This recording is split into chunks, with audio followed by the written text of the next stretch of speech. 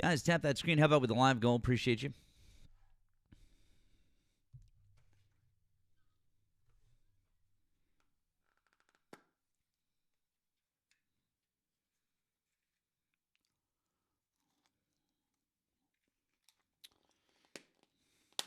Thanks, Mandy. Appreciate it.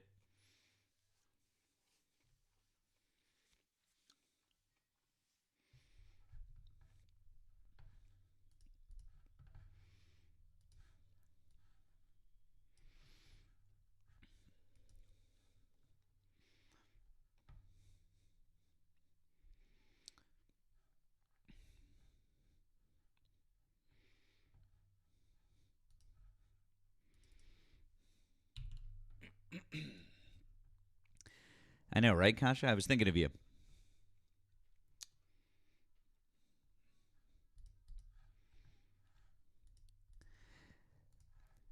Hey, any of my normal mods over here, if you're not modded on this account, would you please let me know and I can try to fix that before we get started?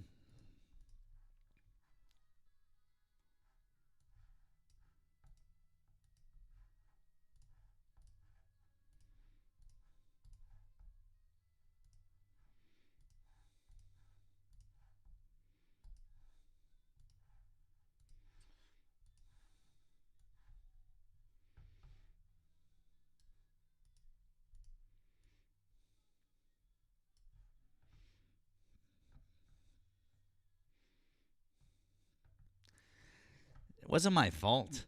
It really was not my fault.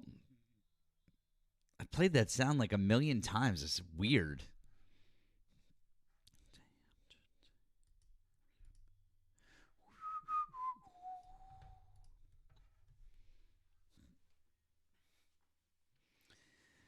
Guys, do me a favor. Tap, tap, tap. Get us pushed out if you can, please. Since we're on the backup account. Yeah, Brett.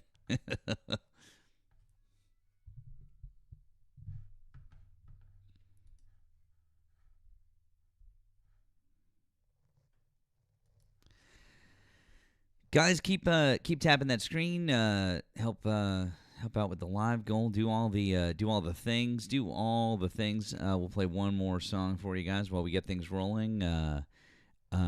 Did tell Nemo that we were live. He'll probably be over here soon-ish. So, yeah, let's rock it.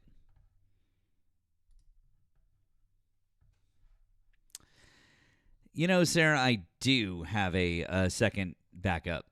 Yeah, share that shit out. Do what Brett said.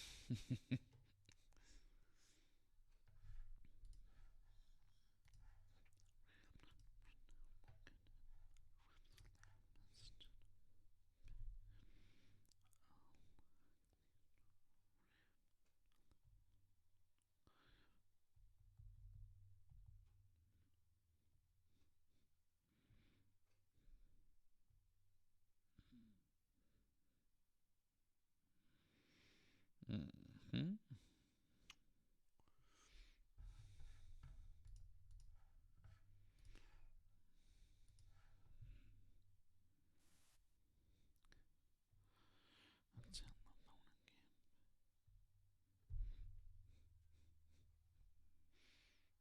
Hold on. It looks like What? the layout's acting weird for me. Give me a second. Okay.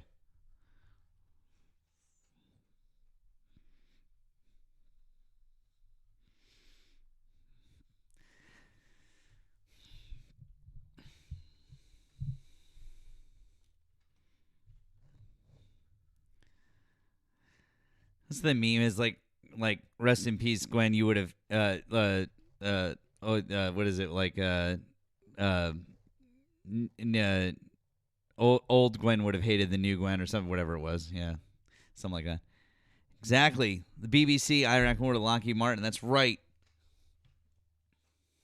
Yeah, exactly. Would have hated the new you.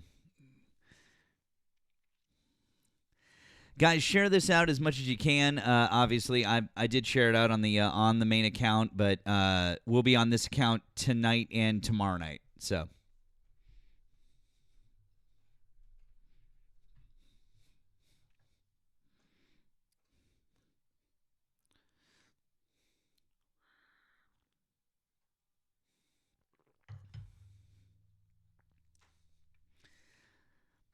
I still like this. I cannot not like this song. I do still like this song.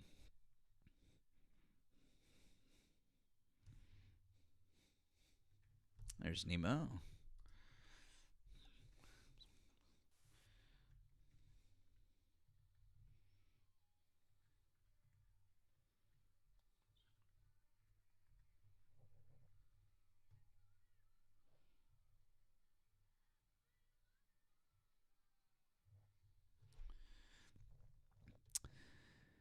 Welcome into our friends over on the tube as well. We've pinned the number up at the top of the screen.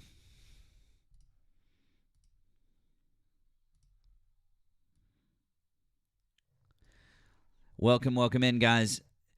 While we get started here, keep doing all those good things like our friend Erika Shante likes to say. Tap the screen, help out with the live goal. Don't forget, taking care of Nemo helps the exact same way. So please make sure you're equally helping him out. Do me a favor and do that thing that Brett was saying. Share the live, help out. Lockheed Martin raid, there we go. If you're here and you voted for Donald Trump and you still support him, get in the box. Come and talk to us. We would like to have a chat to you. Allison, it's just a little thing until Tuesday. It's a raid you don't want. That's right, Thick. Exactly. It was just a little thing. Unoriginal content. I think Nemo and I talked. I think I know what it is. It's a little weird, but I don't know. Got to just deal with these new, the rules, and just it's fine. Is what it is. It's been a while on it. I mean, I it's hard for me to complain. It's been a while. Nope. I think it was the audio clip that I played right at the very end. Actually, I think that's what it was. So, but what are you gonna do? So, it's fine. It's fine. We're here. We're still here. So it's all good. So if you voted for Donald Trump, if you still support him, hop in the box. Or if you're over on the tube, call us up. The phone line is open. I've already tested it. It's happening. It's on. So give us a ring. And no one has called in just yet. So call in. Talk to us. Let us know. Oh, that's right. Yeah, Brett didn't lose. Christian Cross lost. That's right. That's fair.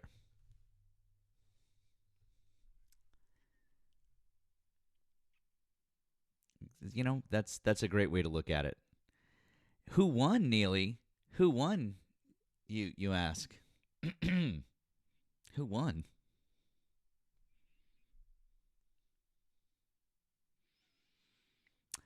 Now, Brett, that's not accurate.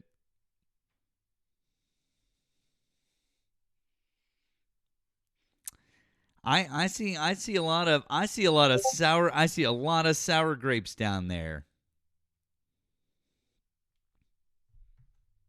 See a lot of sour grapes down there.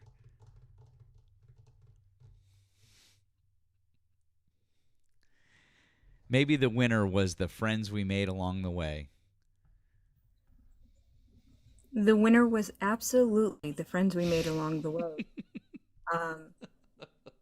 I do believe that Thick orchestrated this all. He conspired against us.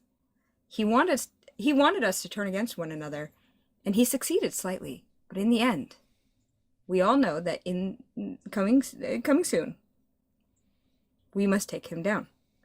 I think that's what we do. Would you like to form an alliance with me? Would you like to form an alliance? Is he still in here? Is he still watching? He's not watching. Yes. Okay. He's not watching. He's It's okay. not watching. Yes. Okay. All right. I don't think he's here. Okay. Fuck. Perfect. He's here. Damn it! Fuck. I mean, We're so fucked. No. Quick, look No. natural. He's like Santa. He's always watching. Jesus Christ. Yeah. He sees you when you're sleeping. He knows when you're awake. All that shit. Okay. Fuck. Absolutely hilarious. Um, But for anyone who is asking, I was the winner, the rightful winner, and then I was robbed. That is 100% true. And just because you're very good at Wikipediaing things, all right. All right. doesn't mean anything else. get But outta- you know what? Go ahead and take that. Yeah, get out of here. W's for geeky. Thanks, Thick. I got you. Oh boy, I love that. Hi, thanks for calling the stream. Did you vote for Donald Trump? Hello? Oh, okay. Cool. W's geeky.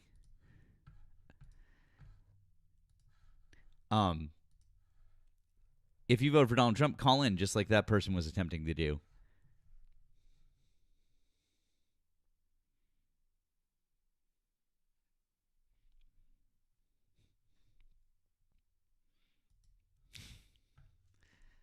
I mean, I am the official Jeopardy winner.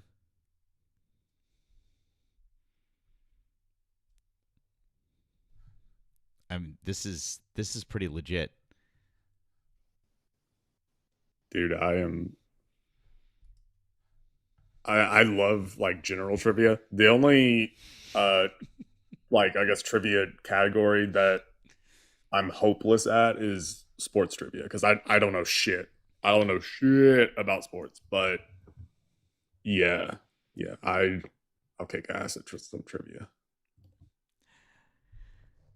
Handcrafted, really. I mean, honestly, there's no greater kind. It wasn't trivia. It was an assault. It was assault on our senses.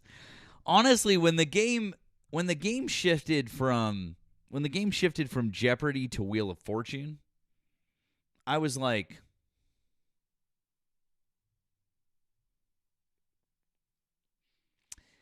I don't know. That was a real turning point for me personally. Really felt good.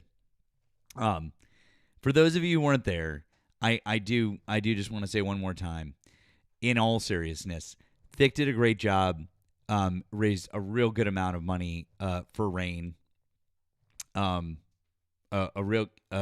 you know what, Brett? It was a turning point. I like my neck just whipped around. It was crazy. In all seriousness though, Thick did a great job. He raised a bunch of money for Rain. And W's for him. You guys should be real proud of that. It was great. I hope everybody comes to the next one and participates in the next one and supports it because it was a lot of fun. Don't miss the next one. It'll be great. And then ask Brett what happens when you play Tampa, Florida. That's all I'm going to say. Ask Brett about Tampa, Florida. So there's that. Anyways, hey friend. Guys, if you voted for Donald Trump, hop in the box. Come and talk to us. I don't know if I see any Trump supporters in the chat. Jeez. But if you're over on the tube, which I see there are some of you over there as well, you can call up. Phone line is open. Somebody did just call. Oslo wins everyone's heart. How do you compete with Oslo? Goddamn curious red monster. It's fucking cute.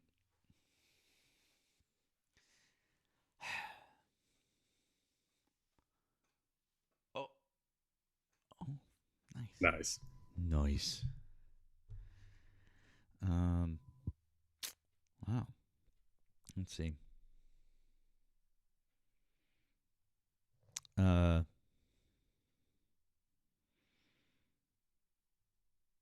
Okay. Let's see what we got here.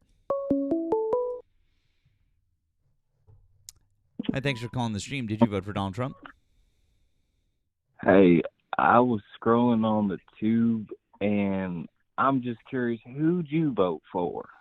Did you vote for Donald Trump?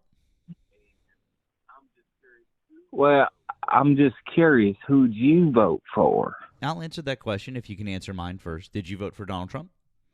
Oh God. That answers my question right there. Of course you did.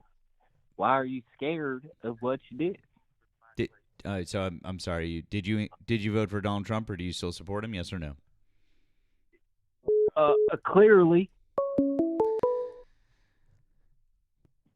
Hi, thanks for calling the stream. Did you vote for Donald Trump? I sure did. Okay. How old are you and what state did you vote in? I am 41 and I voted in Wisconsin. Okay. Why do you still support Donald Trump?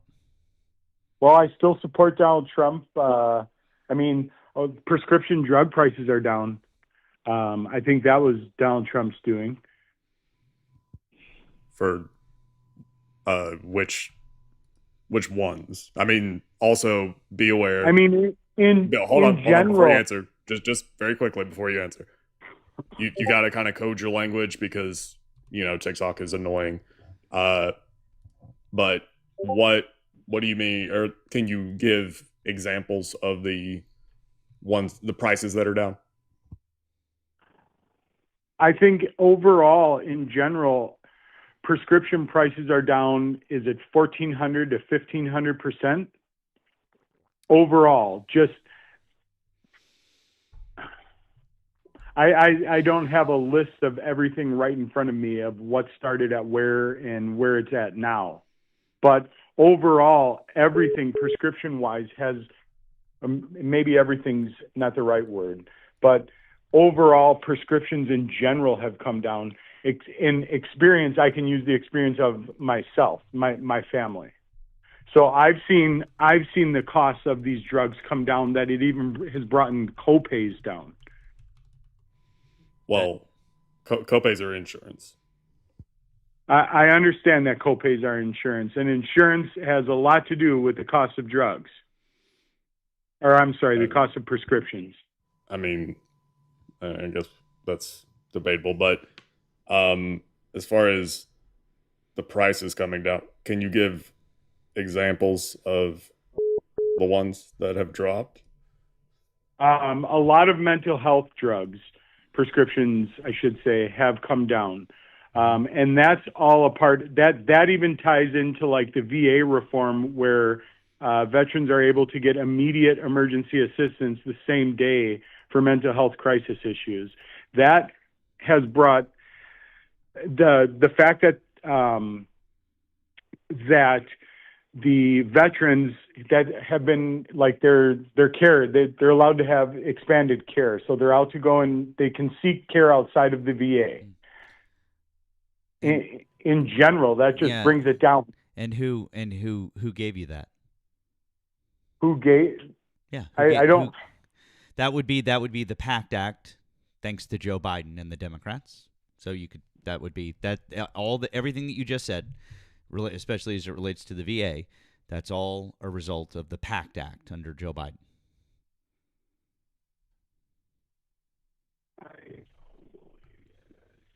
The PACT Act, no, that is part of the VA Reform Mission Act.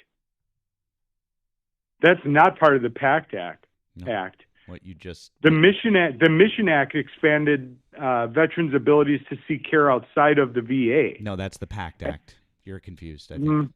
No, I don't believe I'm confused. I believe that was the Mission Act. What year are you referring to? Because the Mission Act rings a bell. Do you remember the year?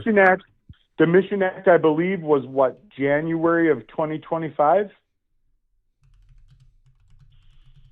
Wait, no. No.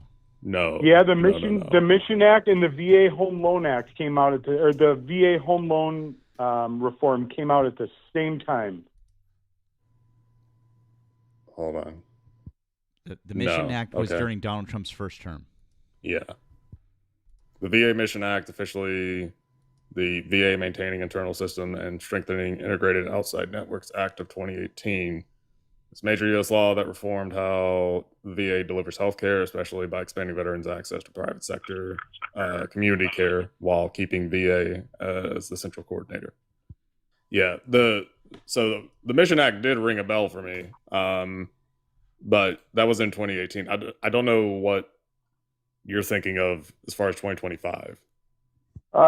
Well, okay. And since January of 2025, I think that the backlog of veterans waiting for care and waiting for their benefits has decreased by roughly 55 to 60%. There's no way. That's not true. It's not true that the backlog has decreased of veterans just waiting for care, and that they're waiting less time for care now. Yet there's no way, dude, because of how many people that work at the VA were fired last year. That worked at the VA that were fired, even though he enacted the Whistleblower Protection Act. No, dude. What? No, it wasn't like a reprisal thing. I'm saying that in the VA last year, as part of Elon Musk and the whole Doge bullshit, I think, I don't know what the final number is, but it was like 40 or 50,000 people who work at the VA were fired in the name of quote unquote government efficiency, even though that's bullshit. But yeah, there were tons and tons of people, tens of thousands of people fired. It ended up being 30,000, Nemo. That's Okay. what it was. Yeah, you were close though. So 30,000 people in the VA were fired last year. I mean, if we're reducing the number of heads that work at the VA, how in the world could a backlog be reduced at the same time? Directly from vanews.gov. I don't like to read stuff off, but I'm going to. Directly from vanews.gov. The Department of Veteran Affairs has achieved a significant reduction in the disability claims backlog, dropping it below 100,000 for the first time since 2020 as of March 2026. Hang on one second. This makes hang on. a 63% Chief, can I? I'm just going to stop you. increase. I'm just going to stop you right there. I need to ask you one question. So, number one, are you a vet? No. But your kids are. Well, but you're not a vet. So, are you going to? I'm not a vet. Then I'm why not are a you- veteran, then but why that are doesn't you- mean hold that on, veteran time out, care hold on, doesn't time matter out, to time me. out. Okay, but I'm wondering, do you have firsthand experience at the VA? Do I have firsthand experience? I guess firsthand would be no. Okay. But I And by the have way- family members and- that use the VA. And by the way, reading a press release from the VA in March of 2026 is basically just reading Trump presidential propaganda at this point. They can say whatever they want. They can say whatever they want, but unless we had actual reports from them and, actual information, that's just a press release. They can say whatever they want in a press release. You realize that, right? I realize that, yes, and that's not just this administration, if that's the case. What? I'm confused by that statement, but I'm not quite sure I understand. Well, okay, so yeah, you have me thrown a little bit because you guys are questioning me the fact that I care about the VA. I'm not questioning, sir. But Stop. I'm not a veteran. Sir, I'm not questioning the fact that you care about veterans. I was simply asking, are you a veteran? Because I actually happen to have a veteran friend of ours here who goes to the VA on a regular basis, who can shed some light on care. Because the thing that you're saying isn't really happening. What's it on the decrease of the backlog isn't actually happening? So the decrease that you're referring to, that the VA claims that has been lowered, is for first-time claims. Do you know what has significantly increased though over the past year to year and a half under the current administration? No, I'm not sure. The HLR backlog. Do you know what HLRs are with the VA?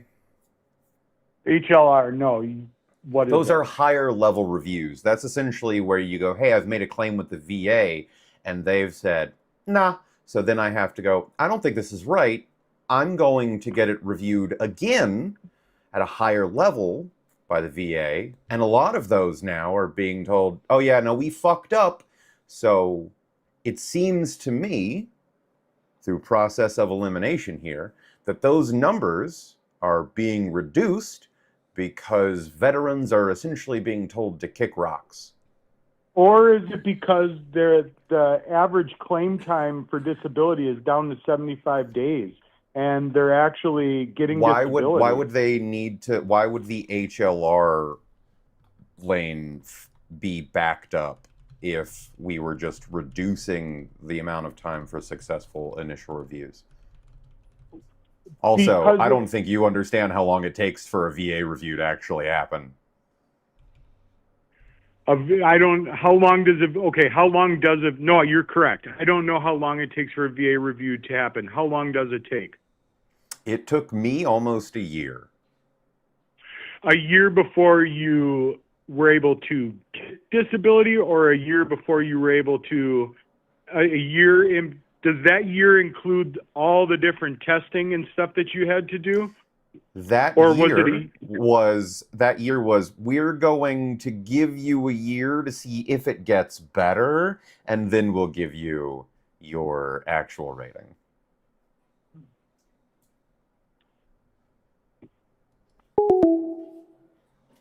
Oh, Okay. Well, well. All right. I guess that was a little too much for him, bud. So that. Oh, okay. Okay. All right. Cool. Cool. Thank you again for my trophy. Yeah, it's handcrafted. I'm glad you like it. I appreciate that. I'm gonna honestly Made it. I think I'm gonna print it out and like put it up back here. I just You want should. to know. You should display it Thank you. with pride I as appreciate the it. official Jeopardy winner. Thank you. Can we get one more time? Can we get W's for Thick? Thick did a great job last night. I'm really. I don't handle really... compliments well. Shut the fuck up. Compliment. All right. I don't handle compliments well. All right. Go away. Bye. I'm gonna go back to playing my video game. Bye. No, seriously, W's for Thick. Appreciate you for doing that. And yeah, thank you for talking. I guess that guy didn't really want to talk. It was strange. Just Thick didn't even yell. So I was reading through changes at the VA. Apparently, they rolled out some automation related to summaries and decisions for claims. It's AI now. Fucking hell. So that's happening. Also, they did mandatory overtime in some offices to go through the backlog. Friends on YouTube, the phone line is open again now that callers dropped, or if you're over here on TikTok, you are welcome to hop in the box. And I did double check it because I wanted to be 100% sure. Yes, the Mission Act did expand the care generally outside, but the PACT Act in 2022 was, by the numbers, the largest expansion in VA history for benefits, compensation, and healthcare access. There's nothing bigger. The Mission Act was good. I'm not saying that that's not a good thing, but the PACT Act was the biggest expansion in VA history. Like, you've got to give Joe Biden credit for that. You just have to. Also, in looking at the numbers, the prescription drug prices go back. We can trace back any price drops that we're seeing right now back 2 years, because even though the 16 companies that Trump got to commit to dropping their prices, we're still probably going to be seeing price increases through 2026 before some of those prices may come down. So through 2026, because they've already basically like committed on prices, that we're still going to see a price increase. So even though those prices may come down, we're not going to see it this year. So if you're saying like, oh, I've seen prices go down, it's most likely from before. It's not a deal that Donald Trump made. So just Yeah. FYI. There's so Medicare being able to negotiate med prices, that was expanded under Joe Biden, and then I think that it wasn't fully rescinded by Trump, but there was some fuckery afoot with it. I think it was related to like executive orders. I don't know. I can't remember the details on it now. It was early on in 2025. I think that Biden had used an executive order to expand the number of meds that were permitted by Medicare to be negotiated, which, I mean, to me, that's ridiculous. Yeah. The fact that there's only like a set list. Medicare should be able to negotiate any med price, all of them. But yeah, so there was that. Also, I mean, his math was wrong. Like, obviously. Well, we didn't To anyone even get there. watching, I know that math is not everyone's forte. Totally understandable. The way that percentages work, something can only reduce by 100%. It is literally impossible for something to reduce more than 100%. It can increase like over 100%. That is possible, but it can't decrease more than that. If it decreases more than that, they're paying us. That would be so. Can, hi, I'll invite you to unmute. Did you vote for Donald Trump?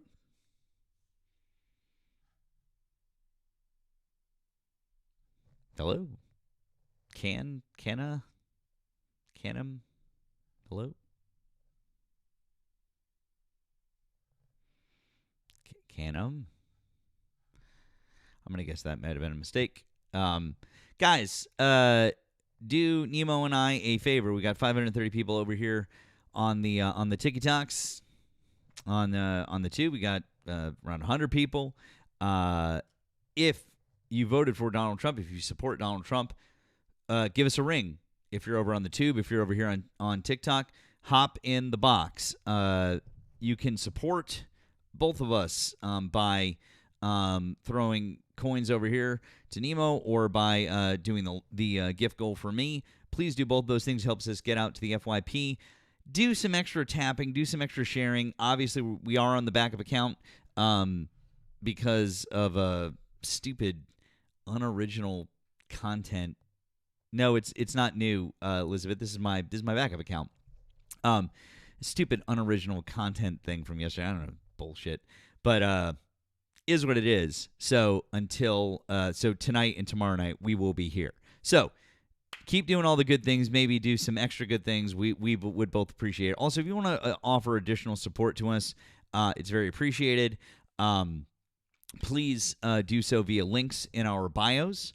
If you're over on the tube, you can find links in the description. Also, in those links, you can grab Nemo's Discord. Join up on Nemo's Discord. It's lots of fun. It's a good time. It's good. It's cool shit. Good times.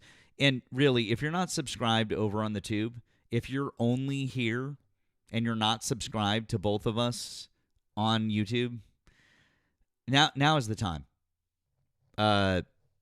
Now's the time to do it, guys, because our friends are things happen. So, it's Politics with Matt, real Larry Ellison. Politics with Matt, and Nemo says TT.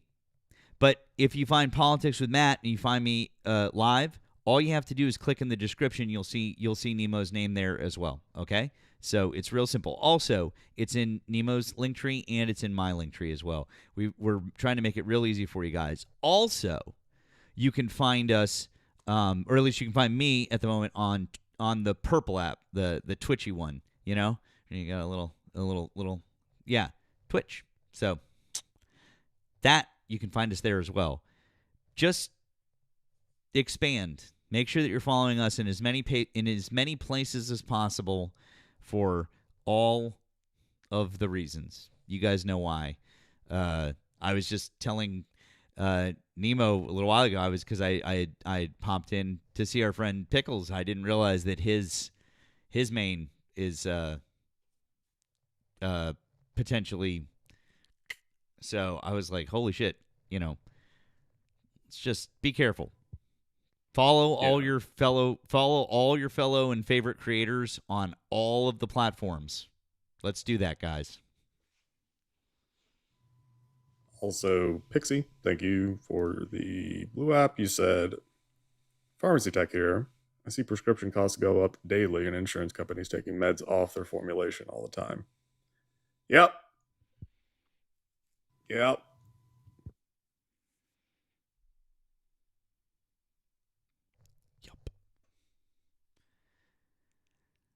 There you go. And Koch just put it down there. And then, like I said, once you do that, click right down in the description. You'll find Nemo's right there, or find it in his link tree, or find mine in my link tree. It's real easy to find both of us both ways. So, if you voted for Donald Trump, hop in the box, or if you're over on the tube, call up. The phone line is open. We know it's working. So, yeah, give us a ring. Yeah. So, remind me what the number is that Red Hats typically cite as far as the JCPOA. Like how much money the Obama administration, quote unquote, gave back to Iran.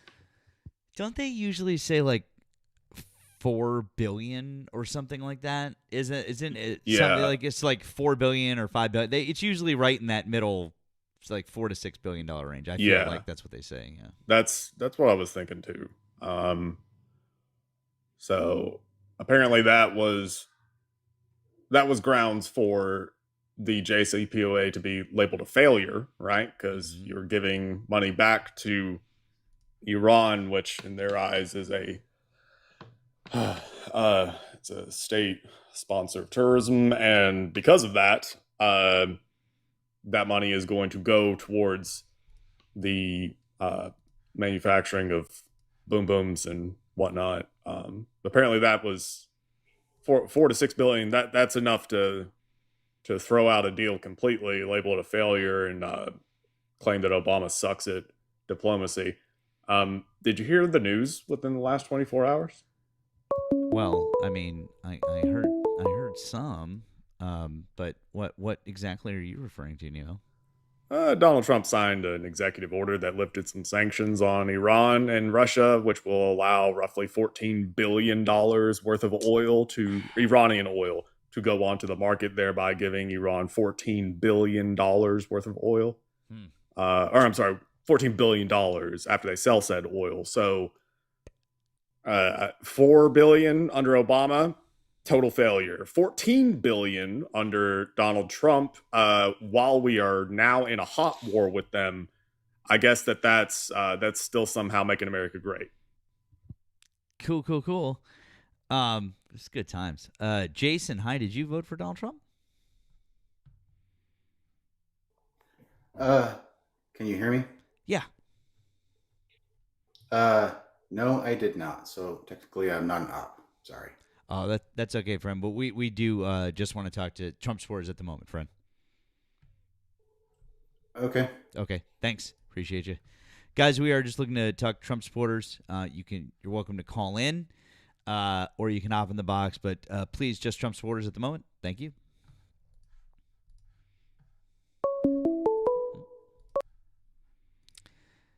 Hi, thanks for calling Hiya! the How are you stream. doing there?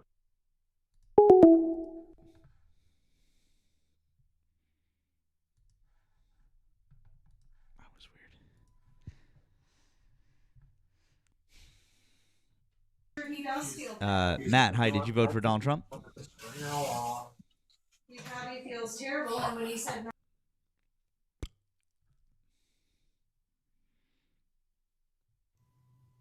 Alrighty then. What's going on?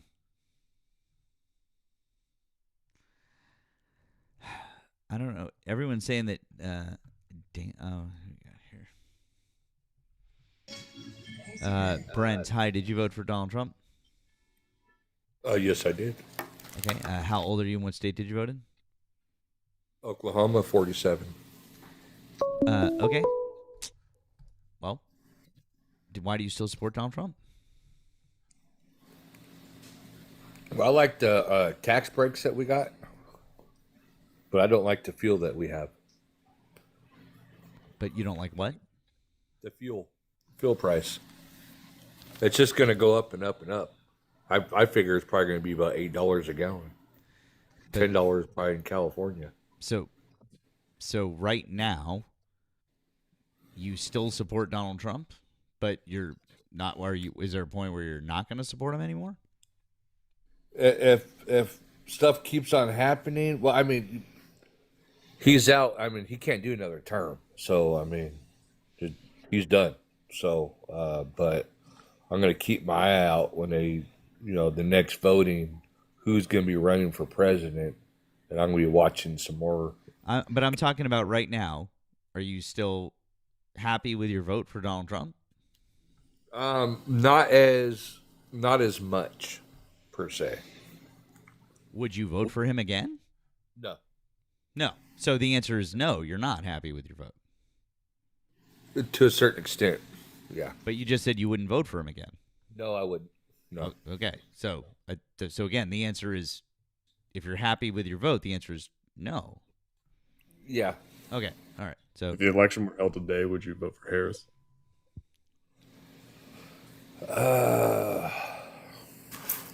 If that's the only one, probably. Yeah. Because I mean, Harris. I mean, she was the California, right?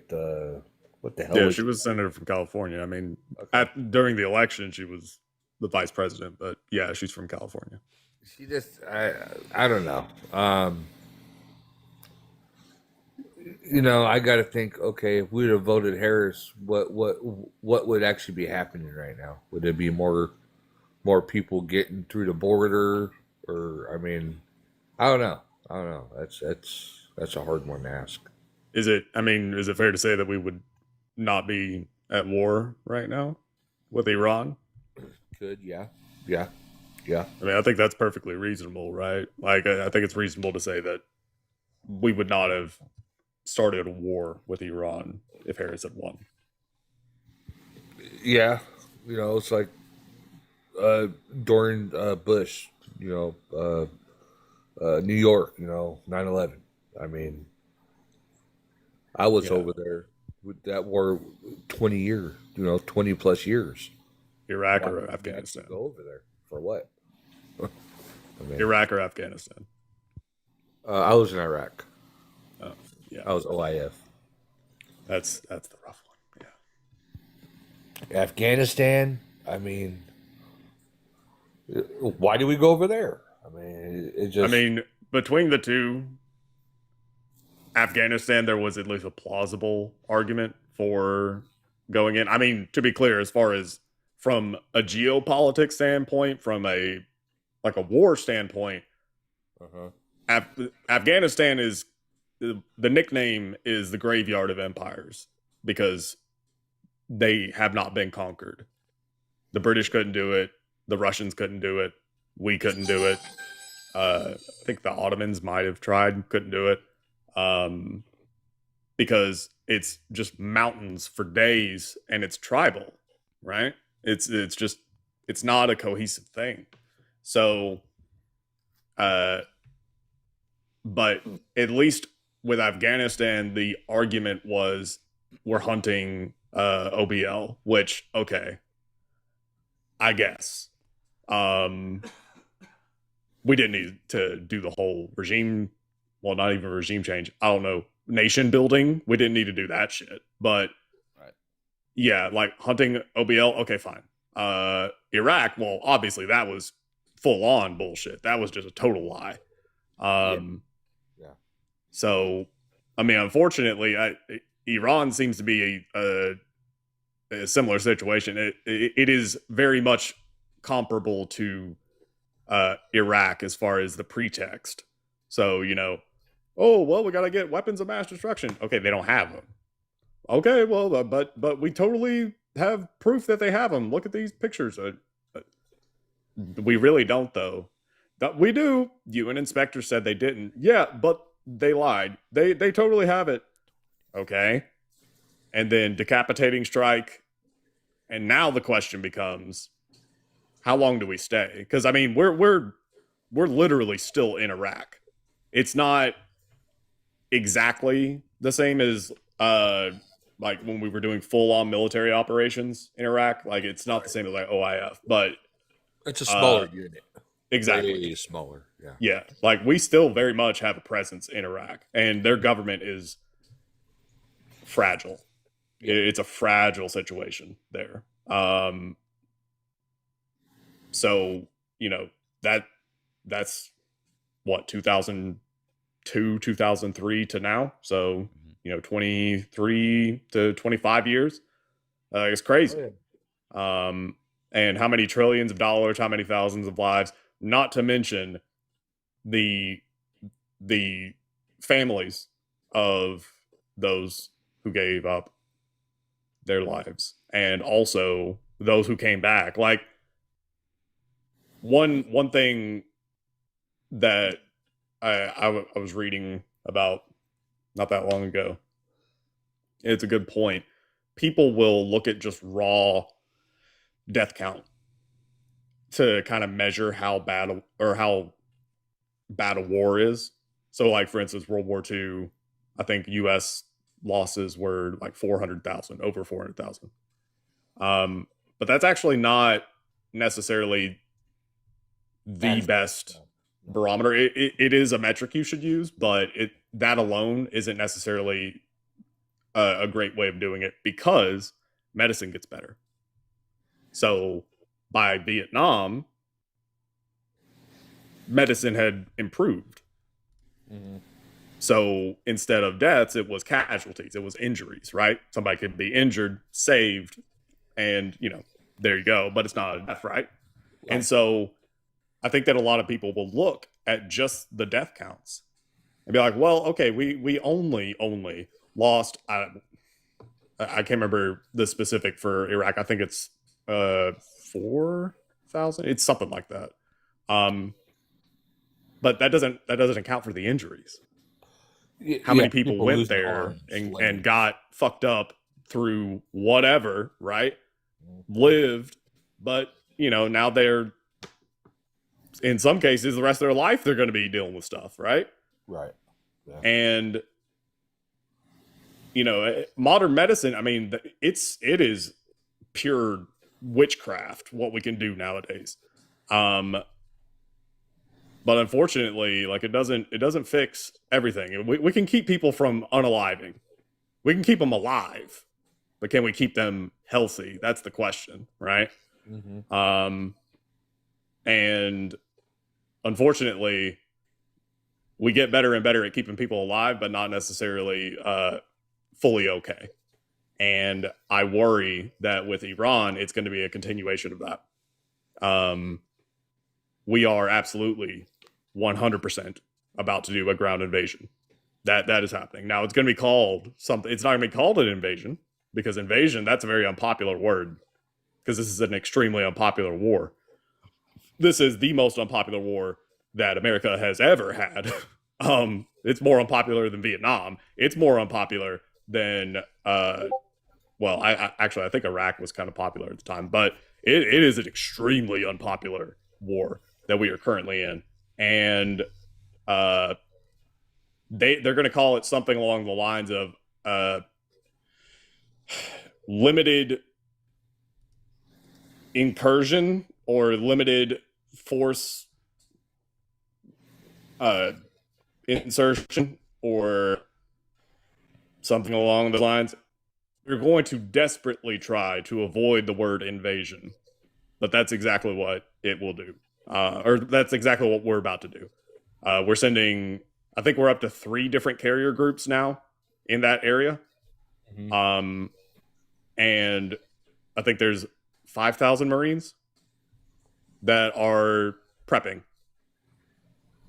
So to what end? That's my question, you know? Like, to what end? What are we achieving? It's Because to me, unfortunately, that was the other issue with Vietnam and with Iraq was, what's the objective? What's the victory condition? With Vietnam, it was the premise of, oh, well, we're going to stop communism. Okay. With Iraq, is we're going to get the weapons of mass destruction. And then it became, well, we gotta build hospitals after we blew them up. Okay. With Iran, it's, oh, weapons of mass destruction that we totally obliterated last year, but also still somehow are around. Also, did y'all know that women are oppressed there? Isn't that fucked up? So let's do war crimes. Like, that's unfortunately where we're at. And Israel is kind of leading the charge on the war crime side of things. and what do you think about other countries getting involved? Other countries, like, what do you mean? Awakening the giant is what I'm gonna say. I don't know. I didn't hear you. What did you say? Awakening the giant. When you say other countries getting involved, Russia, China. so China, they're not going to get involved militarily. So China has been doing what China's been doing for like the last, I don't know, 20 years. In like the great geopolitical game, China's just been sitting there. They've just been waiting. And they're not doing anything militarily. They have a military, and they've been building it up and up and up and up and up, and it's getting bigger and bigger, right? But they haven't been doing anything with it. They haven't been invading anywhere. They haven't been, like, the most that they do is like buzz pilots. So they'll buzz pilots in Japan, or American pilots occasionally, or they'll fuck with ships in certain areas, but they aren't actually doing any type of military thing, right? But during that time, while they are also building up their military, they are increasing their manufacturing capability. Part of that is because the U.S. outsourced a fuck ton of jobs to them, right? But we aren't the only ones that did that. A lot of the Western world did that. And also, even if we didn't outsource, even if there were instances where we didn't outsource, at a certain point, it's just that China got better at it, right? They have better capacity. It's not about outsourcing. It's just about it's about cost. It's about prices, right? But in addition to that, China has also become more and more of a stable partner to the rest of the world. The world looks at China and they see stability, right? They might not like the human rights issues in China, because there's plenty of human rights issues in China. I'm not a China simp. I'm just looking at this from a game of risk, right? They're a stable trading partner. When it comes to business, they're predictable. And business likes it when things are predictable. So countries are more likely to trade with them. And the whole time, what are we seeing from the U.S.'s side? We're seeing the U.S. continuing to outsource jobs, continuing to lose manufacturing capability. And I mean, George Bush was kind of the first example of unstable leadership, but then Donald Trump just ripped the fucking guardrails off, and he's completely unpredictable, totally unstable, alienates our allies, especially this time around, alienates our friends, and fucks them over just like he fucks over our enemies, right? And I mean, to what end? So he can make some money? Because like the average person in America is not making more money anytime that we fuck over an ally. Some people in Washington might be, but we're not. And ultimately, what's happening is the average person's just hurting.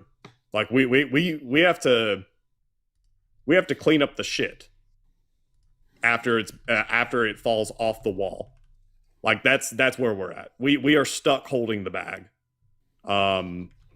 and that's where Donald Trump is. The world does not trust us right now.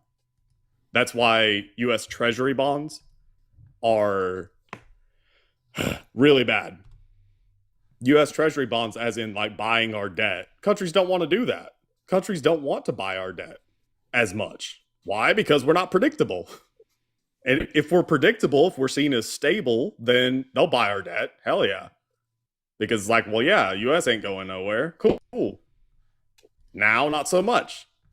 They don't want to do trades with us. Why? Because Donald Trump has proven that all it takes is, I don't know, one bad word or something, and then all of a sudden, whatever trade deal was on is now off. And that's not good for business. That's not good for trade.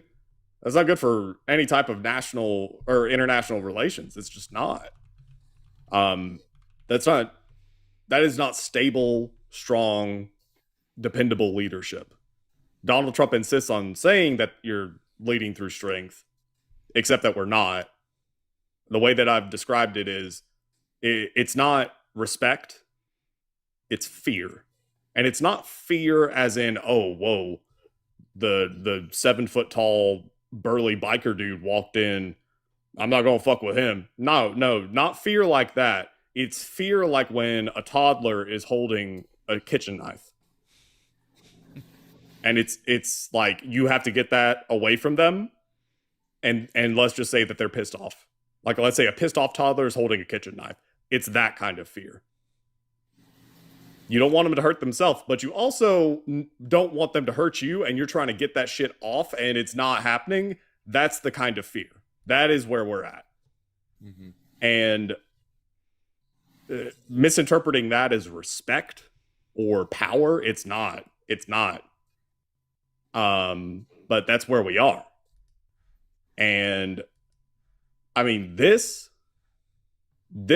interaction between, or like this situation that we're in, where we're now at war with Iran, the Strait of Hormuz is probably the catalyst. Like that is the big catalyst. People have asked me before, well, when do you think this is going to happen? When do you think is China going to surpass us? And it was hard for me to, figure out if there would be any one event that would do it. But the Strait of Hormuz is serving that purpose.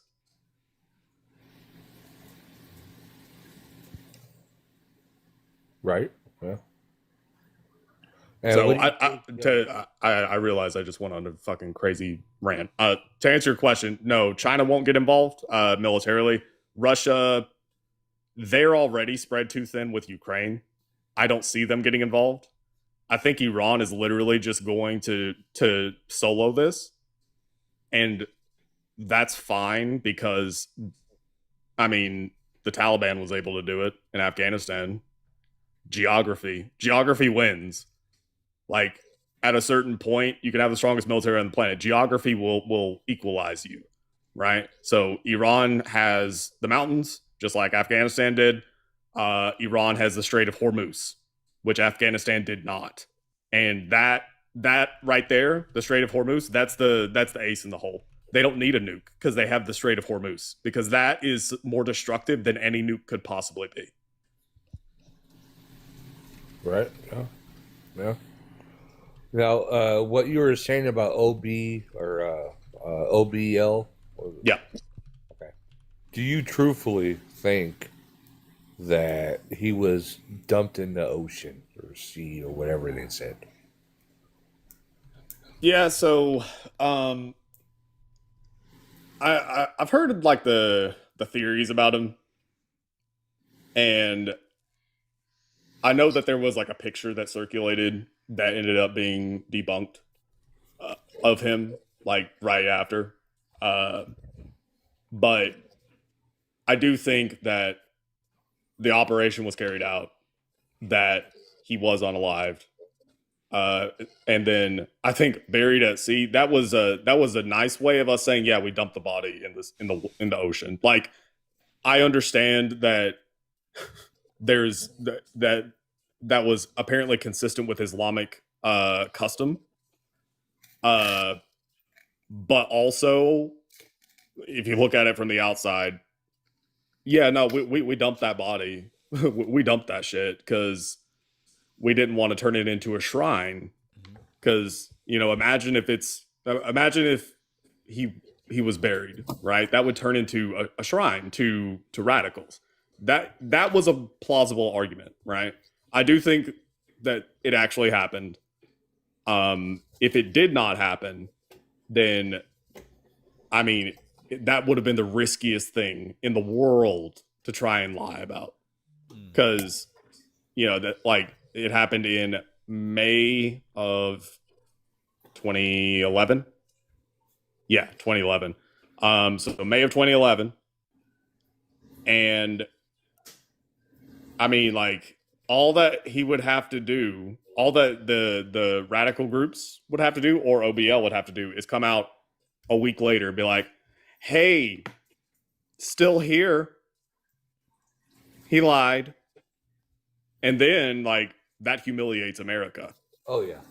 So I do think that he was genuinely offed. And I mean, by now he'd be dead of old age. So he's not alive anymore. But he was definite. I fully believe that he was offed during that operation. I think that the part that might not be true is the way that we figured it out. I think that people were paid off as far as, like, getting the information necessary to figure out where he was at.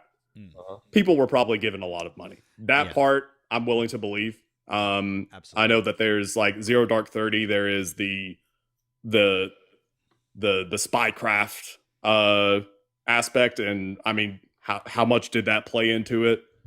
The official narrative is, yeah, hard work, and we figured this shit out. I mean, I'm sure that there was a lot of hard work put into it, but I do think that ultimately money exchanged hands, and then that was it.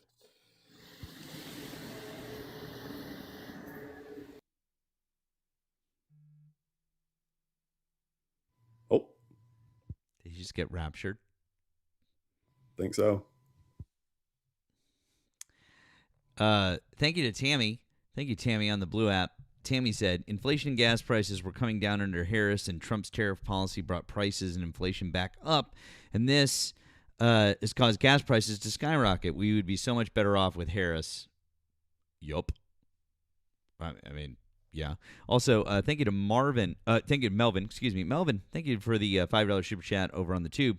Past caller argued with Polly and Ari earlier the same stuff. He flamed out when Ari came back from the bathroom and fact-checked him.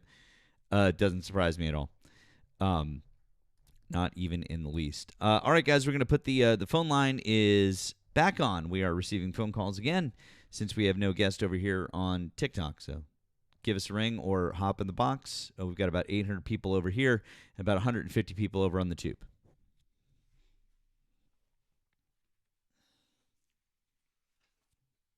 So come and talk to us.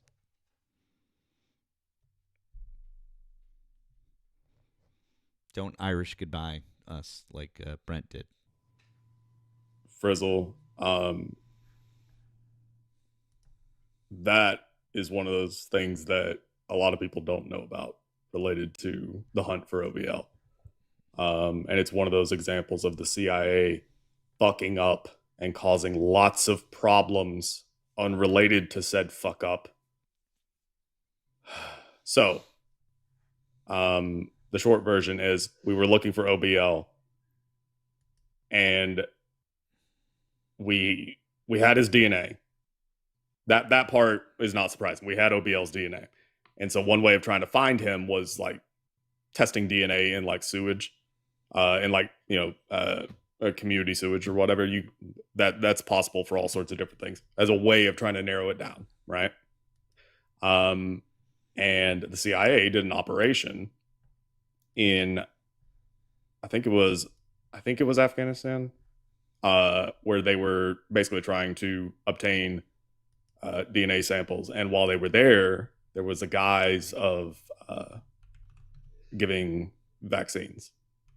It was Pakistan. Okay, Pakistan, and they were there under the guise of giving vaccines, and basically they were trying to get access to, I think, like community trash to try and get things to test.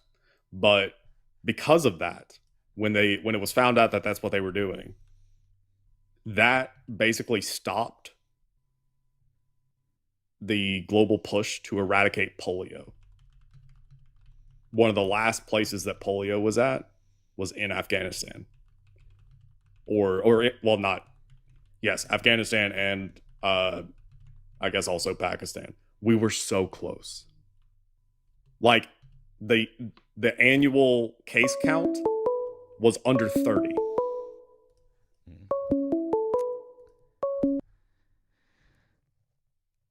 Hi, thanks for calling the stream. Did you vote for Donald Trump? Yep. Okay. How old are you? What state did you vote in? I voted in PA. And how old are you? I'm 26. Okay. Why do you still support Donald Trump? He's making the country better.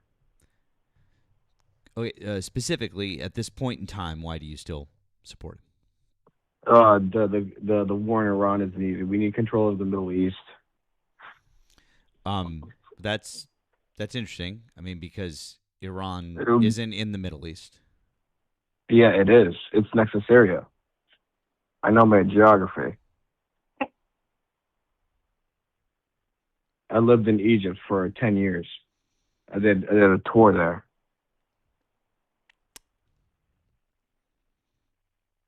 Are you sure? Yeah. When I was 18, I was born in 2000. I signed up for the army, and they put me in Egypt. I know Arabic. That's great, but Iran technically isn't part of the Middle East. Yeah, it is. It's Africa, Asia. Egypt is it's European, Asian, and African all at the same time. It's a perfect spot to be in. We need a greater Israel, is what we need. We need to take control over the whole entire state. You take control of what? The entire state. And I will finger your sister.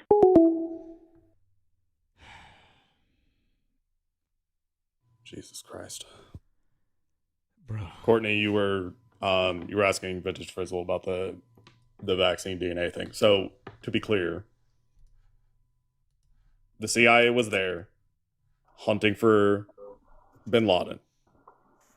And the way that they were doing that was doing DNA tests on stuff in that area. So you can think of it like community waste, so like a dump, or wastewater, so like sewage, right?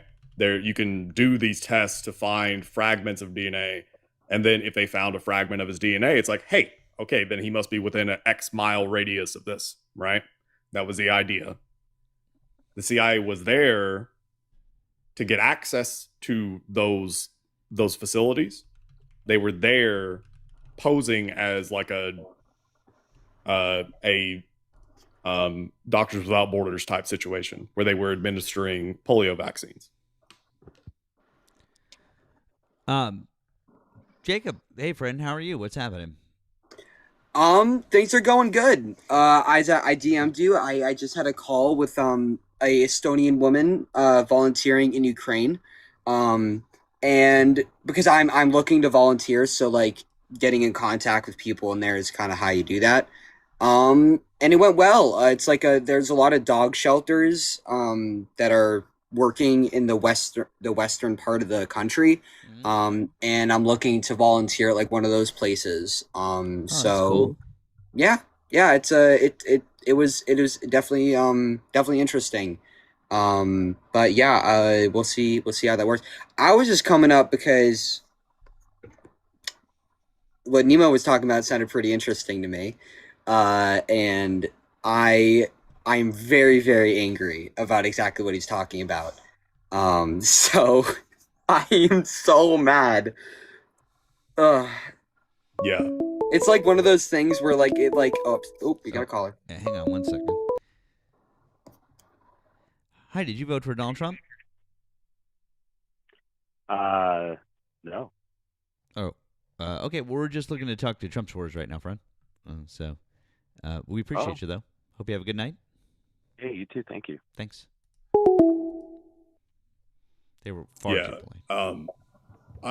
To the people in the chat, like, I think that Courtney may have misheard or misunderstood what Frizzle was talking about. I know that it sounds like some kind of red hat, tinfoil hat, which is why I'm never going to take a fucking flu shot, like that type of thing. I understand that it sounds like that. It's not that there were DNA. It's not that there was DNA in the things. It's just that the CIA was there hunting for OBL. They were there pretending to be doctors. They were found out. And then that basically made it so communities did not trust Doctors Without Borders at that point. And that then led to polio resurging. So, yeah, like, obviously, vaccines are good. Get your flu shots. Stay up to date on all your shit. Yeah. Did it even work? Like, I don't think that it even did anything at all, like to progress the like finding Bin Laden whatsoever. Did it? Like, no, it didn't. I think that's the most enraging part is that it actually didn't even work. I think what they do is like, and this was in Zero Dark 30, so I might be completely wrong on this. But wasn't that when they essentially found the compound, they sent a doctor to like be giving out polio vaccines, and then they took his like the DNA? Yes. Or is that okay? That. And yeah, that's okay. I just want to make sure we're talking about the same thing because I came out like halfway through, and I don't even think that helped like enough. Yeah, it didn't. Like because in like Zero Dark 30 does kind of dramatize some stuff, but we weren't sure that he was there. And so like if we had his DNA, that would be different, right? But we couldn't get a sample of his DNA. Like we weren't 100% sure. It was still kind of going blind. There was circumstantial stuff to say, yeah, he's probably in this compound. DNA was not one of them. If we got the DNA, we'd be like, yeah, no, he's there. Yeah. I would also say this, like, can we just have the CIA do like one good thing? Just one. Like, I think it's one of the only 3-letter agencies that I can't think of one way that they've benefited Americans. Like, just like one thing. It's so hard to me. Like, I don't know. I'm trying to think now. You're trying to fight it because it's like it shouldn't take as long as it does, but it does. Yeah. If says of course I they mean, have to. Yeah. I know that like in the Cold War, oh god, if you don't know much about the Cold War and the CIA, and you already hate the CIA, you will despise. It's the amount of stuff that they did throughout that time period is fucking insane. The only entertaining part, I guess, is reading about all the different ways they tried to unalive Castro. That is like that's fun to read because it's like Acme Looney Tunes type shit that they try to do. And they all failed. So that one's fun. Everything else that they did was horrifying. Yeah. This is something I figured out recently. For Iran-Contra, and I don't know what TikTok's term TOS has to say about that. The fact that the general who was blamed for all of it is not in jail right now, which I just learned like 3 weeks ago, is absolutely insane to me. Like, was that Poindexter? Was that his name? I know that Poindexter is somewhere in there. I can't remember if that. It's not. I'll Oliver North. Oliver North. Yes. Yes. Ollie North. Oh yeah. Yeah. Oh, Yeah. Isn't he like on Fox or something? Like, I don't watch Fox. Isn't he like some sort of commentator on there? He was a commentator on. He was definitely a commentator on Fox. I don't know if he still is, but 100% he was, for sure. Yep. What the fuck? Why is it always Fox? Why? I mean, why?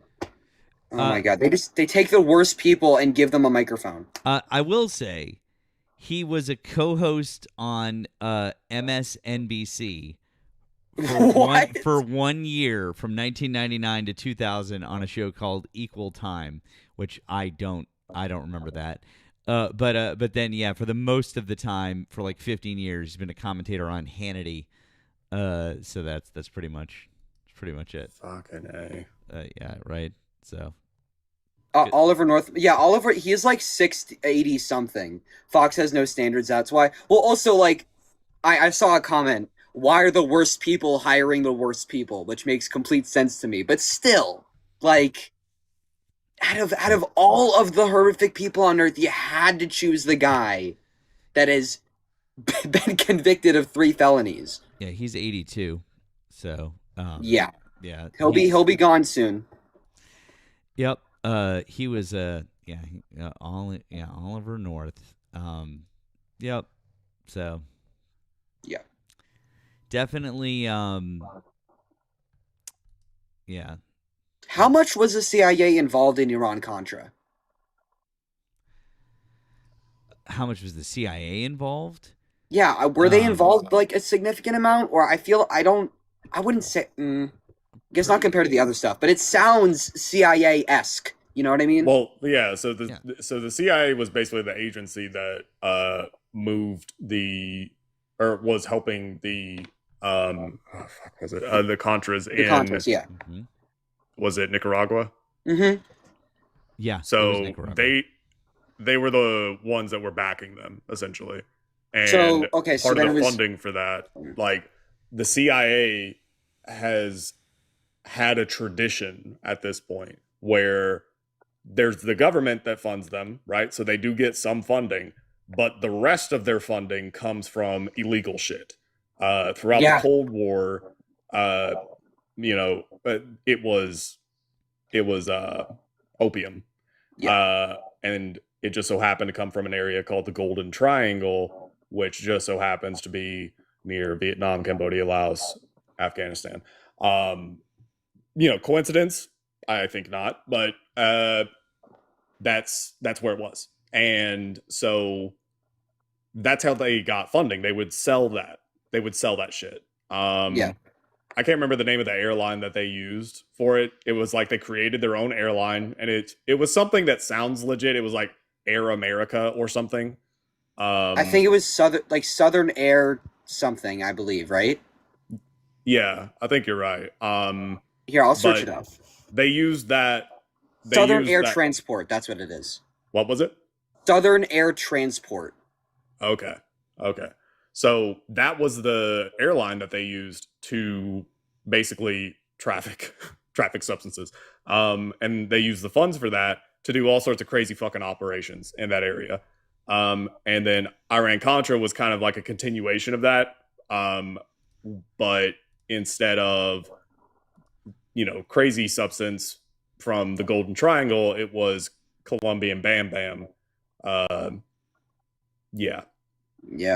I heard somebody say Pan Am. Guys, it was not Pan Am. Are you kidding? Was it? It couldn't have been Pan Am. It wasn't Pan Am. No. Okay, I was about to say what? Like someone said Opie Am, and I love you.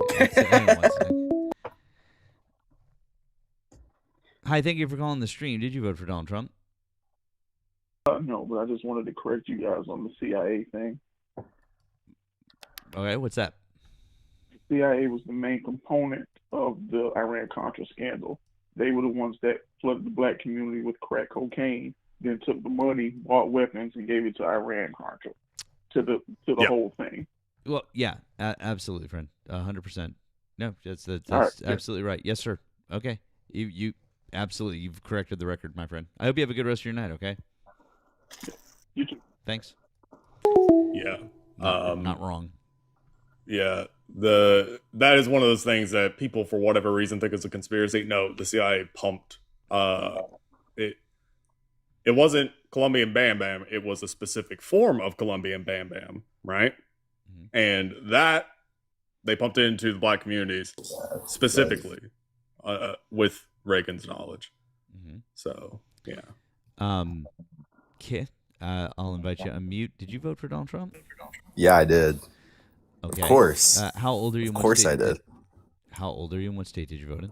I'm 21. I'm from Florida. Okay. Why do you still support Donald Trump? Because I love him, dude. I love what he's doing. I love his work. I love how he's managing things. All right. Well, he's my favorite guy. Those are all just kind of generic platitudes. Can you say No, they're not. Venezuela, Iran. But if you can't let me finish the question before you answer. I know what you're going to say, though. What was I going to say?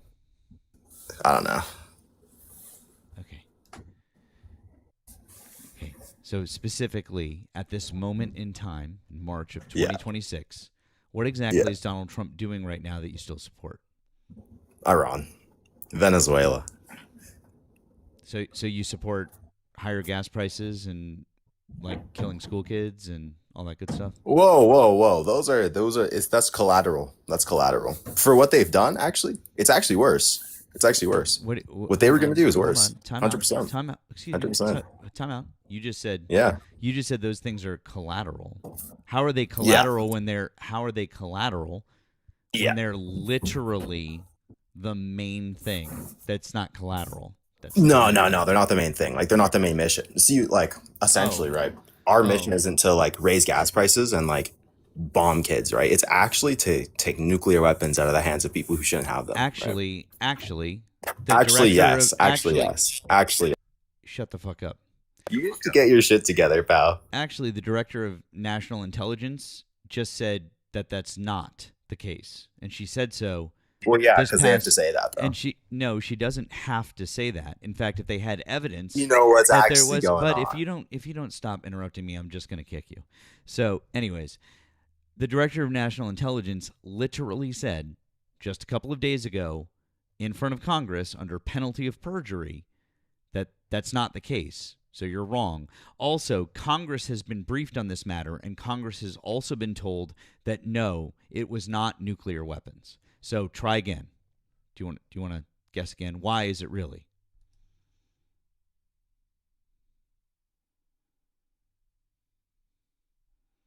I invited you to mute. But you gotta stop muting me, though. Like, you should have some respect, though. I'll mute you whenever I want. Now, why is it really? You have to relax, okay? You're growing now. I'm so sorry. What was that? I couldn't hear you. 4-year-old acting like this. Crazy work. I'm sorry. What was that? 4 decades. Anyways, could you answer the question, or are you just going to whine like a little bitch?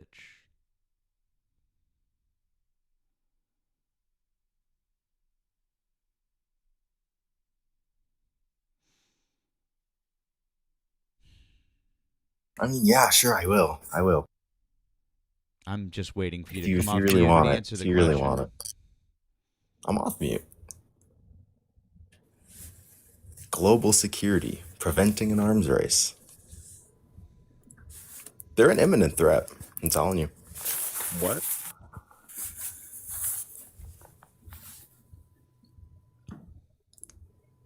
What? You said global security, Yeah. preventing an arms race. Yeah. An arms race with who? So when these people get their guns or their bombs, Saudi's gonna want their guns, Turkey's gonna want their guns, Egypt's gonna want their stuff. So yeah, no, we don't want them. We don't want them fucking around with that stuff. Oh, we I don't. see. Oh, you see. Interesting. See, he gets the vision. He's a smart guy. Except that get your shit together. Israel's had nukes since '79 at least. They're different though. They're different. They're different. Yeah. You're telling me that the rest of the Middle East likes Israel is what you're saying. It's a different kind of it's different though, right? Yeah. Egypt totally yes, of didn't want course it nukes is. after Israel was found to have nukes, yeah. It's different though. It's different, right? Yeah, Libya didn't want nukes when they I found mean, out like, that I can Israel had explain it if nukes. you want. I'll Yeah, explain it if you Saudi want. Arabia I'll explain it if you didn't want. want nukes after that it was found that Israel had nukes, right? No, because like they're our allies, so it's just No, insurance that they no, have of them. course not. That's Yeah. crazy. Yeah, You have to get your shit Syria and together, bro. Iraq and Jordan didn't want nukes when they found out that their geographic neighbor had Well, nukes. yeah, but we know what they're gonna do with it, though, right? Like Oh, they might be yeah. scared. They might be a little scared, but like the fact of the matter is that they're not in imminent danger unless they start acting dangerous, right? They're not So in we have imminent to- we have- danger yeah, according to who? Exactly. Sorry? Not in imminent danger according to who? Like everyone, like Israel. and Everyone. Israel and Okay. America are like we know like we're not like volatile people, right? Like we're not just gonna start shooting over nothing. Yeah, right? yeah. Israel's not volatile at all. No, they're not. No, Really, they're not. no. They just They're not. routinely bomb children. Yeah. When? I'm sure that I can give you an example. They haven't that deployed a has single occurred. troop. They haven't deployed a single troop though. They're literally in southern Lebanon right now, dumbass. Okay, I'm talking about against. Okay, you're talking about something completely unrelated, right? You No, thought I I'm was not. talking about what? Okay, Just you have Gaza? to relax, buddy. You have to relax. All right, like calm down. Jesus Christ. I mean, I'm talking to you. I can tell you don't know the fuck you're talking. I know all of this shit. Oh, you I know all that everything shit? there is to know Awesome. about What's the this shit. capital of Lebanon? I know everything there is to know about. What's this. capital of Sorry? Lebanon? TL, why are you like this? Why are you like this, TL? Are you skiing right now, bud? It's a Sunday night.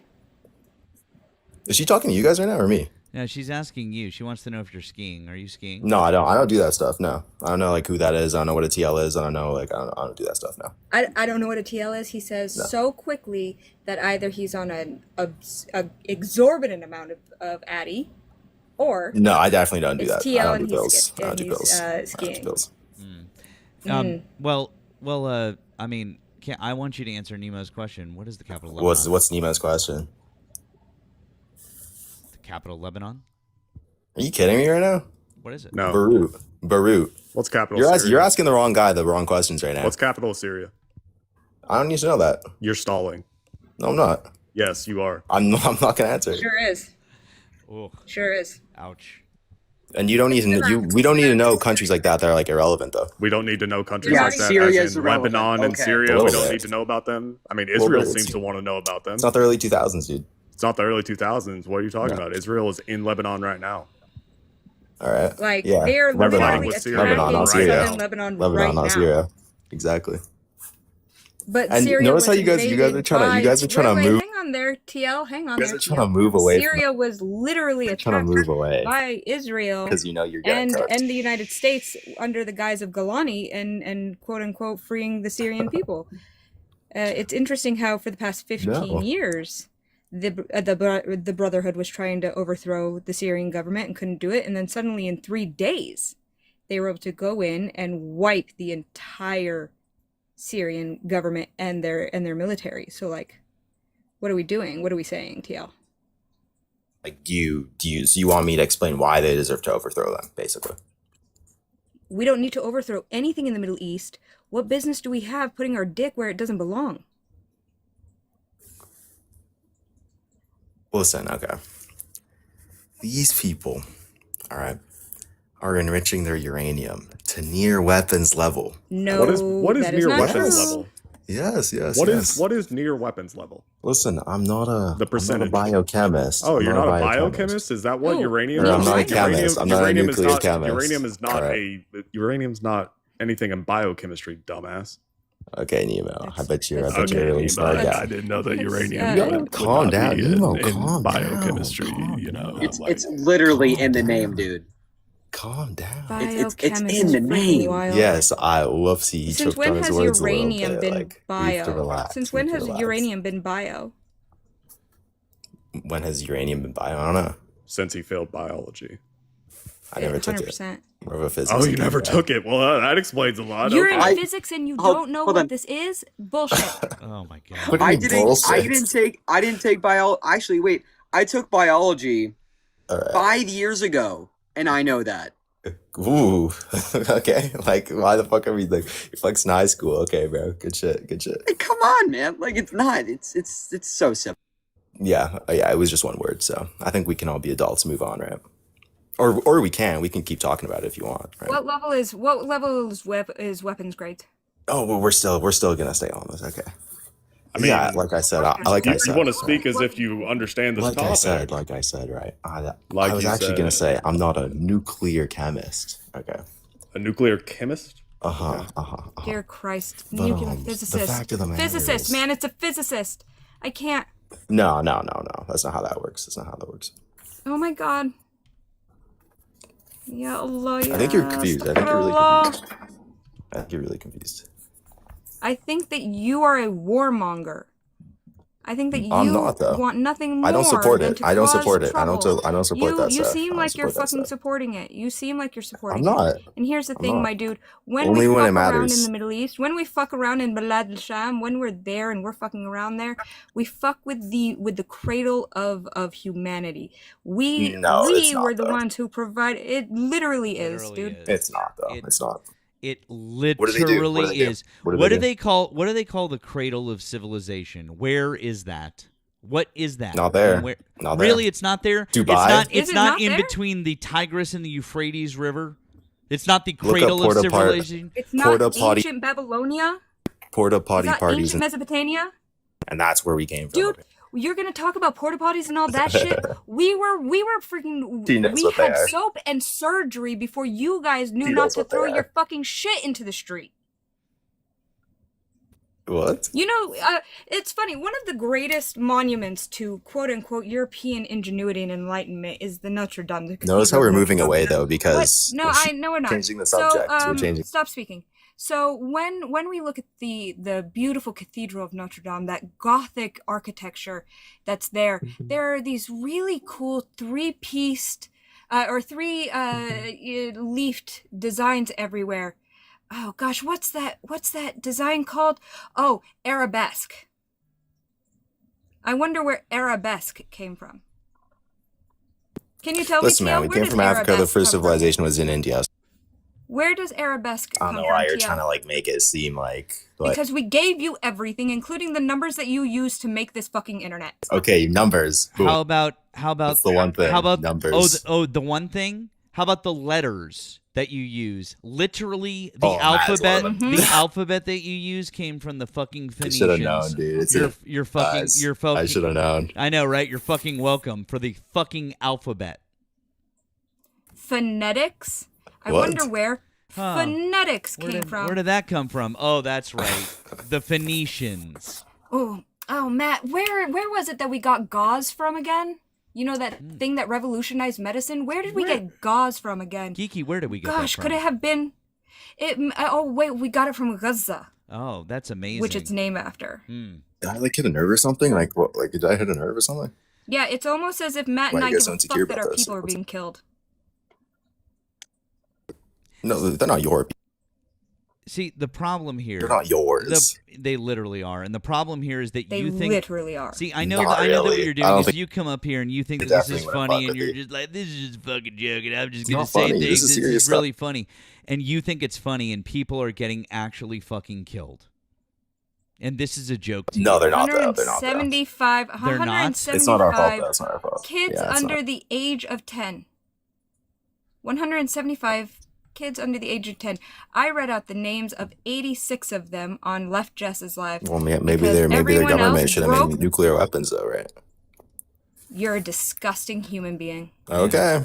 Well, they're gonna kill even more kids than we are. So, look, we have to draw. You know, we have to do You're some a double ledger accounting here, disgusting human and we have to being. see Yeah. where are we gonna lose more people, right?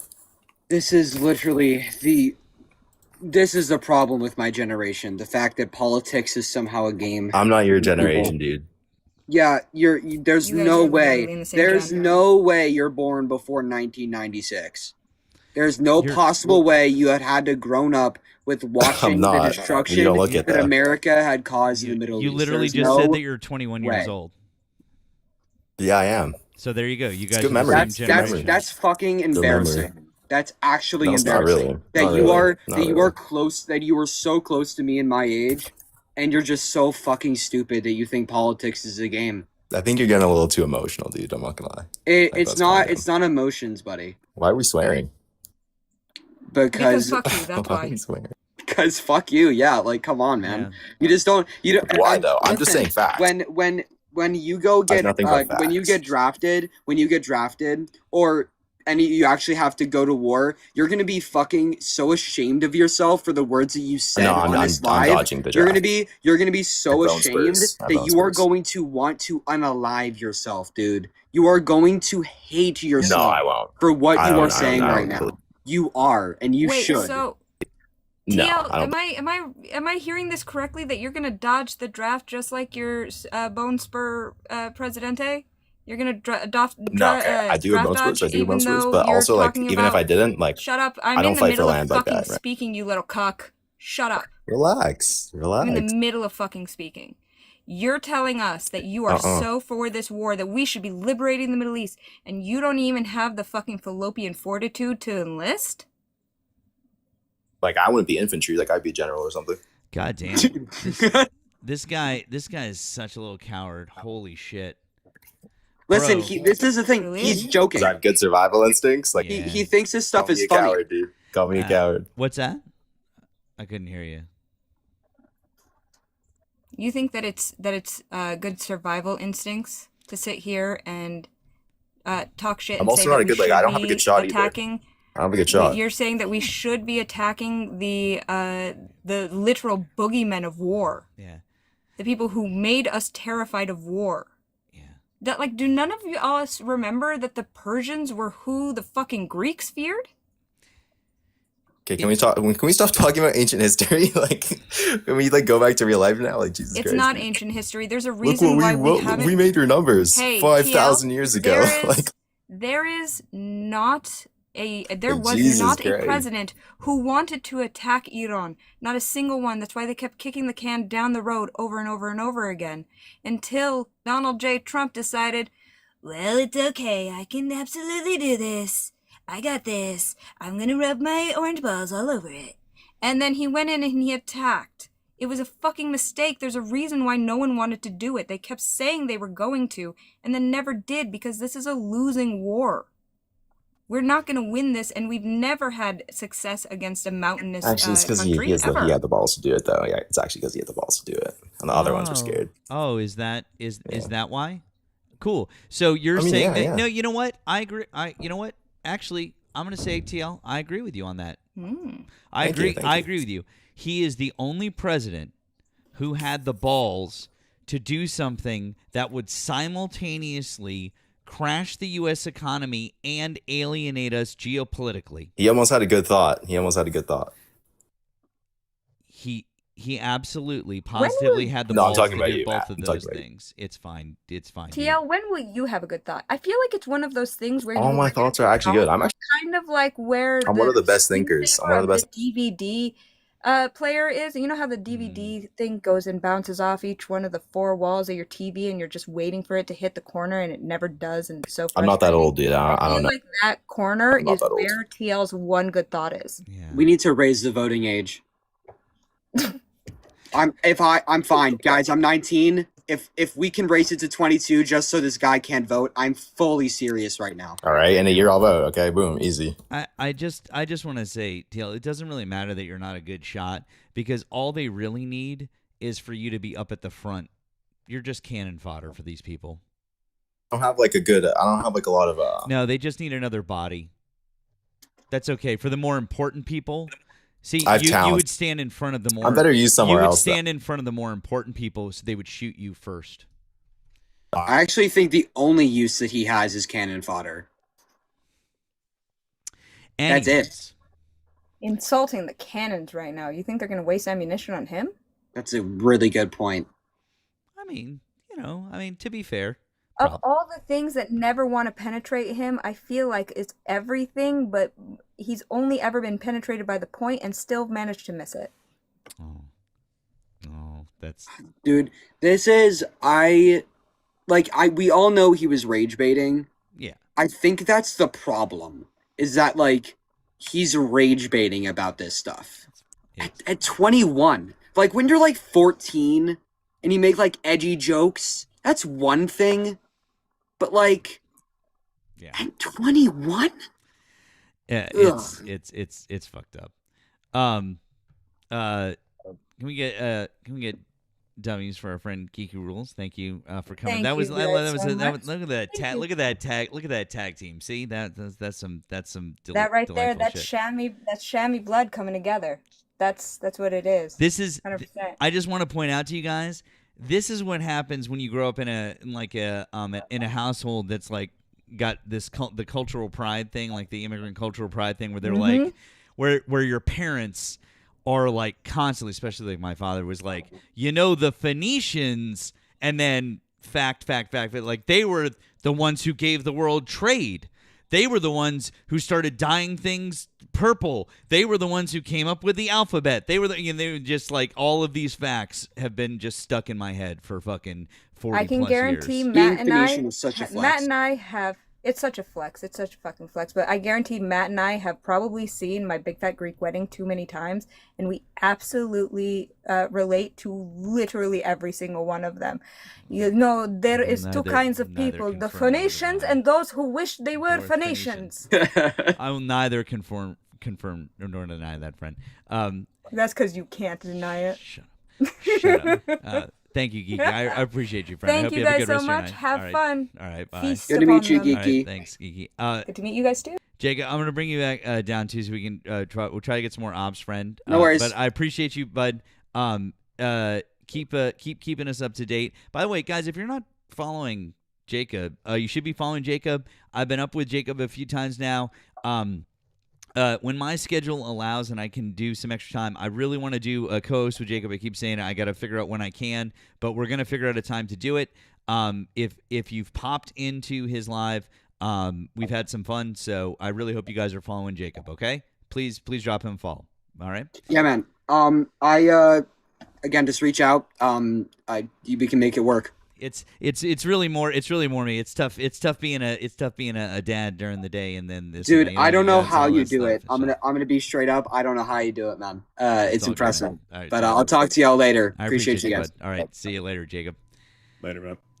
All right, I am turning the phones are back on, and also if you're over here on the Tiki Top, then you can pop on up. Okay, let's see. I know I was having a similar experience to what you and Kiki were describing. It was, I think, 2 or 3 nights ago. Nell was asking me about Iran, and it ended up turning into like a crazy extended director's cut edition of history in that region, and of just like giving a fuck like 10 TED Talks simultaneously on just all the stuff that went into there.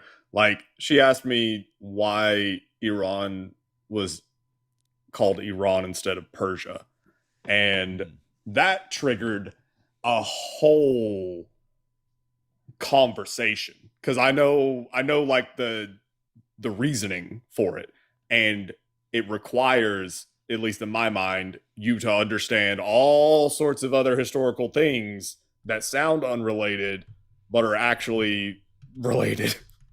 And so as part of that, we looked up how old Armenia was, because we were trying to figure out like the oldest civilizations.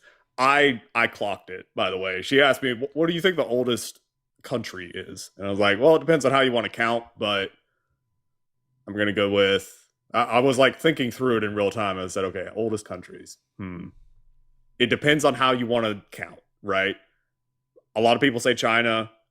But again, China, that's kind of because China, it was not exactly a thing, at least the way that we understand it, for a while. But anyway, it took me a second. I was like, let me see. China, maybe India, or I mean, not Japan. Okay. And then I was like, oh, Egypt. Yeah, it was Egypt. It was Egypt. Yeah. Having real quick before I say this, because I'll forget. Thank you to Lube Naku. I think Lube Naku. Thank you for the jewels over on the tube, and thank you to Vintage Frizzle. It says, "Why do all these 20-something red pill bros pretend to have the same pretend low monotone vocal fry voice? It's fucking weird."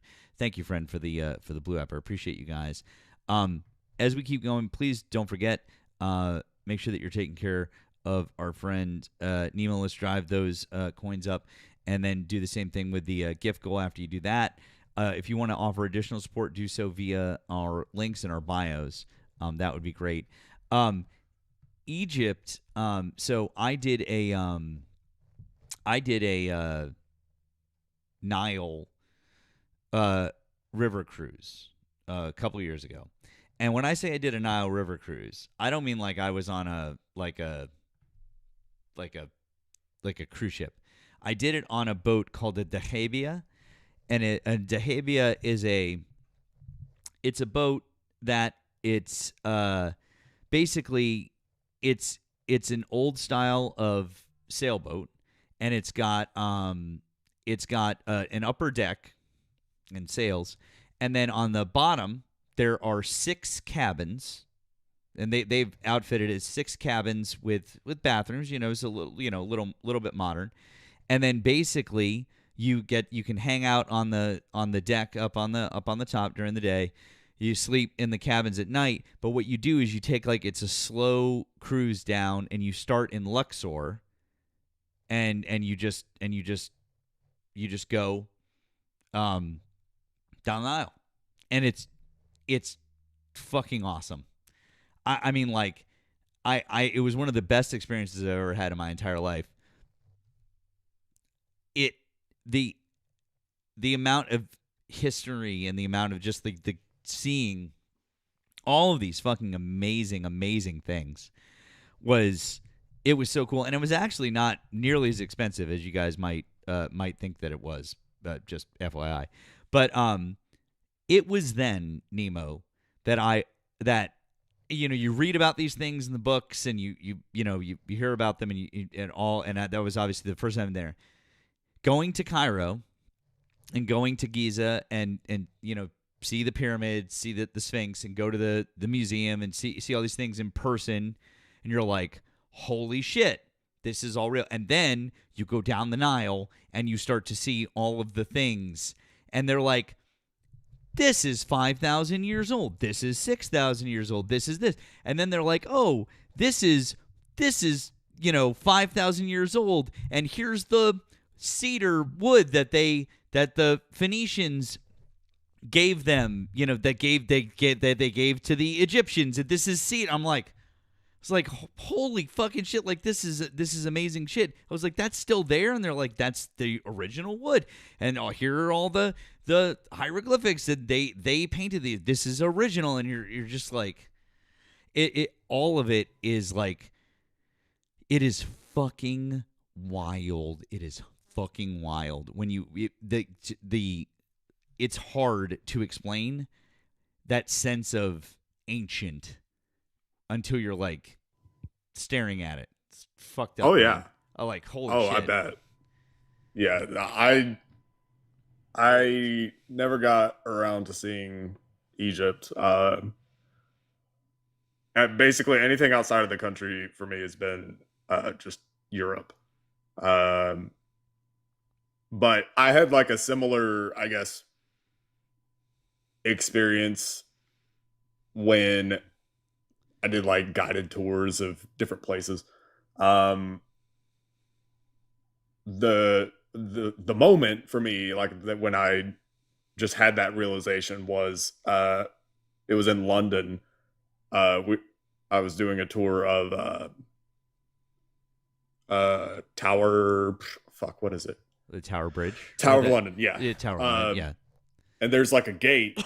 There's this old school moat gate drawbridge thing, and that the tour guide, he was like, yeah, that was built in, I don't know, 1100 AD.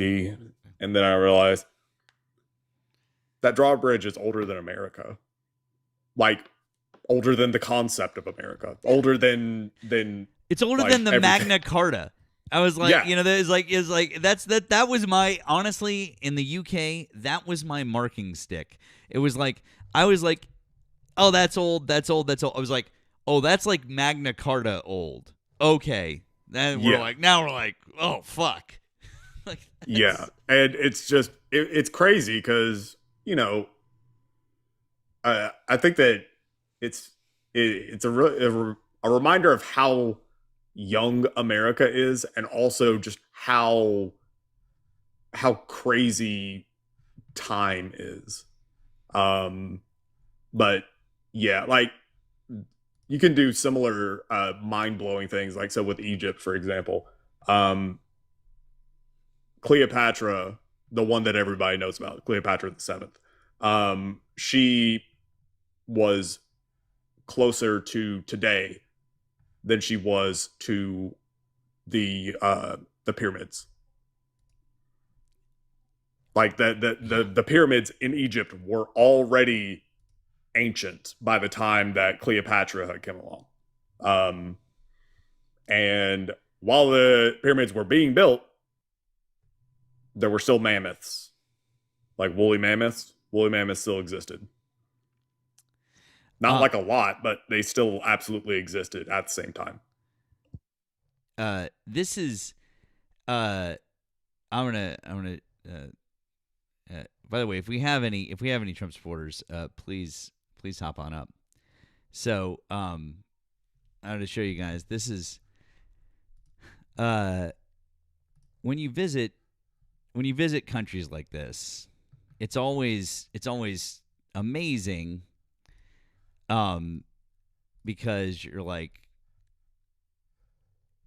you know, I love history, so I love doing different things. So, anyways, if you go to Lebanon and you go just north of the city of Beirut, you'll be in Byblos, or as is known as Jebel. It's the oldest continuously inhabited city in the world.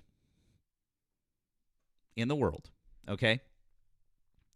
So, you go there, and you will you obviously you're going to see some serious history. Like, here's the wall of a fort that was built by the Crusaders. And you're like, wow, that's old. That's awesome. That's really cool. Like, I was like, I don't know if I have a picture of the whole thing, but this is the wall. Then you're like, wait a second. Now, hold on. What's that? Those aren't just regular stones. That's weird. That's suspicious. Anyone want to guess what those are? Anybody? Oh, no, you don't? Oh, okay, cool. Those pillars? They're pillars that the Crusaders knocked down and broke up from the fucking Roman ruins that are down closer to the water. So they knocked them down, broke them up, dragged them up to the fucking, and that was what they used to help build the base of their fucking fort. Because the fucking Roman ruins were already there and they were already fucking old.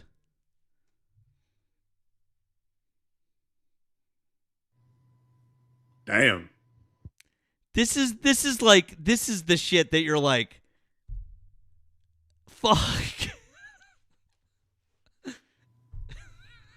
Yeah. That's Jesus fuck, man. I know that, like, so in the UK, you have Hadrian's Wall. Hadrian's Wall still exists. For anyone that doesn't know, Hadrian's Wall, that's Hadrian was a Roman emperor. And the Romans made it all the way up into Britain. Like, that's how expansive the empire was. And even still, it was only like the 14th largest empire. But so they made it all the way up into Britain. And at a certain point, the empire was so big and the Romans were not able to administer it correctly because of different things. So what the idea was, okay, we're gonna build just a fucking wall. We're gonna say that we're not going beyond this point. We're gonna focus on like working on what we have currently. We're not expanding outwards. So Hadrian's Wall was a way of doing that. Hadrian's Wall still exists in the UK. And I was trying to remember where it was that I saw it. I can't remember if it was like on my way to Edinburgh or if it was something like that. But I definitely saw it. Also, Bath in England. There's a place called Bath, and that is mind melting to me. Bath is mind melting to me because they have preserved so much Roman shit in Bath that I'm just like, this doesn't seem correct. Like, that these are two, in my mind, these are two completely different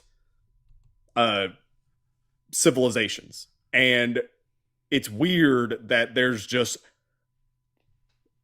Roman stuff in this place in England randomly. Like there. Yeah. Just like there. It does.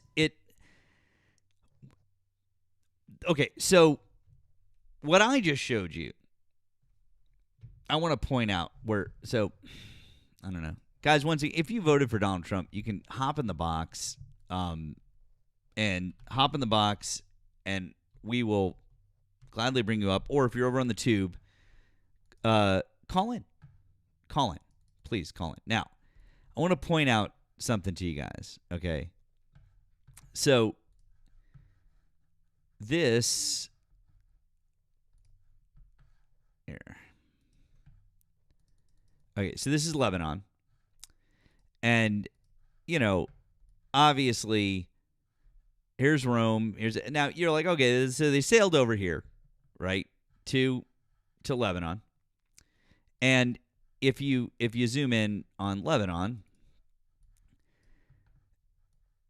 here's Byblos. Here's Jebel, as it's known as its ancient name, just north of Beirut. And you're like, okay, that makes sense. You're like, they came to the coast, and they put up their ruins. They put up their thing. You're like, all right, that makes sense. You would get that. But what I'm about to show you is going to absolutely fucking blow your mind for those of you who don't know. So what if I told you this right here? These are the ruins of Baalbek, which I have been to. That's actually, I took that picture. These are the ruins of Baalbek. And you're like, okay. By the way, this, I don't know if I've got a person. Oh, yeah, here's some people in scale over here on the left, and they're in the foreground. This is fucking huge. Okay? Like, this is absolutely fucking huge. And you're like, okay, well, where's Baalbek, Matt?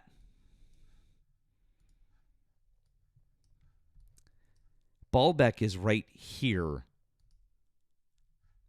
in the Bekaa Valley. Oh, and by the way, there's a mountain range here. There's a mountain range that goes in between. And the materials that they used to build Baalbek, that stone, doesn't come from Lebanon.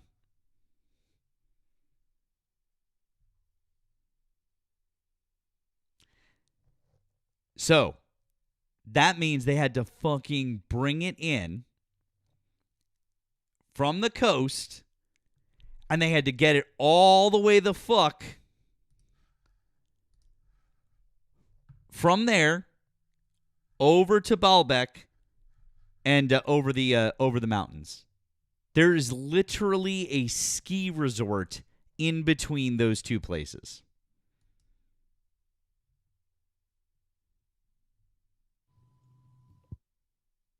Fucking A.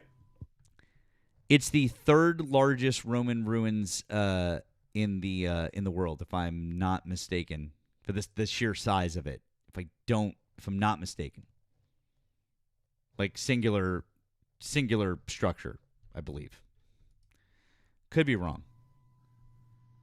Yeah, the Romans, the Romans and the Egyptians were like incredible engineers. Incredible. Like, I know that like with Julius Caesar, the engineering that he did, it was always about like how are we going to win this battle, and then sometimes it's some crazy shit that's just so out of the outside of logic, but it worked. Like, building a bridge across a river without diverting the river, or building a fort inside a fort because they were surrounded and the geography sucked. So they built a fort inside a fort so that they could do some whatever the fuck. Just crazy shit. Yeah, just crazy right? shit, yeah. And like that's like war engineering. And then the buildings, holy shit. Just the stuff that they did. I mean, some of the first, or like some of the earliest examples of like a plumbing system. I mean, it comes from there. Wow. Okay. Augustus. Yeah. The first emperor. Some people call him Octavian. Some people call him Augustus. Whatever. So Augustus Caesar, he was responsible for basically doing some crazy renovation throughout the entire empire. And it's just wild learning about just this sheer amount of engineering that went into that civilization. Like aqueducts are another example. Yeah. It's crazy. It's amazing. Yeah. Very, very lucky to have gotten to see in Italy and Rome and all these different, like it's amazing to see what they were able to do. Very lucky to have gotten to see a lot of that shit, but it's fucking awesome. It does remind me. Part of this is because people were bored. Like, I mean, if you think about number one, common misconception is that we people talking right now and you listening right now, that we are inherently like so much smarter than people who lived in ancient Rome or ancient Egypt or Mesopotamia or whatever. And to be clear, not like the learned people, not like the people who were, from privilege and who studied and all that stuff. I'm not talking about that. I'm talking about your average person, just the ability to like process information, inherent intelligence, right? Not like a bunch of random facts, just your ability to like problem solve, or understand things, right? To create in your head. That brain power is a better way of putting it. That we have more brain power nowadays than they did back then. No, it's not that long ago that we have evolutionarily gotten more brain power. No. It's not like it's not cavemen type situations, right? So when you remind yourself of that, like, okay, imagine that you were just transported back to fucking ancient Rome, okay? It's one of those situations. They were just as intelligent as we were. It was just a matter of technology wasn't really there. So, but that's one of the things that a lot of people have to remember whenever you see these feats of engineering and you're like, but there's no fucking way. Like, yeah, no, there is. As incredible, as breathtakingly marvelous as all of the feats of engineering that I saw throughout all of Europe, whether it was by the Romans, or like all the architecture that you see, especially like in Egypt, it ultimately, yeah, they were smart. They were just as smart as we were. They had different tools. Obviously, tech wasn't there, but they figured out how to do it. Like there's all sorts of different little clever things that you can do to achieve whatever that is. Especially when you consider they didn't have a lot of entertainment. Like, you know, we have access to entertainment instantly, right? And even if you go back 50 years, or, well, no, if you go back like, I don't know, 80 years, you still, well, no, 50 years, you have TV. So you still have entertainment. You still have stuff to occupy yourself. 80 years, 100 years, you have radio. It's still there. Prior to that, it's printing press, right? You still have like books to read, right? To occupy your time. And the further and further you go back, the entertainment or just what you can do in your leisure time, it's a little different. And so, yeah, like imagine not being distracted constantly by, I don't know, whatever kind of entertainment. Yeah, you got, but eventually people are going to do some fucking problem solving. Like that's where you get all these crazy ideas from, right? Like mathematicians solving different things. Well, it's because they didn't, like, of course they're going to sit there and do math. Like, what the fuck else are they going to do? They're like, I'm fucking bored. What the fuck? Like, you know, it's literally, they're like, I wonder,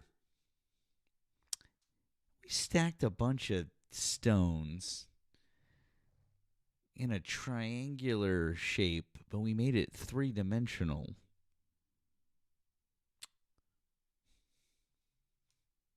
Yeah. You know, like I know Ancient Aliens has like a whole franchise of stuff built on, oh yeah, aliens totally did it. No. Pyramids are literally the most structurally stable thing as far as like just, yes, you stack shit, that's the best way to stack shit is a pyramid. It was amazing because a lot of people are like, aliens and all that kind of stuff, and people, and they have all these theories about the pyramids, and it was like we had an Egyptologist on the who went along on the boat with us. His name was Mohammed. He was Egyptian, and he was so knowledgeable. He has masters in Egyptology from the University of Cairo. Amazing. It was so awesome because he would take us out on during the day tour, and there was only 6 of us total. It was 3 couples. It was me and my girlfriend, and then friends of ours, couple, and then a couple that we didn't know. They were French. They fought most of the time. I think they broke up by the end. But he was with us, so it was like you had your personal tour guide, and then we would all like eat dinner together because it's just this intimate little thing, and you get to talk to him and ask questions and all this different stuff. It was amazing to be able to like talk to an Egyptologist and to get all of these, questions answered and to be able to like, oh wow, that's really, really cool. But when you start learning about the way that they did things, all of these mysteries like very quickly become not mysteries. Like all of these different things that you always wondered about, you're like, well, how did they get those stones on the boats? And the boats, and they're like, this is exactly how they did it. They're like, this is how they made the boats. We know how they made the boats. We've literally radared the bottom of the Nile River. We've seen what the boats look like because we've seen ones that have sunk, and we're actually trying to excavate them now. But here are what the boats look like. We've done a radar. Here's a schematic. Here is literally where they quarried the stone from. Here you can see all along the down to the water, into the rock wall sides, they had hewn out like things like this on the corners, and what they would do is they would loop the ropes in, and it was all just fucking pulleys. That's it. It was all just fucking simple physics that they figured out, and you could literally see exactly how they would loop the ropes in. And then they would get a team of people on one side and a team of people on the other side, and they would hold the rope. And then using their leverage, they could move the gigantic fucking rocks. It's just fucking physics. Like, it's not aliens. It was just, like Nemo said, it was just some really fucking smart people who had way too much fucking time on their hands. Yep. They figured it out. And, like, smart also in the sense of, oh, that's clever. Like, it's not even like they were Einstein genius. It's that, oh, hey, no, that's actually a clever way to do that. Like, I encourage everyone, if you get bored, I don't know if the subreddit still exists. There's something called redneck engineering. Just search redneck engineering, and I'm pretty sure there's a subreddit for it. You will see videos or just like little GIFs of the shit that rednecks will come up with to solve a problem. Is it the best way to solve a problem? Probably not. Is it cheap? Abso-fucking-lutely, right? Can they do it? Well, it worked, right? Like, it's the same idea. You don't have to be a fucking scholar to solve whatever problem it is, So, like if the question becomes, well, are you saying that they had to be geniuses? No, of course not. No. I mean, yeah, that would help, but no, they didn't have to be. No. I mean, shit. Some of them, it's engineers. It's down to understanding leverage and what are called simple machines. So, like what you probably learned, everyone here learned it in science in middle school. You probably had a class called physical science or something like that. There was one of the first things that you learned about was something called simple machines, and that's like the wheel and axle, the fulcrum, a wedge, and something else. But understanding those and just figuring out clever ways of using them. A lever, yeah. So that's really what it was. And pulleys. Oh fuck, yeah, pulleys. My bad. Yeah, you got it. Pulleys were that's a big one. That's a huge one. But one other funny little fuck, what was it? Oh god, why did I look this up? You had said something that made me think of this. I don't know. Okay. I'm going to wait and try to remember. But yeah, it's just down to, oh, now I remember. Okay. So having too much time on your hands. There we go. So this is a fun one. I promise it's fun. So, okay. Once upon a time, in the year 1816, a volcano erupted in Indonesia. It was the biggest volcanic eruption that we have had on record, as far as we can tell. One of the biggest. I think it is the biggest, but one of the biggest. And they rank them. They have a scale for it. And this one, it's a scale of like 0 to 10. This one got a 7. To put it in perspective, Krakatoa, which I know everybody's heard that name and everybody thinks of the big volcano, when that Krakatoa was a 6. And the way that it works is every level up you go is times 10. It's 10 times whatever the lower rank is. So this was 10 times as bad as Krakatoa in just sheer power. So I promise it's getting fun. I promise. So this shit happens. Keep talking. I'm listening. Keep talking. Okay. Keep on. I'm listening. This shit happens in Indonesia. And so much junk is pushed up into the atmosphere that for the next 2 years, summer isn't really summer. This volcano, this one eruption, put enough stuff into the atmosphere that there was a year where it was called the year without summer. Yes, it was Mount Tambora. Yes. So it caused the year without a summer. So there was literally like ice in July in England, or in a lot of Europe, actually. So that it was really bad because, crops couldn't harvest, all that shit. So it was rough, but also it meant people stayed inside because it was so cold. So the reason why this is important, in Switzerland, in Geneva, I've been there, by the way. Geneva's nice. Like Geneva's gorgeous. So there was this little group of people that were stuck inside because, well, it's fucking cold. I guess they turned the sun off or something, like no summer, so we have to stay indoors. It's all like, dreary, whatever. And so this little group of people, they're stuck indoors trying to figure out ways to pass the time. And so they decide that they'll come up with a ghost story.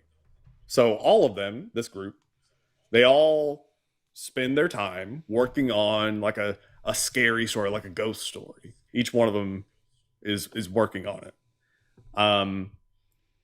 And one of them, a woman, she writes a story, and it ends up being pretty successful, and it's because of just like the dark, dreary spookiness. Her name was Mary Shelley. Frankenstein was written because of a volcano erupting in Indonesia and her being stuck inside with too much time on her hands. And now you know the rest of the story. Yeah. I don't know. Sorry, I'm too old. Never mind. Nobody got that. Never mind. Well, wait, was that Cronkite or was that No, that's what's his name? That's on the radio. That's Art Bell on the radio. That's it. Fucking Art Bell. I remember hearing... not Art Bell. Harvey. Yeah. Yeah. Thank you, Harvey. What's his face? Paul Harvey. Paul Harvey. Thank you, Paul Harvey. Not Art Bell. Paul Harvey. Yeah. Thank you. I know. I was wrong. I get not Art Bell. I was thinking Coast to Coast AM for a minute. It's Paul Harvey. Yep. Yeah. Absolutely. Paul Harvey. Yep. Yeah. So yeah. Yeah. It's a fun little story. It's good shit. Hey, quick and friendly reminder, we do want to talk to Trump supporters if you guys are out there. We still got time. So, if you're over here on TikTok, you could request up. If you're on the tube, you could call in. By the way, speaking of the tube, thank you to Melvin for your Fido Super Chat, that pompous POS was a disgrace to the elders that died to allow to show his smug attitude, total indifference, card revoked. Fair. And Melvin also said, how about the beautiful art that has been copied, exploited, and stolen from the Middle East, including Lebanon?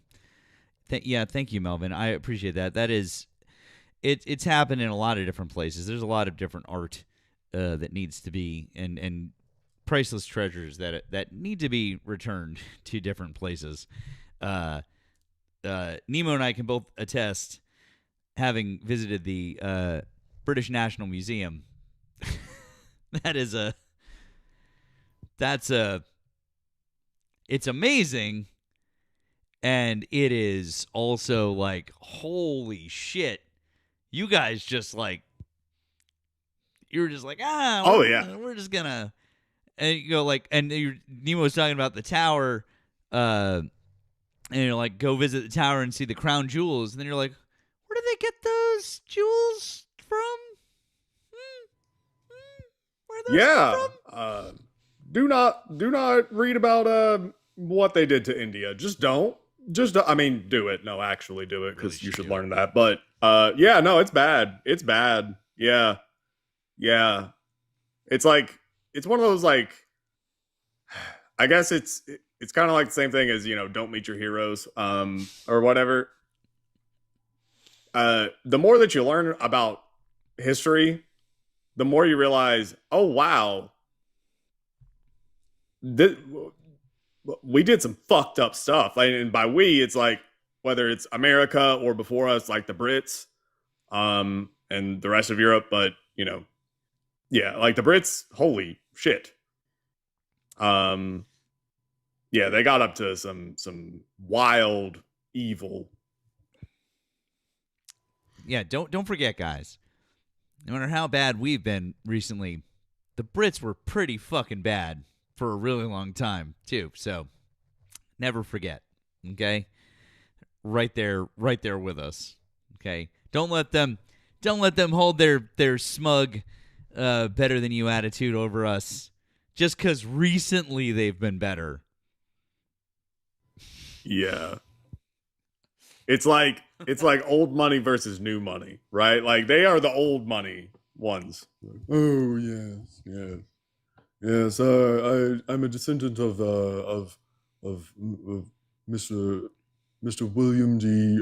Pennyworth of the Pennyworth family. Yes, yes. Oh yes, no, we enslaved many people. Yes. It was quite terrible. Mm-hmm. And then you've got America that's just like, I don't know, just Elon Musk, new money type shit. Well, yeah, basically. Where's Erika? We can talk shit about the UK without Erika being here. Come on. It's fine. It's all good. Who else lives for Nemo's characters? I do have like a little roster. What are you guys gonna go? You guys gonna tell on us? You're gonna be like, oh god, you guys are such fucking tattletales. I bet you are. Yeah, I see. I knew it. You guys are gonna tell. God damn it.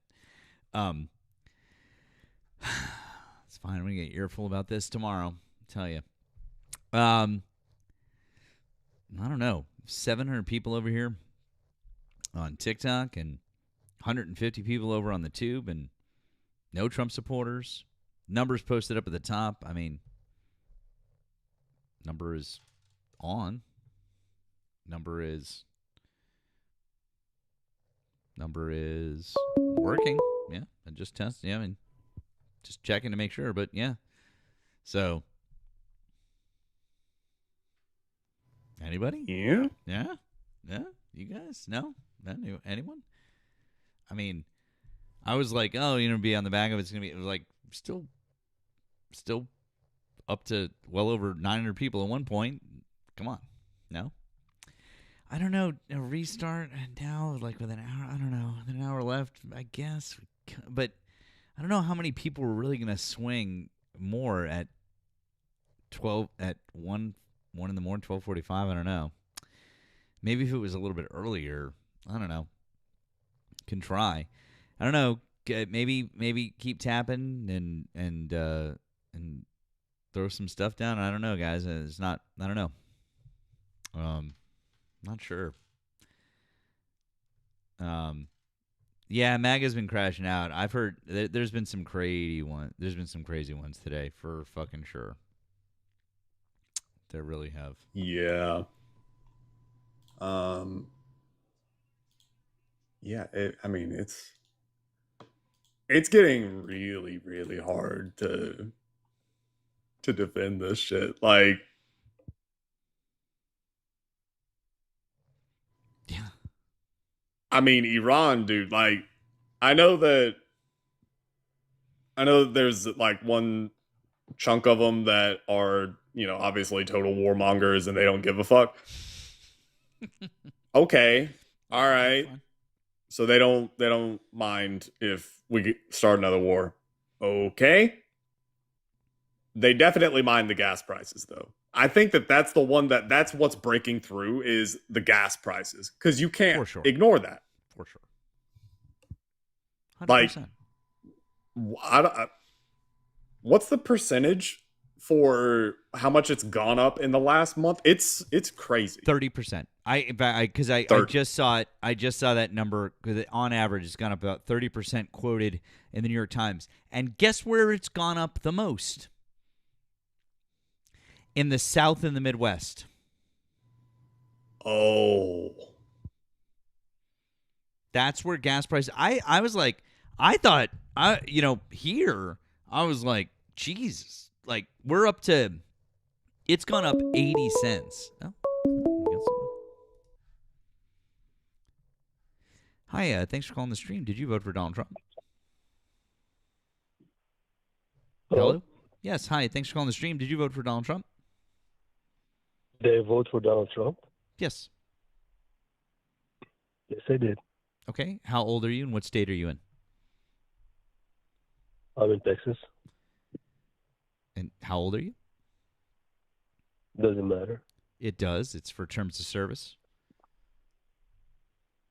I'm 47. Okay, thank you. Why do you still support Donald Trump? Why not? What's that? I said, why not? Well, that's kind of the question. So could you give us maybe some specific reasons why you do still support him?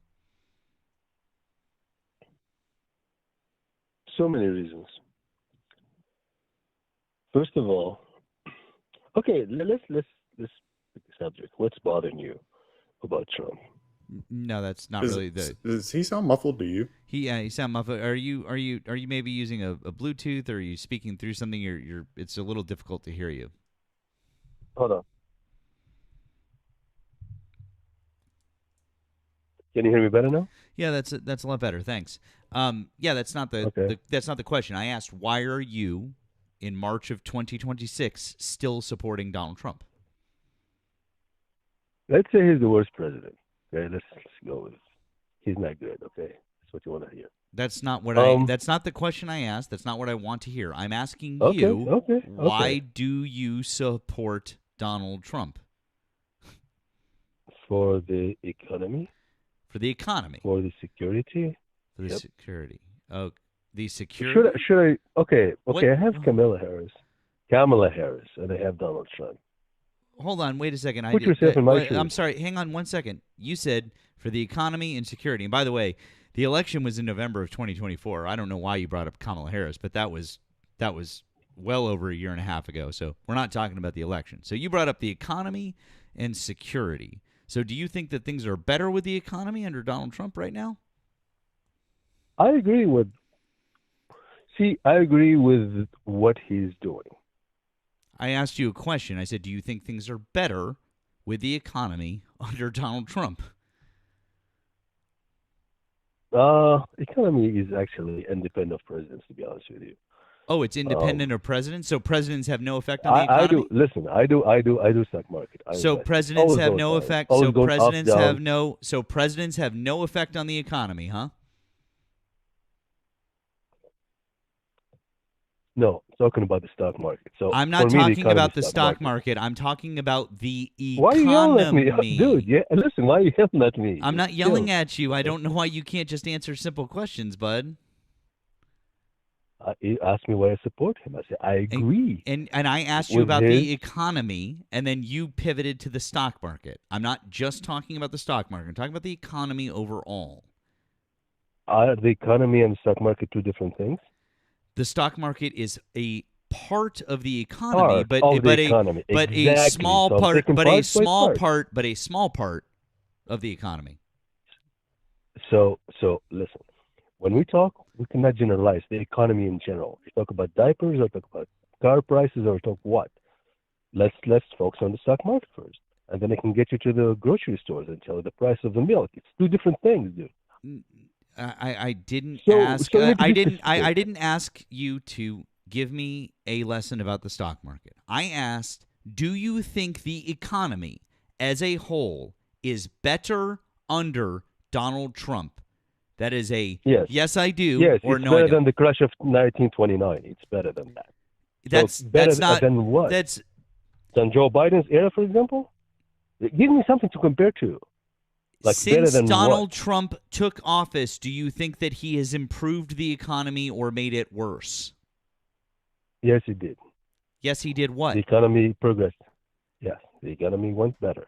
It's gotten And better? If you don't believe me, check Then why is it that in the economy- last 6 months the job numbers have absolutely fucking plummeted? They've revised the GDP down. Business investment is down. And the entire energy sector is freaking the fuck out because a barrel of oil is going to be. I'm literally in the middle. I'm literally in the middle of a sentence. I don't know why you're interrupting me. I'm sorry. Keep going. Keep going. I hear you. You're tunnel visioning. That's what I'm trying to tell you. You're just looking at the economy right now as it is, like United States is in Mars. No, United States is in Earth. So there's some geopolitical things that's going on that makes the Are you economy going to let me finish what I was saying, or are you just going to keep fucking monologuing? I'll shut up. Just go ahead. I'm sorry. Go ahead. I was listing multiple things that are currently wrong with the economy. I'm not tunnel visioning anything. There are a lot of things that are wrong with the economy. Inflation is going back up. Gas prices are going back up, which means the price of everything is going to go back up along with it. And by the way, prices weren't going down to begin with. The price of everything is going back up. So, I am very curious to know why you think the economy has been going well since Donald Trump took office. Let me ask you this. I'm going to answer you, but with a form of question. Why the price is going back up? Because of inflation and because of gas prices. Now, why do you think that the economy is doing well since Donald Trump got into office? Why the inflation is going up? I don't know why you can't answer my question. I answered your question. You said to me, the Donald Trump's fault is inflation is going up because Trump. I'm asking you, what is the? You said you put a problem here in my face.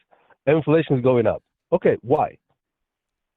I asked you a question that isn't related to inflation. I said I want you to explain to us why it is that you think the economy is better since Donald Trump took office. I'm not asking you to talk about inflation. I'm not saying that it has anything to do with it.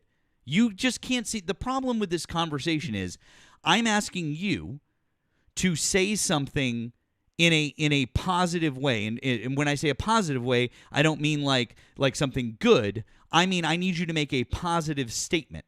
I need you, like I'm saying, I am asking you, what has Trump done that is good for the economy? Why is the economy good?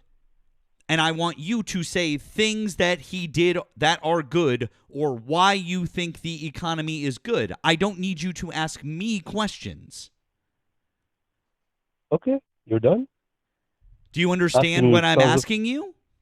Yep, I understand. Okay, great. So what is good about the economy since Donald Trump has taken office? I heard the question. You're repeating yourself, brother. Well, you haven't answered it, so I question. don't know why. I don't what. Because you're talking. If you interrupt me, So stop I've been whining quiet and just you've been answer the asking and question. asking. So stop whining and answer the question. Now, can I answer now? You're done talking? Okay, let me explain to you. Can I? Okay. Imagine, brother, imagine. I went to Chase Bank and I got credit card. I'm gonna make it an example. Hopefully, I don't you and need the an audience will. example. I just want you to tell me the Oh good my things God. about the economy. I don't need an example. I'm not a child. Just The good tell thing me about the the good economy, things. the good thing about the economy is we are in deep. Yes, we have $38 trillion of debt. I can keep borrowing, I can make the economy better, or I can just go backwards, try to pay the debts.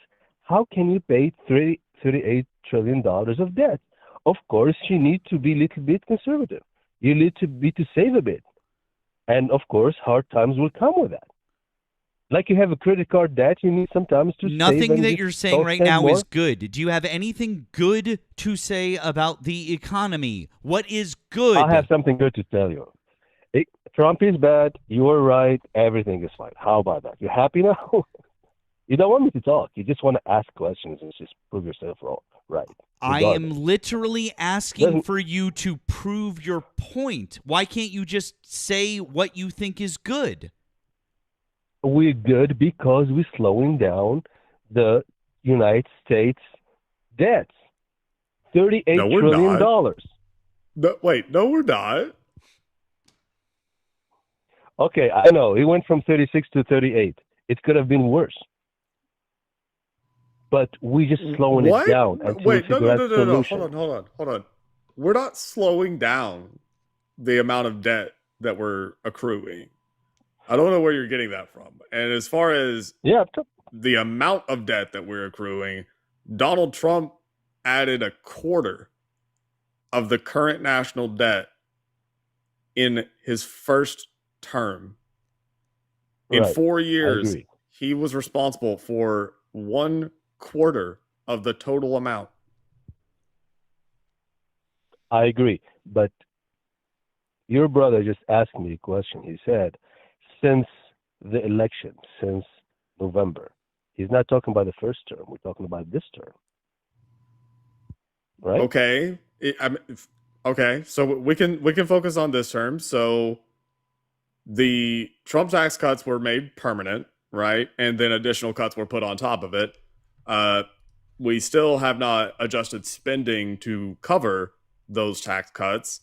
So we're still, I can't remember what the deficit amount is right now. I think it's still somewhere in the neighborhood of like 2 trillion, somewhere around that. So with the deficit at 2 trillion, that means that we're going to be adding 2 trillion in debt. Right. So you have that, right? That was also not accounting for the fact that now we have a war. And wars cost money. Exactly. Wars cost money from the supply side, right? So hardware that you have to send to the war, bombs, shit like that. Human cost. And if you really just want to boil it down to numbers, we're talking about medical costs, and other related costs. You have to pay them, right? You have to give bonuses to people to encourage them to sign up, that kind of thing. So those costs. Economic effects, right? So, well, you pissed off Iran. So that's going to have actions, right? Like in any other war, let's say that the war was with Canada. Say the US went to war with Canada. Okay. Well, the Canadians aren't going to trade with us, right? So that's an economic effect, right? Especially if they're a big trading partner. Okay. Iran, they didn't trade with us beforehand, but they just so happen to control one of the primary arteries of civilization as we know it. So 20% of all oil goes through the Strait of Hormuz. 20%. They shut 25% down the to Strait liquid of gas Hormuz. too. And there is a lot of other things, including hydrogen, including fertilizers. There is a lot. And there is actually Yeah, supplies and not so they going shut to it the allies down. in the Gulf. So what? No, I'm just adding to your point. Like, I agree with you. Okay, so that has happened, right? And there's not a easy way of reversing that, because either we pull out and Iran is just going to kind of be like, all right, well, fuck the Americans, and maybe eventually open it up, or we go in like full ground invasion Iraq style, and they still don't open it because they don't have to, and they're incentivized to not open it up, and it's really easy to keep it closed because all they have to do is get a few rockets in. As long as they get some successful hits, the strait will stay closed.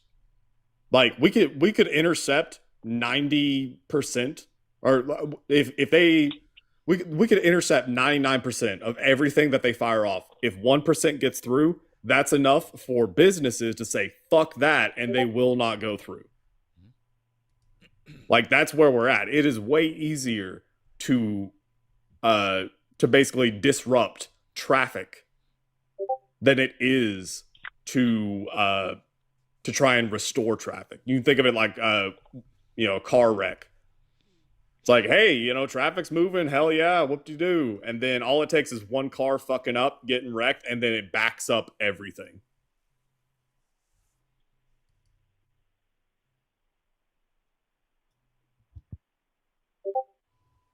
And I guess all of that was to say Donald Trump is directly responsible for that. If you're in 1941, 42, probably will support, what's his name, Roosevelt, not to go to fight the Nazis or the Dems. Because now you say, okay, no, America should not have this global dominance and protect its interests around the world. And a lot of people blame America for going to the World War II. The world now is a better place. Blame Americans? Because that incident. Yes, brother. 76% of Americans said, do not go to war. Let Europe do its thing. Let Japanese invade all the Southeast Asia. We should not interfere. That's a world problem. And when that happened, what the factories used to make fridges start making tanks. And this is how America dominates. This is how we are here, brother. So if we just let everybody just bully in the world, America will not be America. It will be any other nation. It will be like Brazil. Like it will be any other. Sorry for Brazilians if they're listening. America is different. And we need to be conscious of that. And Donald, he knows. He knows that we need to play a role in this. But my problem now, I need to go back to your. Thanks so much for explaining about the economy thing. I appreciate that. But I need to back to his question. Why do I support Trump? Right? I may be not supporting 100% on the war in Iran. Hang on. I gotta fact check you though. I just because you gave a statistic. Yep. By April of 1941, 68% of Americans supported entering World War II. That is because Pearl Harbor. But no, April of 1941. When did Pearl Harbor happen? 7 December 1941. So that would be before 8 months before December. Yeah. So that means that exactly. It had nothing to do. 68%. So that means still 68%. 68% wanted to go. That's a very high number. No. This is look. I'm talking through my phone, and you have Google in front of you. So yeah, I know. I was fact checking. I fact check you because I thought that your number. I know that at the beginning. Hang on. Hold on. I know that at the beginning of World War II, what you're saying is correct. But when Americans actually saw what was happening, by the beginning of 1941, people were like, yeah, we probably should get involved. They favored intervention. Yeah. Like World War II kicks off in Oh, okay, okay. 1939? 1939. I don't Is it know. 39 or Yep, 38? when I can't Germany, remember. 1939, when Yeah. Germany invaded It was the Poland. jazz age. It was the jazz age. No, it wasn't. America The said jazz no. age was the 1920s, you moron. You moron. Okay, thank you so much. I'm not going to respond to that. I appreciate that. Well, This is how I talk to the people who jazz just age take was the time to call you? 1920s. It wasn't Okay, the jazz fine, but- age. You're just making shit up. I'm making shit. Okay. Well, thanks for calling me that name. Fine. Oh, sorry. I mean, dude, you're just No. saying things. But you could just say, okay, I was wrong. You're right. Americans did want to go into World War II. You don't have to try and excuse it. You don't have to try to make up some reason why the statistic is wrong. It's just that's what it was.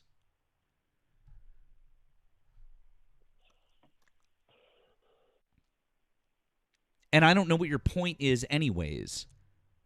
That's a completely different situation when you talk about entering World War II versus the Iran War. We literally attacked them unprovoked for no fucking reason. There is a reason. They killed Americans in Beirut. No, they didn't. They killed American soldiers when they bombed the hotel. in You're Beirut. talking about 1983, you motherfucker. Holy fuck. You were Okay, literally okay. talking about 1983. Okay, if somebody killed my mother 30 years ago, I'll kill him today. I'm not saying, oh, he did it like 30 years ago. You're But there is no talking president- about there is no president with 1983 action. and if you want to Motherfucker, do he that, said, motherfucker. where are you from? Dude, this is how you talk. Where are you from? I'm not from Lebanon. Where And are you're you from from? Lebanon. Where are you from? You're from Lebanon, brother. Where I are saw you your from? flag. I asked you a question. Where are you from? I told you, I'm in Texas. You have like goldfish memory, brother. What time is it in Texas? It's, oh no, let me see my phone. It's after past midnight, Central Time. What time is it? Dallas, Garland. You want the full address? So you can come to me and tell me, motherfucker. Where are you from? I told you I'm from Dallas. No, where are you originally from? Dallas, Texas. No, you're not. Where are your parents from? Your accent, you're born somewhere else and raised somewhere else. I know from your accent. Where are you from? I'm from Tunisia. You're Tunisian?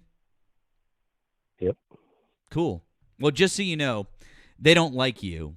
Okay, just as an FYI, with that accent, they don't like you, just as much as they don't like somebody who flies my No, flag. don't. But don't, just don't. yeah, put I'm just don't letting put you. words in people's mouth. Hey, bud, I'm just letting you know. I'm not putting words in anyone's. Motherfucker. I'm not Yeah. putting words in anyone's You can mouth. say motherfucker. I'm just reminding you Okay, go that ahead. they don't fucking like you either. You're not I'm just polite, by the way. reminding you. But anyways, I'm moving talking on to with you the nicely, and you're not conversation. polite. But anyways, moving on with the conversation. No one has said that we bombed Iran right now because of the 1983 Hezbollah attack on the I Marine said it. barracks. I'm happy I know about that it. you're saying it, but that's not why we're in Iran. And to say that 43 years later, because that's the year that I was born, saying that 43 No, we're years Iran to later, take their oil. shut the fuck up. We're not there because of the oil, because if we were there because of the oil, why would we be blowing up their fucking oil, you fucking idiot? Why you protect yourself behind the phone? Why just don't talk to me in my face like that? Oh, I absolutely would. Oh, you really? Anyways, why would we be blowing up their oil if Oh we were my there for God, their you're so oil? sissy. I'm Why sorry. would we be You're just blowing like up their oil if we were there for their oil? See That's how why that they doesn't got see the how that Kurd- doesn't make any the fucking Kurd sense when you island, actually the Kurd think about island it? where there is. Oh my God! You talk like a girl, dude. We're not just. Can you Stop, just stop. respond instead of whining like a little bitch? I'm Can you gonna just respond to if the you're question? Talking like an idiot.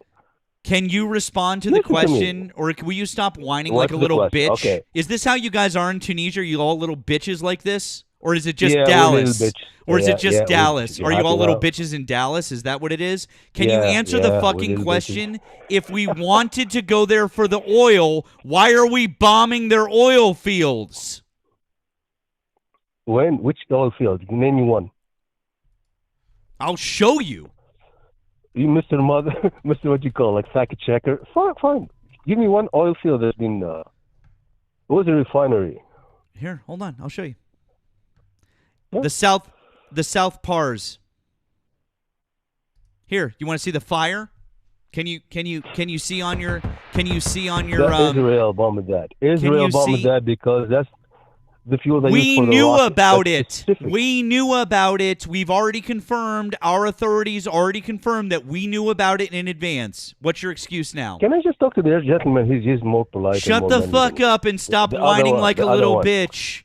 So why No, did I we was do listening. that I if was we were there enjoying for the talking to the other oil? one. He's so good. Oh no, He I'm knows what so he's talking I'm about. so sorry. I literally But just you're just a schooled you. baby. Oh no. Like with a Mickey Mouse microphone next to you. Anyways, why are we bombing their oil if we wanted their oil? Why are we doing that? Doesn't make any sense. You want to explain it to everyone now, or are you going to keep stalling? I'm gonna explain it to you. You Good, just then shut explain your it. bit. Yeah, okay. We're bitches from Tunisia living in Dallas, bitches land. I'm Okay, waiting for now, you to a explain it instead motherfucker. of complaining. Okay, chill. It's because that specific refinery that is used to fuel the Shaheed drones, the rockets. Nope. So how do they fuel? Wrong. No? Nope. Oh my God. Dude, you're not from the region. Where are you from? Okay, ask me where you're from. Where are you from? Where am I from? I'm from Boston. Yes. Okay. Have you ever crossed the Atlantic besides going to Venice in a boat in Italy? Have you go across the Europe, cross the Atlantic? Have you? I've traveled to almost 30 countries. Okay. Probably none of the Middle East, but maybe Dubai, maybe. Excuse me? It's like, you guys, you have no idea what you're talking about. I literally am Lebanese. I'm 100% delusional. Lebanese. That's where my family is from. I've been to Lebanon multiple times. Have you been to Lebanon? Multiple times. Okay. All right. So you support Hezbollah? I don't support terrorists. That's why I don't support the IDF. Oh, the IDF protecting themselves from Hezbollah. The IDF are terrorists. Israel has no problem. Why does Hezbollah Hezbollah exist? Exist because you're Iran. That is what exists. Hezbollah exists because Israel illegally invaded Lebanon. Why do they invade Lebanon? Why did they invade because Lebanon? The Palestinian because PLO lives there. And where did they come from, brother? From Palestine. Where did they? Why were they there? Why were there Palestinians in southern Lebanon instead of in Palestine? Because it's their land. It's their land. Oh, it's their land. Why don't you stop? Why don't you stop fucking lying to us and just say that you're fucking Israeli? Israeli? Yep. Let me talk to the other guy. Seriously, you're just like... You fucking liar. Why don't you stop lying to us, you Israeli Zionist piece of shit? I'm not Israeli. Sure you are. Sure you fucking are. Then why are you defending them? Okay, let me ask you this. Oh, let me ask you. Oh, what? Right? What? Are you Christian? Are you Christian or Muslim? I'm atheist. Okay, before that. I'm atheist. Get to your point. Before that. I'm atheist. I am atheist. Since day one? I'm atheist. Of your existence? I am atheist. What's your religion? What's your religion? Like, what's your religion? I'm not great. You tell me. Like, you tell me your religion. I'll tell you mine. You tell me your religion. I'll tell you mine. What's yours? I'm atheist too. What's your religion? I was Muslim before. What's that? I was Muslim.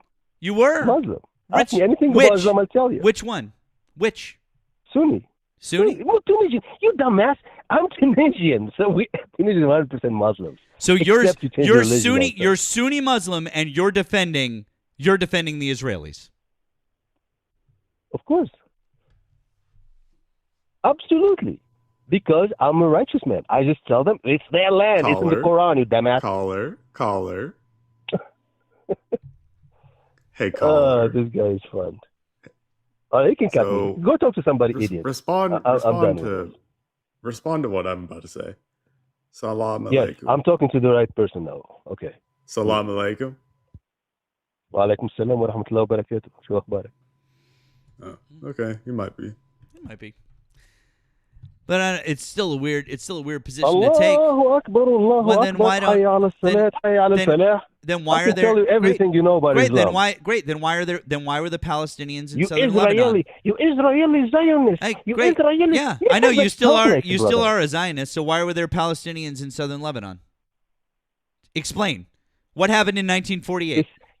Same What as happened the in Hindu 1948? left India to go What to happened in Pakistan. 1948? The same as the Hindu left What Pakistan happened to go in to 19? India. Dude, are you just this fucking dumb, or you're just not going to say it because you know that the answer to the question is the Nakba, and the Nakba happened, and 750,000 fucking Palestinians. Why are you laughing?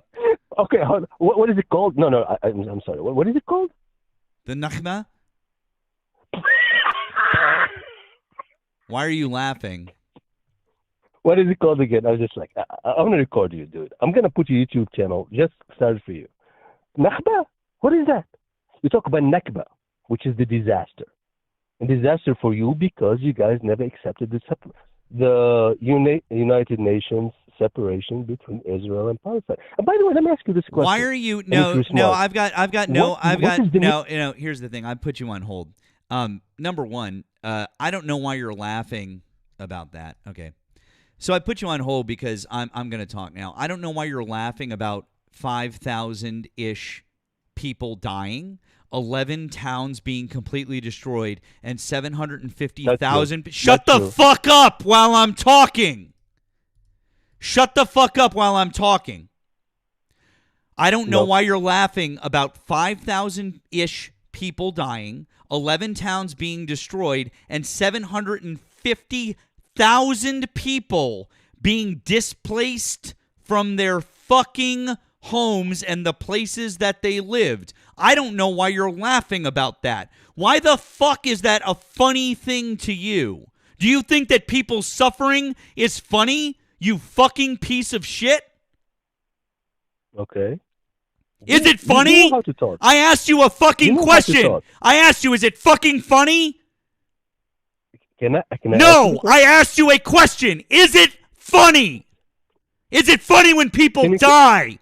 Do you like it when little kids get burned to death? Is that funny to you, Mr. fucking Tunisian from fucking Dallas? Is it funny? Ooh.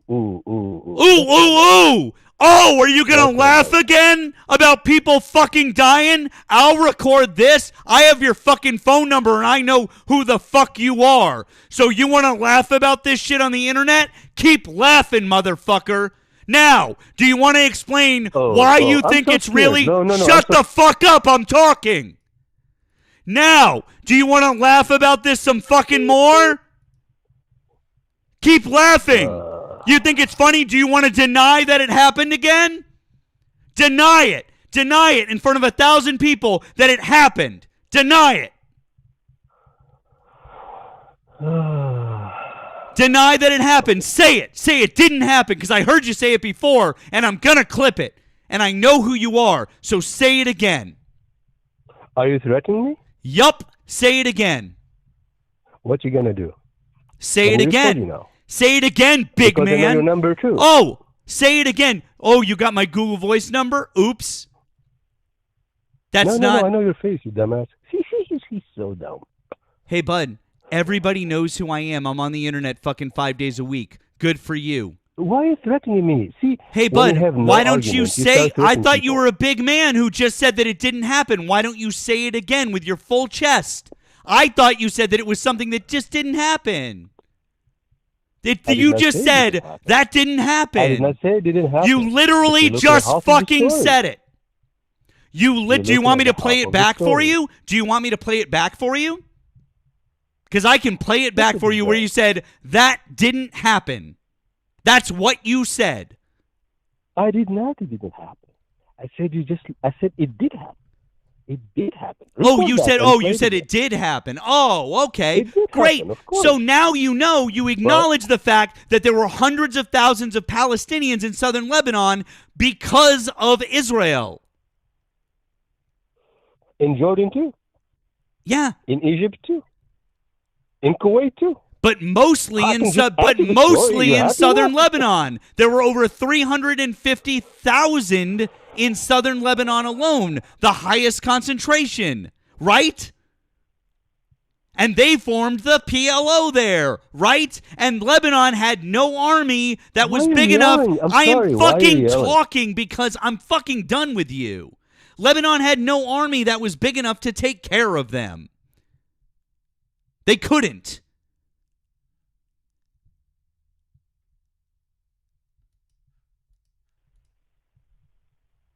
I don't know what your fucking point here is, but whatever you think. You know why we don't know it? Because you don't listen. It's because you won't answer any fucking questions except for How being can I answer disingenuous. when you're yelling and talk nonstop? Cool. What is Donald Trump doing well with the economy right now? No, we've been talking about. There you go. See, you can't answer a fucking question. You can't answer a simple fucking question. I listed for you all the things that he's not doing well with the economy, and you can't answer a simple fucking question. You said the economy was going well. List off the things that he's doing well with the economy. Go.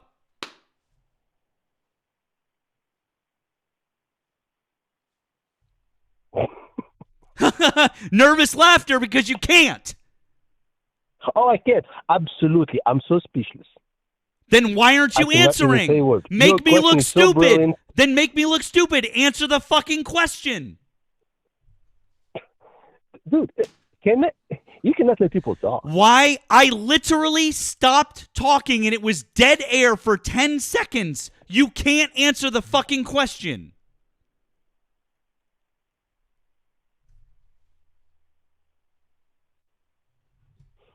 Was that enough time? Do you want? I can't just stop. But I don't think you deserve enough. Here's the thing. Hello. Because I told you. Anytime. Will you hear answer the question now? Here. Can you hear me? Yes. Can you hear me now? Hello. Yes. Can you please just answer the because fucking question? Because we are in so deep in debt. We need to take some measures so we can reduce this debt. And measures came, for example, for less spending. Medicare, Medicaid. Donald Trump is adding $5.5 trillion to the debt. We've already established to you that the thing that you just said is totally fucking stupid. Like no, it's from the BBB, you idiot. Medicaid. It's from the BBB and the war. The war is $200 billion. Let's say it's $1 trillion. Still.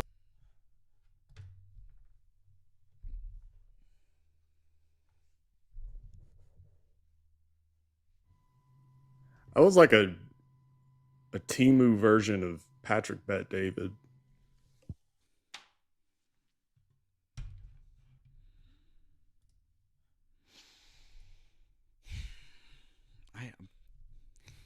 The fuck?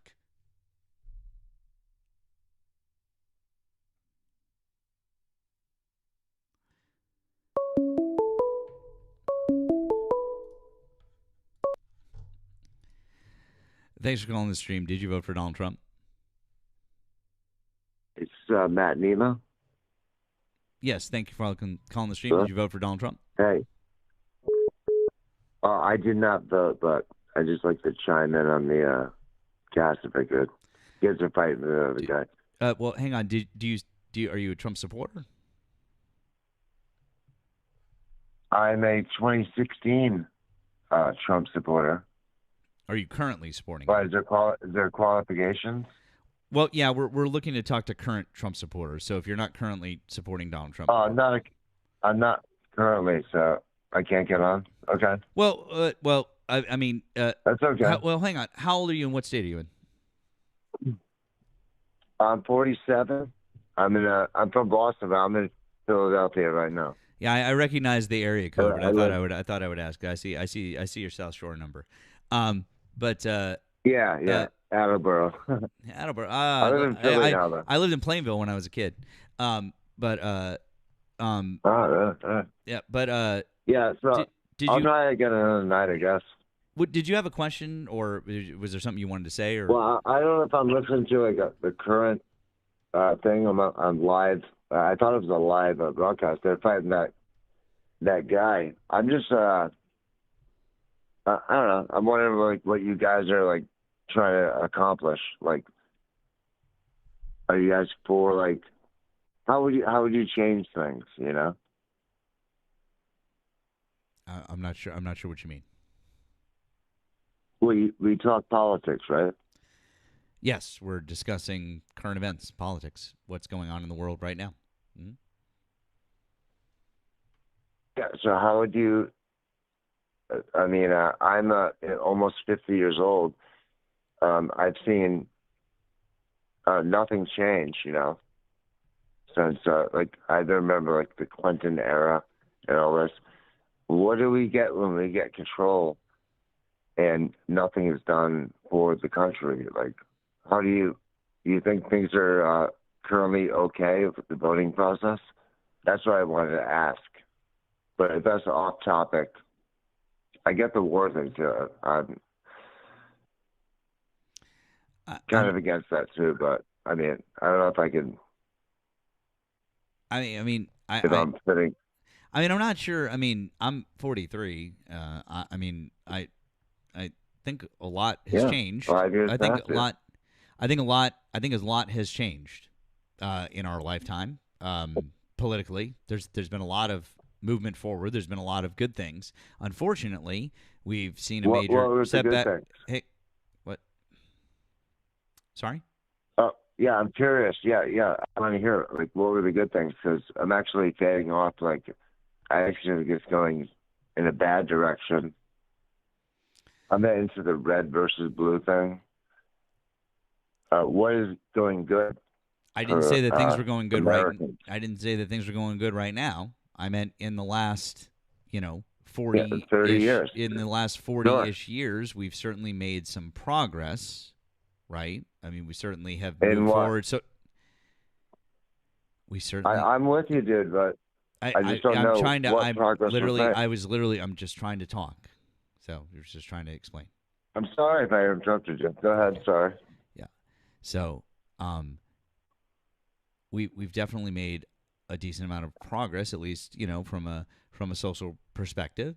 I think that we've put there was a time period where we put a lot more different safety nets in place, where we did a lot of consumer protections. We did a number of different things that I would say was good. I also think that the ACA was a major step forward, but unfortunately it was seriously hobbled by the Republicans. It certainly didn't go. Okay. Sorry. I said okay, but I disagree. But okay. I hear you. Well, it was a major step forward, but it was hobbled by the Republicans, and it wasn't everything that we wanted it to be, or everything that anyone wanted it to be, and so it's become a shell, and it's been absolutely destroyed, and so yeah, it's not really a great thing now. I agree. And so, right, yeah. But if it hadn't been, then absolutely, so I do think that we've definitely seen a lot of movement forward.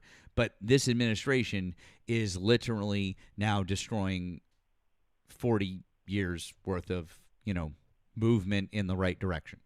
Okay. I think we're on the same side. I disagree with your points on movement forward, and I agree with your points on. I'm not even sure what this administration is doing. There's nothing positive here, but I kind of disagree with the movements forward. I mean, I'm 5 years older than you. Like, what? You can't even buy a house. My kid can't get a house. I got to give him I have to give him my house, which I will, but he can't earn money. Yeah, that's the there's result. There's nothing here. Like, nothing's been done in 40 years.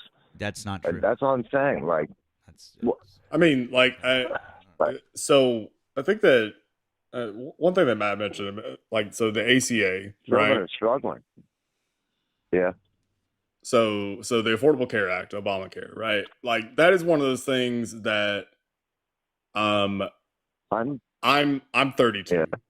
So I Okay. didn't know how the world was before Obamacare.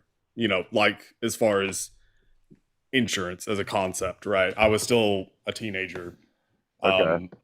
So that's important because there are certain things that a lot of people who are my age and obviously younger Yeah. don't realize. They're not the kids your age, not kids, but men your age and younger are not getting insurance now. They're not even getting it. Well, It's so too what I much of an mean is, expense. well, I mean that's Ooh, why do you down to the guys economy. fly the So flag of the the ACA? reason I bring up Obamacare is because before Yeah. Obamacare, Obamacare did a lot of things, and I know that people like to shit on Obamacare. They like to say, "Oh, well, you know, it didn't do blah blah blah blah." And I think it's easy to shit on it. Kind of like how it's easy to shit on the post office, or it's easy to shit on the VA or something like that, because you know, I guess like the sentiment is that Change you though. know, I'm with you. I'm with you on that. okay, But so how are we as changing things? well, Isn't so this getting the old like the ACA, system? yeah, so the ACA, one of the big things that it did that a lot of people take for granted is number one, you could not you now you can no longer be denied for a pre-existing condition.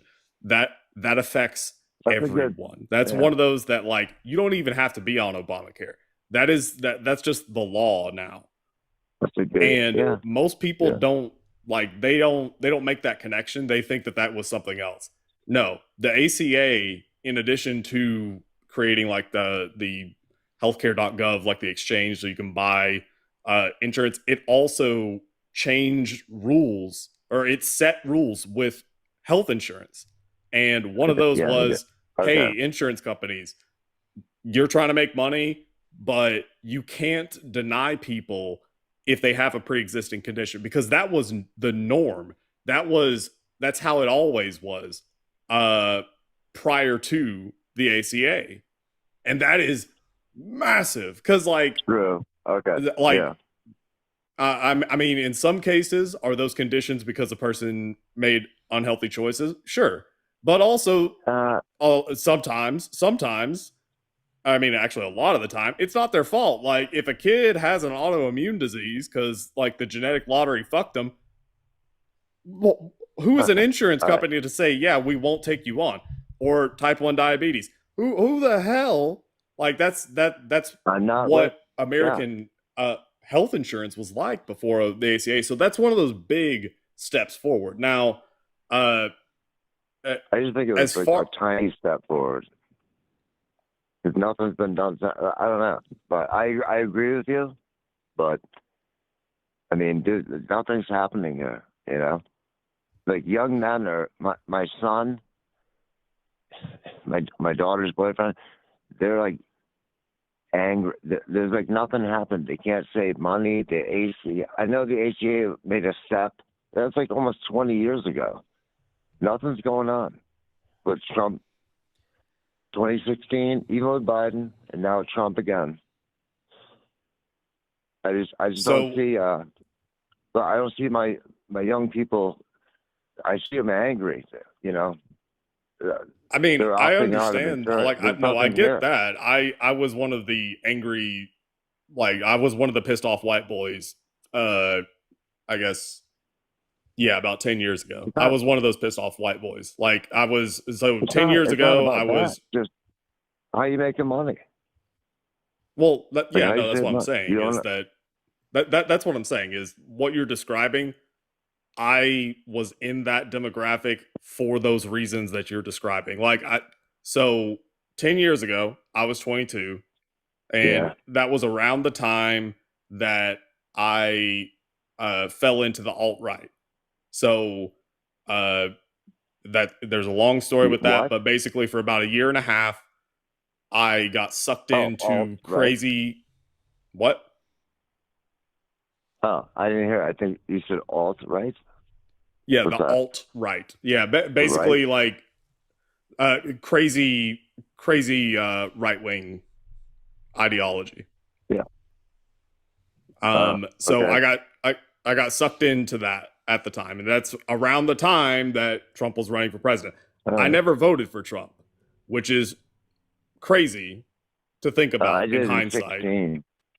Yeah, Really? like Okay. because you would think that even though I was in crazy alt right land, that you would think, okay, yeah, you probably voted for Trump. Then I somehow still did not. I voted for Hillary, but whatever. You did? But Oh, wow. All right. I was in what radicalized me into that, and it was a gradual process. Is like economic issues. So I grew up poor, Yeah. and then I was at that point I had gotten Wow. out of college, and it was the market was saturated with STEM Dude, degrees. you're still paying then. Oh yeah, no, of You're course, 10 years out of college? Yeah, so yeah, are you like still paying? Of course. yeah, yeah. My Ridiculous. student loans. Yeah, Everything. no, I still have like tens of thousands I in feel student you loan on debt. that But one. my point is that like Yeah. from an economic standpoint, I I absolutely understand what you're saying about how homes are unaffordable and people aren't getting paid enough and things are just getting more and more expensive. Yeah, absolutely. I mean, like fuck. I'm That's like good. the That's young good. millennial. I'm on that side of the conversation. Oh, what the fuck? Wow. Thank you, Leona. Thank you, friend. That was wild. Okay. Thank you. So I'm on like the I guess the young millennial or old Gen Do you Z have side of that. do you have any So children? no, Sir? I no. do. I do. You do? I have a Oh. daughter. Yep. I have a daughter. Nemo does. All right. Well, the guy who just said he was 10 years out of college, my son, I got a 23-year-old and a 21-year-old. I'm not gonna say they're far right, but like they're not doing the insurance. They hate Biden. They hate Trump. They don't like anything. Like Yeah. I don't know, like what the plan is. What are you fighting for? Like they don't want to go into debt. Which I'm glad. Yeah. But, So I mean, if you're asking, what's the plan then? What's your plan? Like, do you think this so the plan system is good? is to pull the Democratic Party as far left as possible. I am a socialist. What does that mean? I know. Okay. Okay. What does that mean? Yep. So I'm a socialist, right? Ideologically, Yep. I am way far left from what is, I guess, considered normal in the United States. And I think that there's a lot that goes into that. As far as like what do I want to see, I know that with socialists, there's a lot of variety there, and some people who You're are not socialists. All right. Can I ask a question? Yep. Are you a? Yeah, I understand all the spectrums of the, especially you telling me you grew up a little bit right, and then you went far right, now went to the left. I get all that, but don't you want the best for the American community? Yes. As a socialist, you don't want to be or do you? I don't know. Do you want to? You don't want to be a communist, where there's top tier like people running the show, and everybody else is a socialist. Or I don't know. What do you think? Like, what is socialism to you? Is it just communism with a couple of top guys? No. So what you're describing, that's okay. All right. So I don't want to go down the communism rabbit hole, because that's like a whole other thing. Just put communism, take that, put it off to the side. Socialism is very simply when the workers, the people, own the means of production, right? So like when the workers at like a company own the company, like that's the idea, right? Very simply. But And somebody so always takes over, buddy. okay, yeah. I mean, like you're saying, They do. have a couple. You're saying have a couple top guys run the show. Donald They Trump is running always the show do. right now. Like you're acting as if the system that we currently live in is not being controlled by like a handful of people. No, I agree with you on that. And Okay. I'm not an actor. I'm not acting like anything. I agree with you on that as well. Okay. So my point is, dude, who's running the show? I'm listening. Sorry. Billionaires. I think there's a little time delay. Sorry. Yeah. So billionaires, Donald Trump, the MAGA chucklefucks in his inner circle, they are currently running America. Like because the Republican Party is just a rubber stamp for Donald Trump, and the Democrats lack balls. I mean, well, I agree. leadership and Democrats, they lack balls. Okay, so my point is that my personal like ideological beliefs, they are very, very, very, very far left. What I can get done, like the actual things that we can achieve, I am willing to accept that we're not going to have socialists tomorrow in the White House and all throughout Congress. I understand that's not going to happen because it's unrealistic to think that. And so like there is the idea of pragmatism versus dogma. I was like bouncing around this saying. You can have both. You can have pragmatism and dogma. So something has to change, dude. This is great. I agree. And so if we want to affect change, we have to do it via pragmatic means, right? Well, okay. So if you believe history, how did they do it in 1772, 3, 4, 5, and 6? Pragmatically or dogmatically or both? Like, you have to throw these people out.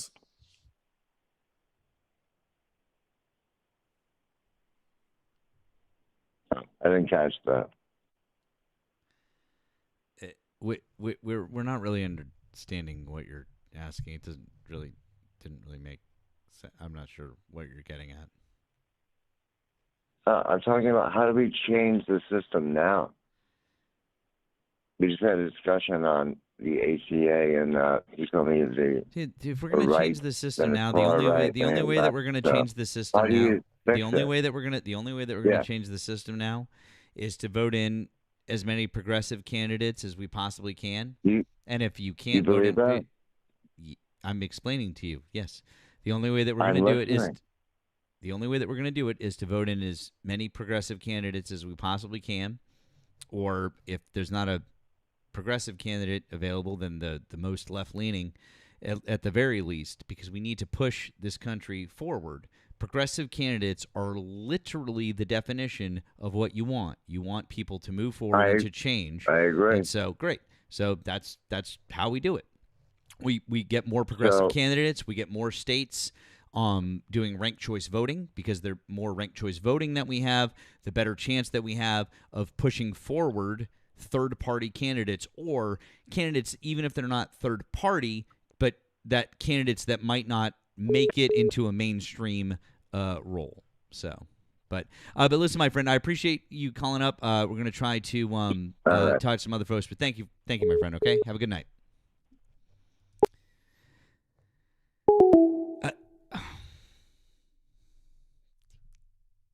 Trying to. Oh, there we go. Thank you for calling the stream. Did you vote for Donald Trump? Yes, I did. Okay. How old are you and what state did you vote in? I am 36. I live in Florida. I'm trying to be a little quiet. There's people here sleeping. Oh, okay.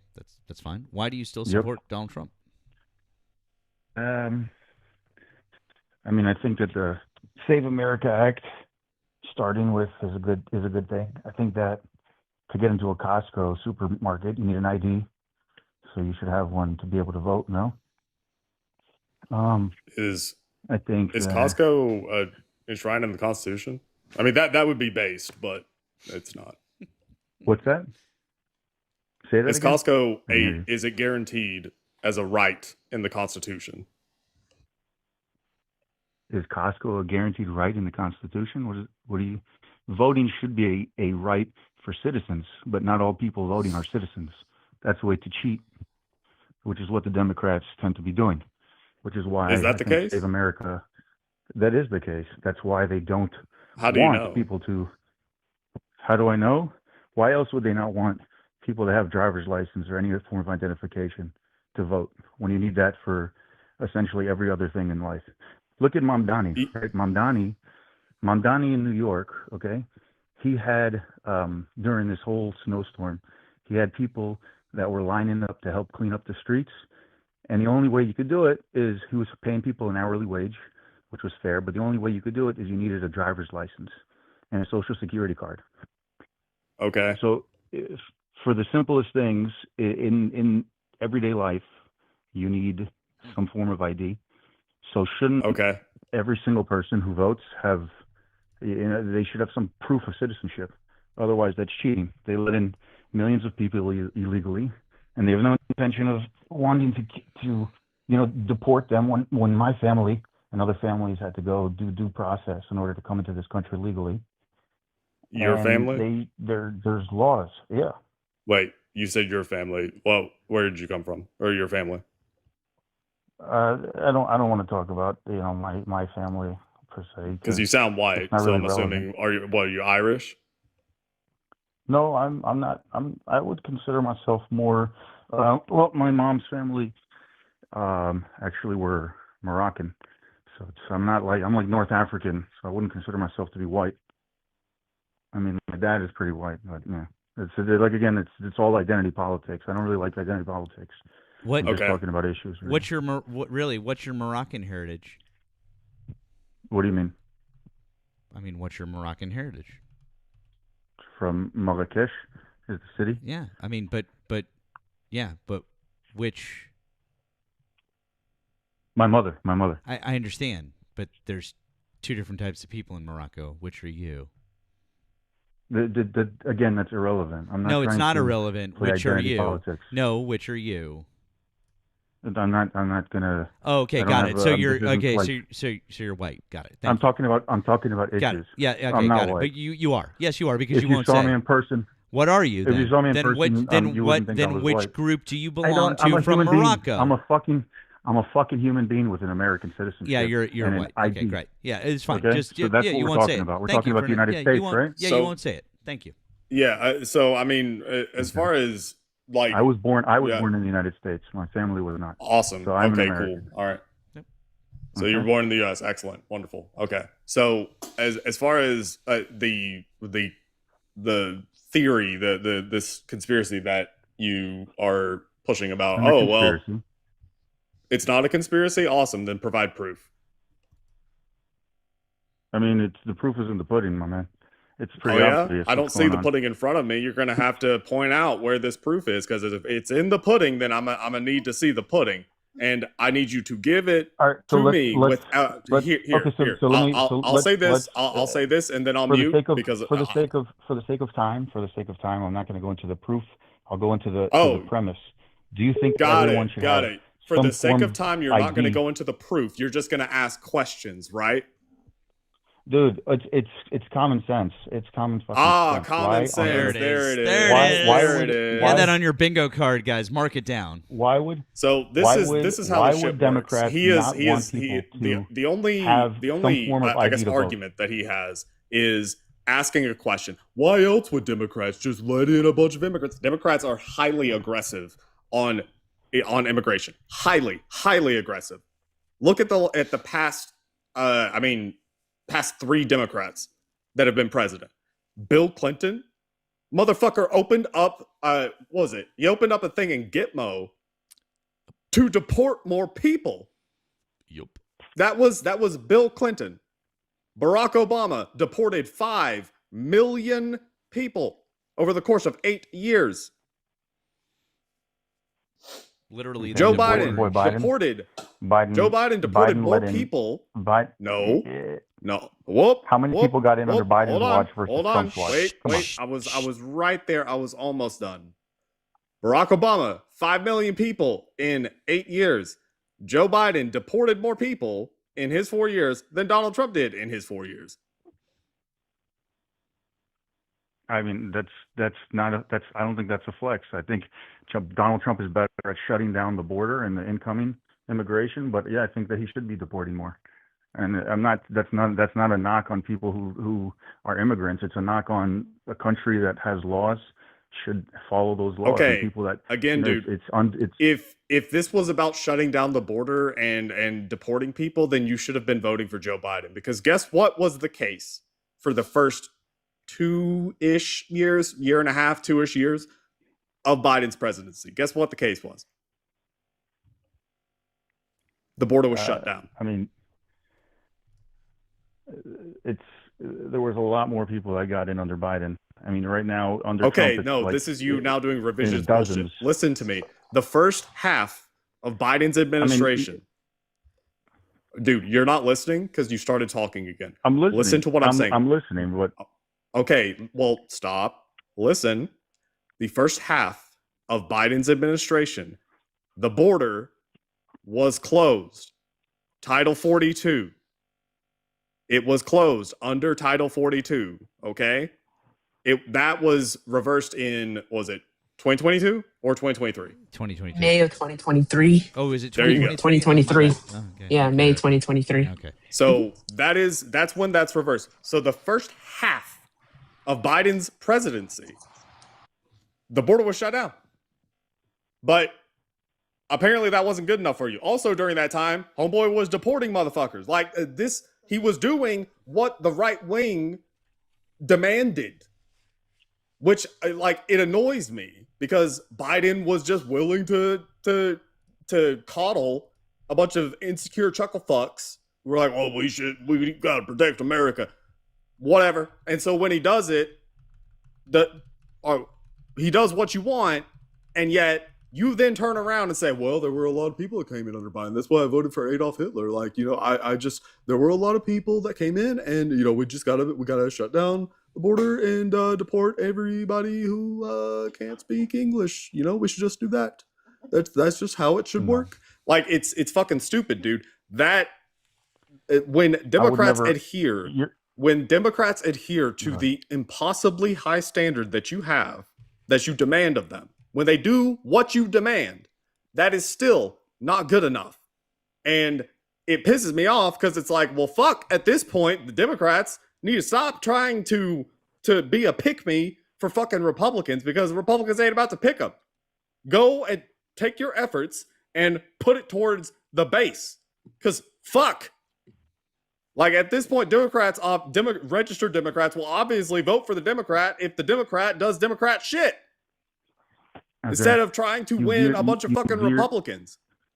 You veered way off topic, and I let you speak. Right? You were talking about the border, and I was telling you that Biden did what you desperately wanted, and you still think that he was horrible.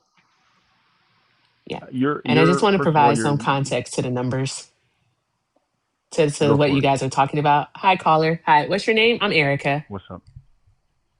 AJ. Hi. What's your name? AJ. Hi, AJ. Okay, AJ, I just wanted to provide. Okay, I wanted to provide some context to the information that Nemo is providing you, because I think once we have actual numbers, it helps us to better understand these things. So under Title 42, which was again where we had our border closed, I use quotation marks when I say that.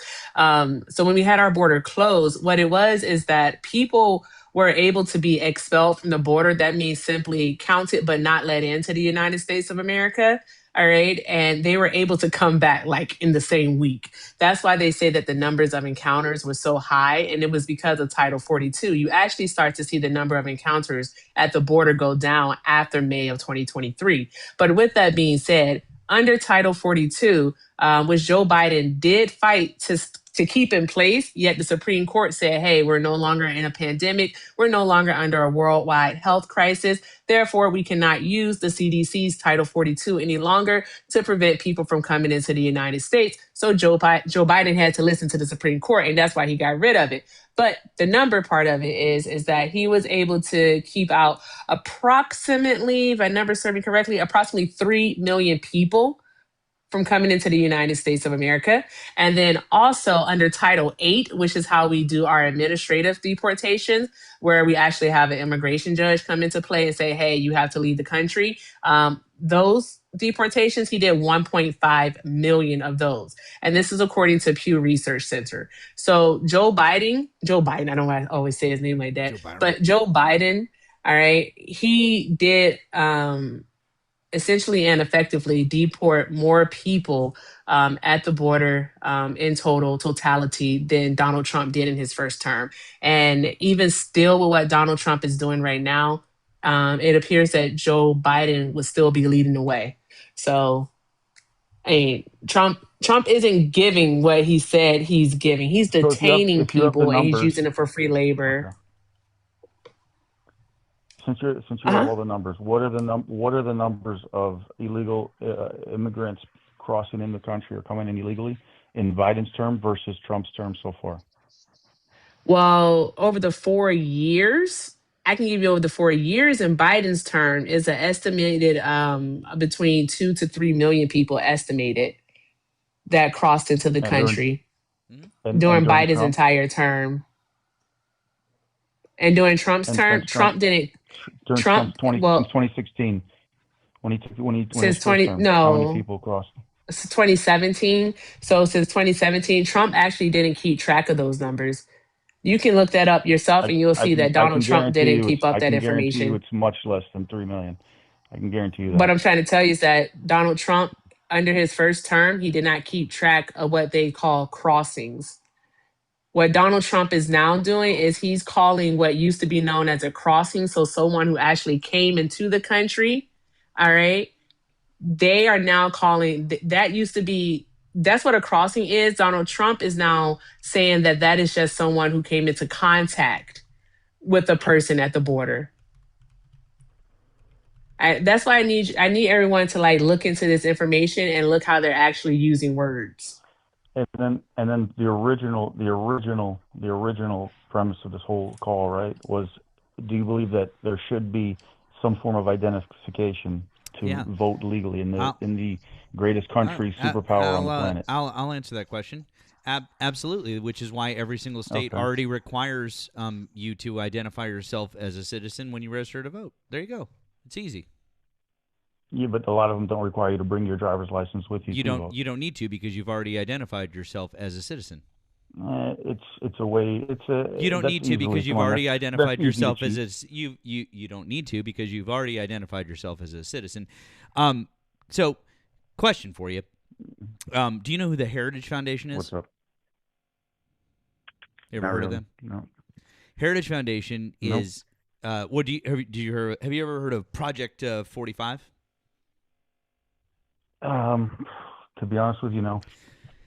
Heritage Foundation is one of the most right-wing, conservative think tanks in America. They're a foundation, and for example, they picked J.D. Vance to be Donald Trump's running mate this time around. They also picked all 3 of Donald Trump's Supreme Court nominees. Donald Trump has spoken at the Heritage Foundation. It is, if you can Google them right now, you will find out that they are Project 2025. What did I say? I said Project 45. Excuse me. Project 2025 was the, sorry, my bad. My brain, it's late. Project 2025, excuse me, caller. It was the name that they wrote, and it was basically like it's their blueprint for the Trump administration, and they're following it right now. So the Heritage Foundation, my point being they're incredibly conservative, incredibly right-wing, okay? So on the same page there? All right, They put together a voter fraud database from the last 42 years, from 1982 on. Now, this includes every single federal election across the United States since that time. Okay? 42 years. Every single federal election. We're talking about an estimated 2 billion votes that have been cast in that time. Okay? Do you want to guess how many instances of voter fraud they found over 2 billion votes and 42 years in all 50 states? I don't know, man. I'm skeptical when it comes to large scale studies, but I understand that it's okay. Well, it's not a what's the study. number? It's not a study. This is them actually going out and finding voter fraud, like real voter fraud, and they actually documented it and said, "Here's a case of voter fraud. Here's someone who committed voter fraud. Here's someone who they found it." So, okay. Do you want to guess a number? I mean, I would guess in the millions, but I'm Sure. assuming that based on the way you phrased the question, it's probably less. Sure. You'd guess. Okay, so you guess millions. The number total is 1,620. I don't buy that, bro. I understand that you don't. I understand that you don't buy that, and I get that. But here's the problem: the Heritage Foundation and the election fraud database. I know that you probably don't have a second screen. Okay, what I'm gonna do? What about like with the? Hold on. Even with the Bush Gore election, come on, 1,000 votes. Hold on, bud. I'm gonna show you. Even with that, this is actual voter fraud, not mistake vote, not like a hanging Chad. Okay, we all remember that. Now, we're not talking about somebody made a mistake on their ballot. That's not voter fraud. That somebody made a mistake. Talking about actual voter fraud, the thing that you're worried about, okay? And the thing that you're worried about, the most conservative foundation, the think tank that is literally trying as hard as possible to say this is a problem in America. And I know that you probably don't have a second device and you're not looking at the stream, and that's fine. But when we're done, yeah, no, I'm on my phone. Yeah, that's fine. I'll look into it though. When you're done, I'm actually putting it up on the screen right now. It's electionfraud.heritage.org. You can look this up yourself, and I encourage you to research the Heritage Foundation, and you will find that they are incredibly, incredibly right-wing and right-leaning. If you click, you can click on any state, and you can find out exactly how many cases they've had. And if you click Explore the Data, you will see in total from 1982 to 2025, the entire amount of voter fraud found in the United States of America was 1,620 results. And a solid majority of those were Republicans. In Republican states, in states that do already have quote-unquote voter ID laws. My state, Massachusetts, where you don't have to show any form of voter ID when you go, except for the very first time, I think, when you vote now, they changed the rule. Like the very first time, like when you're 18, you have to, I think you might have to show them, but every time after that, you don't. Like I don't have to show mine. But there have been 4 cases, 4 in 42 years. 43 years. Excuse me. So that's how little of a problem this actually is, because we already show identification when we register to vote. We give our social security number. And then the government checks that. And they go, oh, this person is a citizen or this person isn't a citizen. It's pretty simple. Yeah, but I mean, if you don't have a picture ID, someone can. I mean, there's different ways to cheat it. I don't Cool. buy those All right, numbers. so why don't you? Great. So let's talk through it then. That's- Why don't you tell me how we cheat it? Let's talk through it. Tell me, how do you cheat it? Let's do it. Tell I me. mean, in states like California or places where you don't need a driver's license to go and vote, Like you can just Massachusetts, kinda- right here. Tell me how I would do it. How would I do it? How would I cheat the system? I mean, you can give your card. Someone else can take your card. There's people that There's no card. Registered people. There's no people card. who have died Hold and on. have voted Great. in the election. So hold on. So number one, that doesn't happen because the voter logs get purged per the Secretary of State, because what happens is that once that person's name gets sent, once they get a death certificate, it gets sent to the Secretary of State. So no, that's not how that happens. No one has a card. What happens is you go in to vote and they ask you your name and your address. And if your name and address match at your polling place, and you still have to know exactly which polling place to go to, your name and your address have to match. And then after you vote, you have to sign your ballot. And if they pull that out and your signature doesn't match the signature that they have on file, plus your address, plus your full name, your vote's invalid. So tell me, how do you cheat that again? For people who you guys like, I don't know what your politics are. I know the other guy said he was far left and almost like anarchist style. For having those political views, you guys sure do have a lot of faith in this system. I'm asking, no, dude, I'm asking, how do you cheat it? I want you to explain it to me. How do you do it? Tell me. Dude, if you don't have a driver's license, there's many different ways you can cheat. Then great, then tell me. I'm waiting for you to explain to all 1,200 people listening how you do it. Okay, I can take other people's cards who are not voting. I can pay people for their There are voting no cards. cards. There are no cards. You have to go in yourself and you have to give your address and your name, and you have to sign it. And then what happens is, if they've already seen you at the polling place, it's an immediate question, because then they're like, well, wait a second, you've already been in here to vote. That doesn't work. You can go to and then what happens if multiple polling? Wrong. Because you can't polling locations. You can't do that.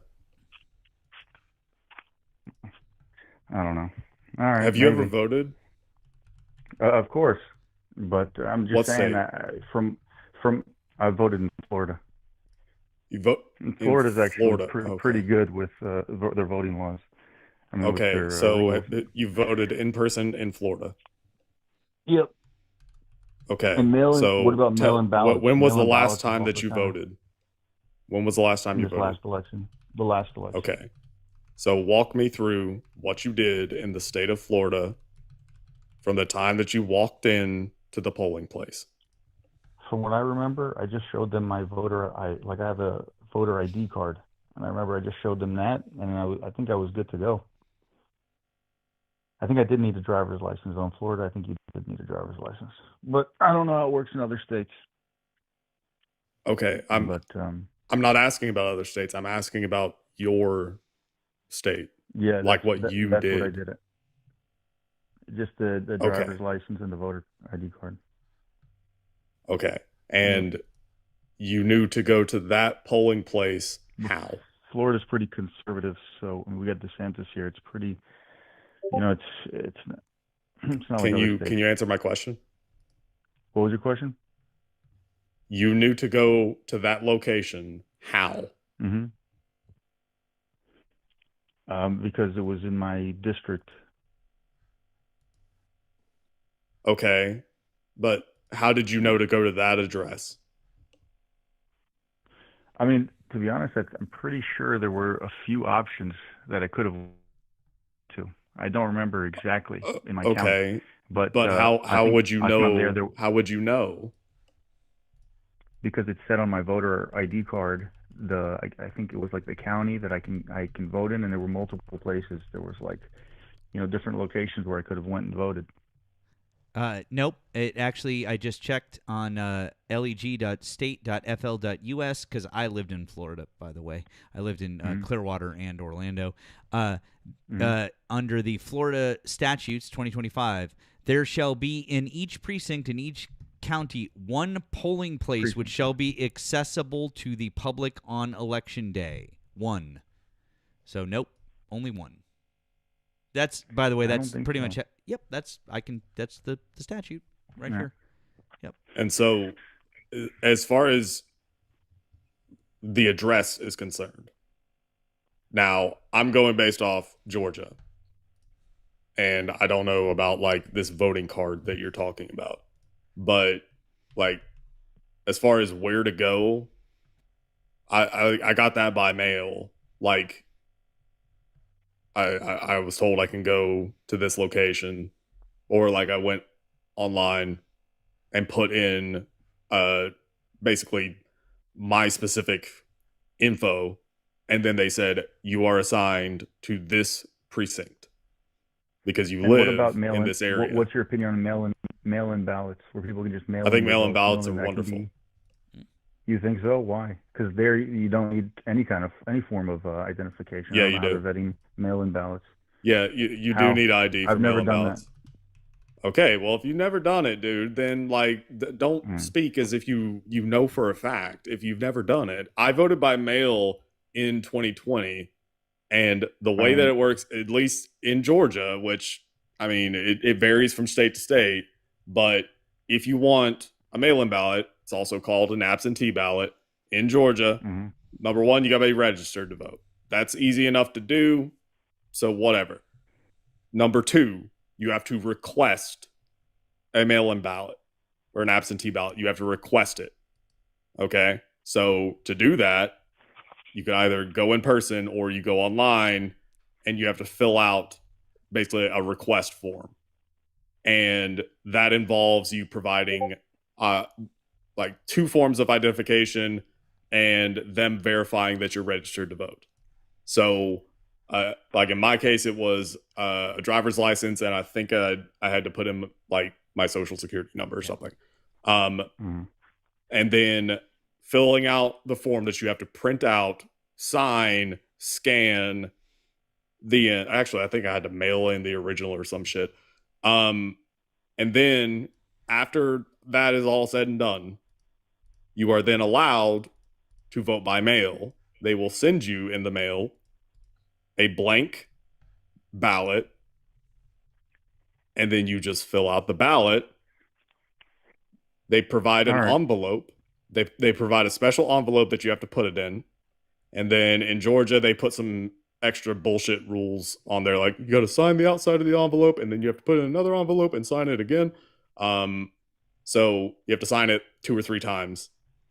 And then you put that in the mail, and it goes back to the government, right? Like it's straightforward. In my case, because Donald Trump fucked the post office with what's his face, DeJoy, I took my mail-in ballot to the post office and handed it to a postal worker. But once I handed it to the postal worker, I knew for a fact it was good. Because the post office, most people don't know this, the post office has its own police force. Like, they have their own special police. It's called the Postal Inspectors Unit or something like that. If they are coming after you, you are fucked. Like, people can withstand the FBI sometimes. If you pissed off the postal inspectors, you are fucked. Done. Because they have that's all they do. They have all the time in the world, and the post office does not fuck around. Because it is written literally into our Constitution. Like, yeah. People, to the 1,000 people watching, don't fuck with the post office. Like, that's one of those that you don't fuck with them. And also, say thanks to a postal person next time you see one. Like, because they are underpaid and underappreciated and overworked. But yeah, no, the post office is one of those things that we take for granted, and it's incredible. Anyway, sorry, back to voting. So you voting by mail. The post office is like, the post office is highly secure, and we already allow people to pay their bills by mail, to file taxes by mail, to get their driver's license or any other kind of ID by mail, to get their passport, which is a passport is probably the single piece of identification that is the most precious and like perfect ID that you can have. Like it's treated on the same level as like your birth certificate. Like that is the thing, right? You can do that by mail. Mm-hmm. So if we are cool with people getting a passport by mail, like applying for the passport and then getting the passport by mail, paying their taxes by mail, paying their bills by mail, once upon a time, people used to get their checks by mail, right? Now it's all direct deposit a lot of the time, but people used to get their paychecks by mail. If we're okay with those things, why in the world would we ever have a problem with them voting by mail? Voting by mail also has the added benefit, and then I promise I'll stop talking. The other benefit of voting by mail is you have a paper trail. That's one of those things that Republicans always bring up. They're like, well, we got to have paper ballots. We got to have a hard copy. We need paper trail. Yeah. Mail-in ballots, that's a paper trail right there. Like that's one of the best ways to audit an election is, well, there's a record of this going into the mail. There's the paper trail. Like there's the signature. It's all hard copy. That is good. I was able to actually track my ballot, which I did in 2020 because shit was crazy and I didn't trust anybody. So I tracked my ballot from the time that it was in the mail.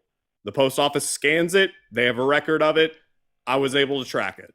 I tracked it from the day that it was in the mail until it got to the destination, and then it shows on the on like Georgia's website that it was picked up, received, and accepted. So like, all right, boom, there it is. That is mail-in ballots. That's ideal. That is the most ideal way of voting for me. Like there's, I think, 5 states that have all mail elections. So California, Utah, Oregon, Washington, Hawaii, I think, and Alaska? Is it Alaska? I don't know. I gotta double check that, but yeah. So, like, there are entire states that literally the entire election is done by mail, which that the benefit of that is you don't have to worry about polling places. You don't have to worry about poll workers, right? Which oftentimes, I mean, you said that you went in person, probably like sweet old lady who is doing this just out of the goodness of her heart and is more than likely not getting paid shit, got to deal with people all day. Like, you don't got to worry about that. We don't need to do that, right? Just do it by mail. It's California, Colorado, Hawaii, Nevada, Oregon, Utah, Vermont, and Washington. Just FYI for everyone. So, anyways, caller. So, apparently California is not exclusively mail. Okay. But it does like do mail. Okay. Okay. Yeah. So, anyways. Never mind. All right. I mean, yeah. So, what is it that you guys hate so much about Trump?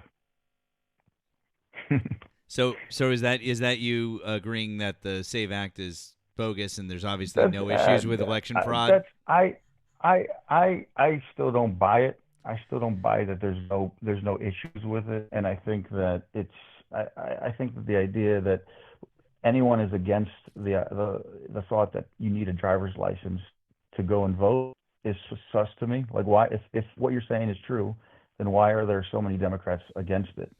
I can explain exactly why. It's very simple. Okay. It's unconstitutional. How do you figure it's unconstitutional? What's the 24th Amendment to the Constitution? Bring a photo ID. What's the 24th Amendment to the Constitution?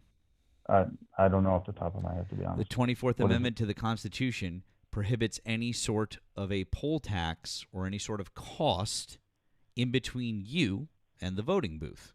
You are not allowed to incur a cost to vote. What is a license? What's a driver's license? Yeah, I mean, or a passport. There's no form of ID that you can get. I mean, that's kind of. Well, to be clear, Well, I mean, so a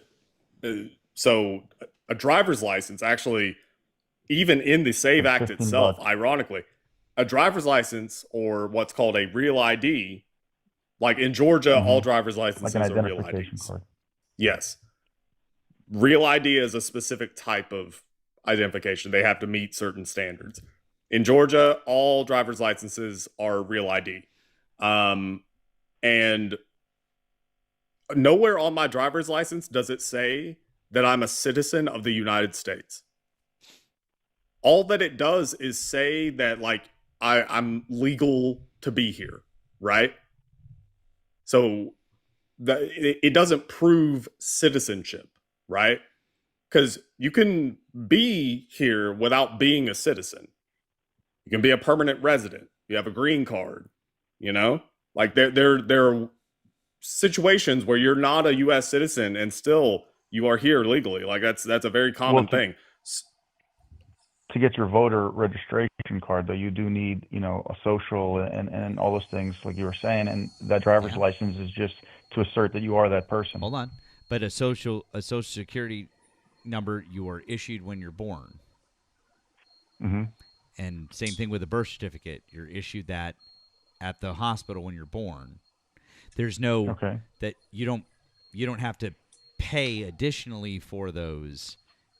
There's no requirement for that. Now, you might be like, well, if I lost it, I'd have to. Yeah, I mean, if you lost it, sure, but that's not a direct impediment to saying you have to have this thing that you must pay money for. Now, there are states that do voter ID laws, but in every single one of those states, do you know what they offer? They offer a free form of identification to people just for voting. Because otherwise their law could be challenged. Otherwise their law could be challenged for being unconstitutional and breaking the 24th Amendment in terms of being a poll tax. So then you would say, well, wait a second. Why doesn't the SAVE Act have a provision to do that? Because then that would probably help make it not unconstitutional, right? I would be in favor of that. Sure. That's But it doesn't have that, right? And it's Okay, really so weird. It's really weird that it doesn't have that. It's almost like they're not actually trying to make sure that more people are voting safely. It's almost like what they're trying to do is to stop people from voting who can legally vote. But don't have any form of ID. They do have a form of ID. That's how you register to vote. By the way, how old are you again? I'm 36. Oh, you're 36. I'm 43. Hey, when you were 18 years old, did you get a letter from the Selective Service? I don't remember, to be honest. You know, the draft. You got a letter from them? I know I did. Did you? From like the military? Yeah, the military. The draft did just to let you know that you were registered. Yeah. Nemo, you get one of those? I don't think I got a letter, but I You had didn't get a to letter? do it for the driver's license. Oh yeah, okay. There you go. Goddamn kids, no letters anymore. So that was a day getting that in the mail. You know what's weird about that caller is that I don't remember sending the government or showing the government my driver's license. Don't remember giving them anything. It's almost like they knew that I was a citizen. They knew because they had my social security number and my birth certificate already in their database. They don't need my face. They don't need an ID. They don't need any of that. They just know who you are and where you live, and it's very, very, very, very, very simple to check that and to cross-check it against your social security number, your name, your address, and your signature. It's so foolproof and so good of a method.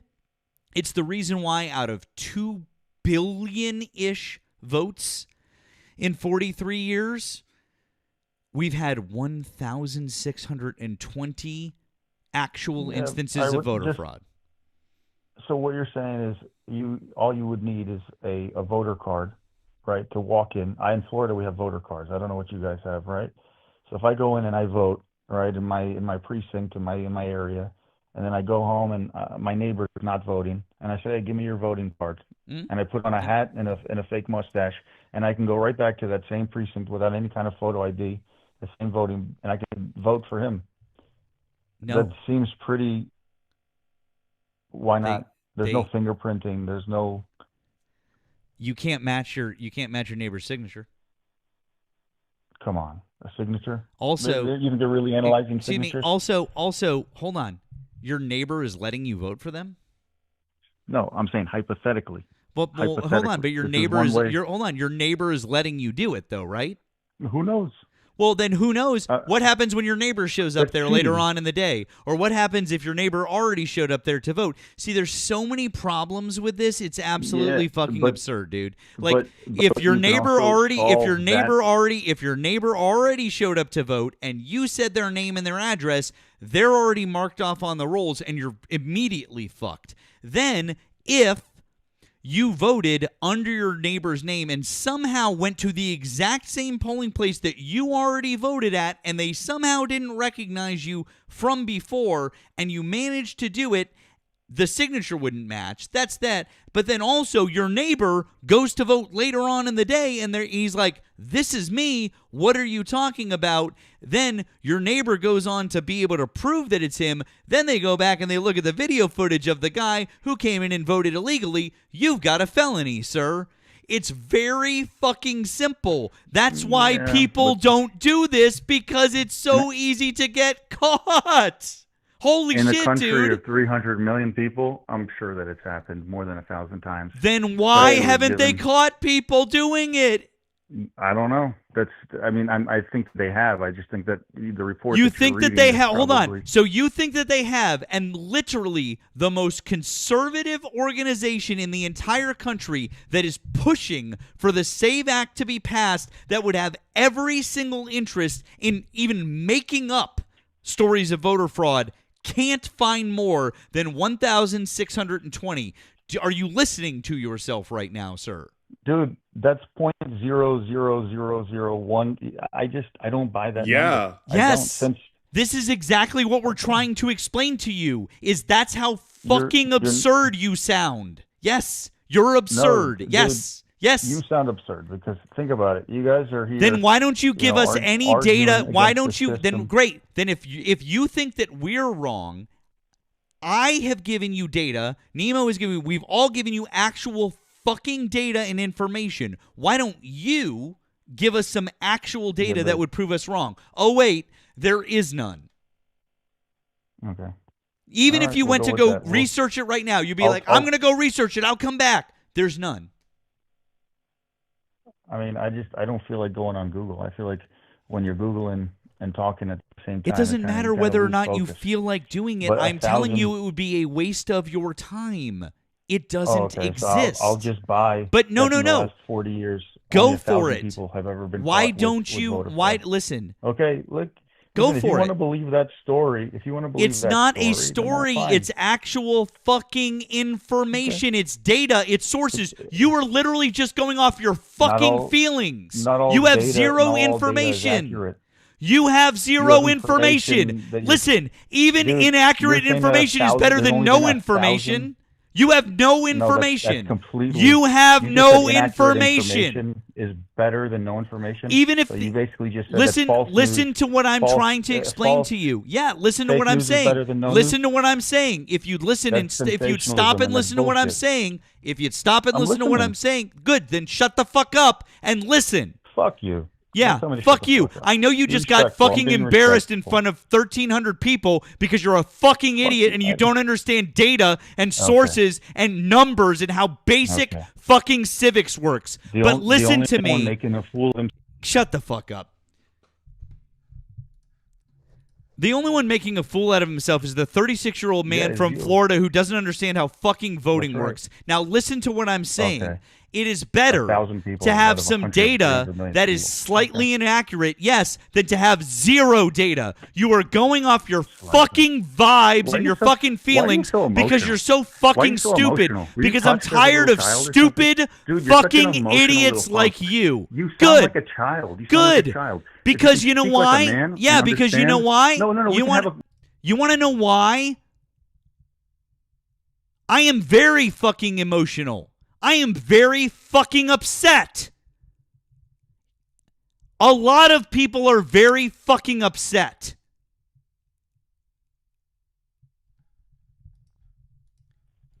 I'll explain exactly why I'm fucking upset. It's because Go for we it. have to deal I'm not Floyd, with. but go Then for it. shut the fuck up and I'll explain it to you. Oh, God. Oh, Listen, here. go- You can listen later.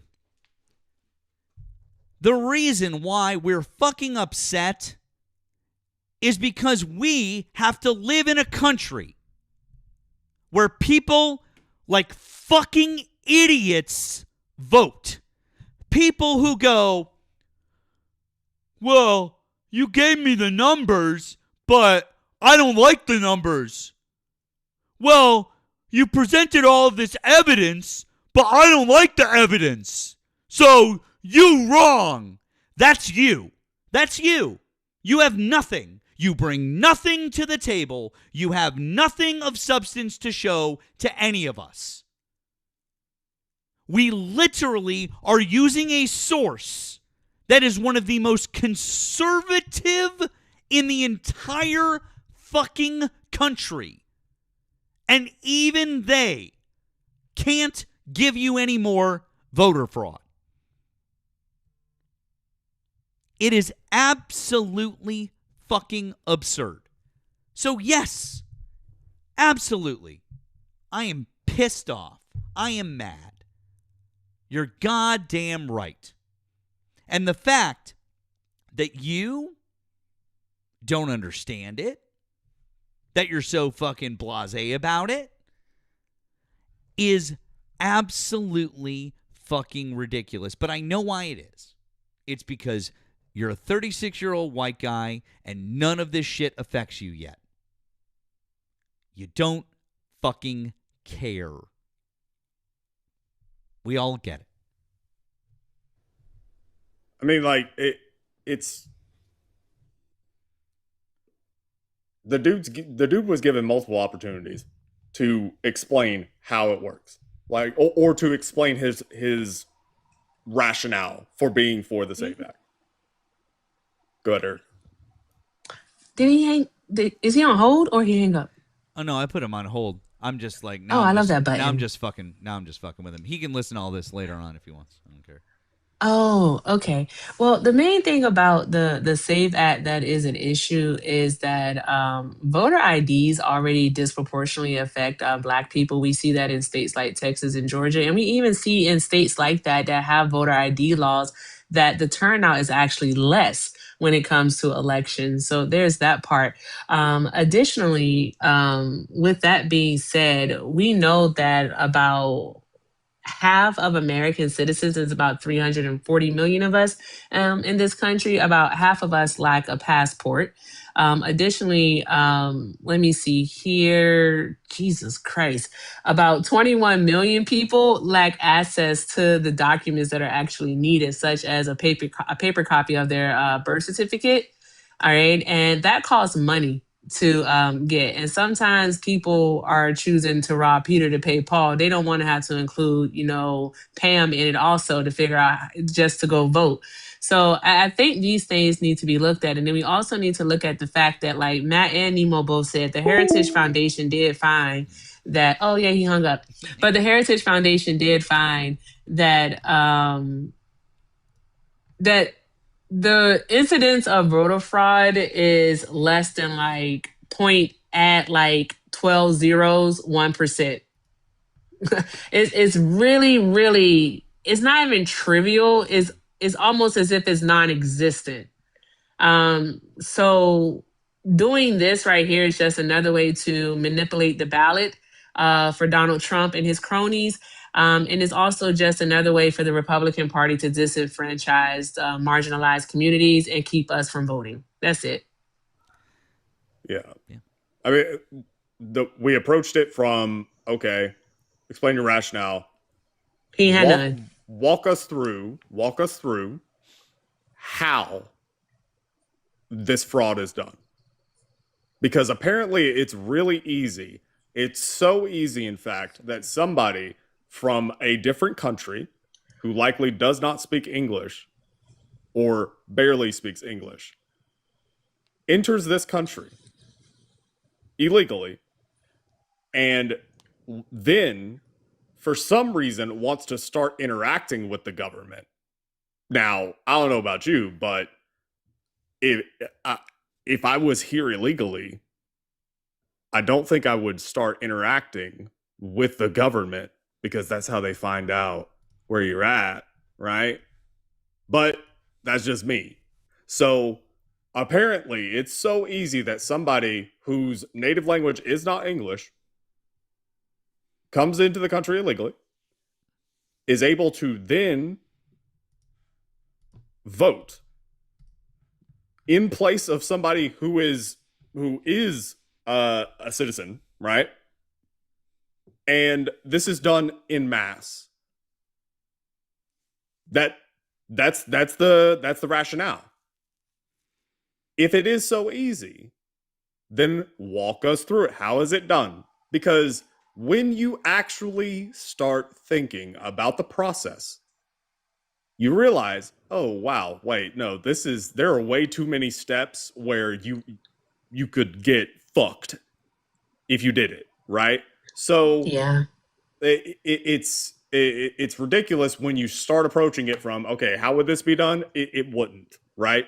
The more logical thing to do, if you actually want to affect numbers in a nefarious way, is to either get access to ballots that have already been cast and start destroying them, right? Which obviously that's a felony, and that would very quickly be caught. That's number one. Or number two, you fuck with the counting. That is the way to do this. And Republicans are doing option two. They're just dressing it up in, oh yeah, well, we're just, you have to have a photo ID, like just affecting the number of votes. That's what they're doing. They're making it more difficult to vote for no fucking reason. No fucking yeah. reason. And then like Nemo also for like indigenous people. Hi Kit. For indigenous people, a thing for them is the tribal IDs is that they're gonna say that they're gonna accept the tribal IDs, but only if the tribal ID has an expiration date on it. And many don't have expiration dates. And additionally, another thing is that people with tribal IDs, they have a history of actually being turned away at the polls because unfortunately poll workers don't always recognize the tribal IDs and don't know that they are acceptable forms of identification. And so it's just creating another barrier again for another marginalized community to vote. And we don't want to get into like how some states are actually assisting in this, like Kansas and Tennessee. But I'm sure it's something Kit can speak more to than I can. Hey, Kit. Hey, Kit. You said you Hey. wanted to add something real quick. What's up? Oh, yeah, I just had a quick anecdote. Hey, Nemo. Um, so this is interesting to me. You guys brought up, those of us commie states that primarily vote by mail. Shout out to Portland, Oregon, Antifa jurisdiction over here.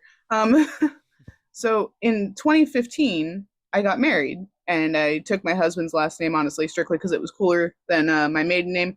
And so, my signature changed. And I did what you were saying you did when you first turn 18 and you go on the state website and you put in your social, your ID number or driver's license number, all that stuff. When I tried to vote in 2016, because my signature had changed because I had changed my last name, they sent my ballot back to me and said my signature did not match my previous signature and gave me a bunch of nonsense to jump through to fix that and prove that it was still me because my signature changed.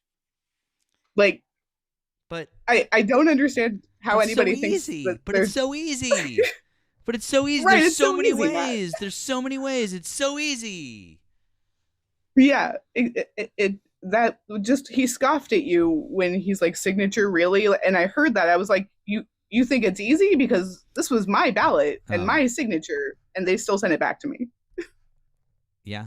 Yeah. It's I mean, Georgia is similar in like the whole signature thing.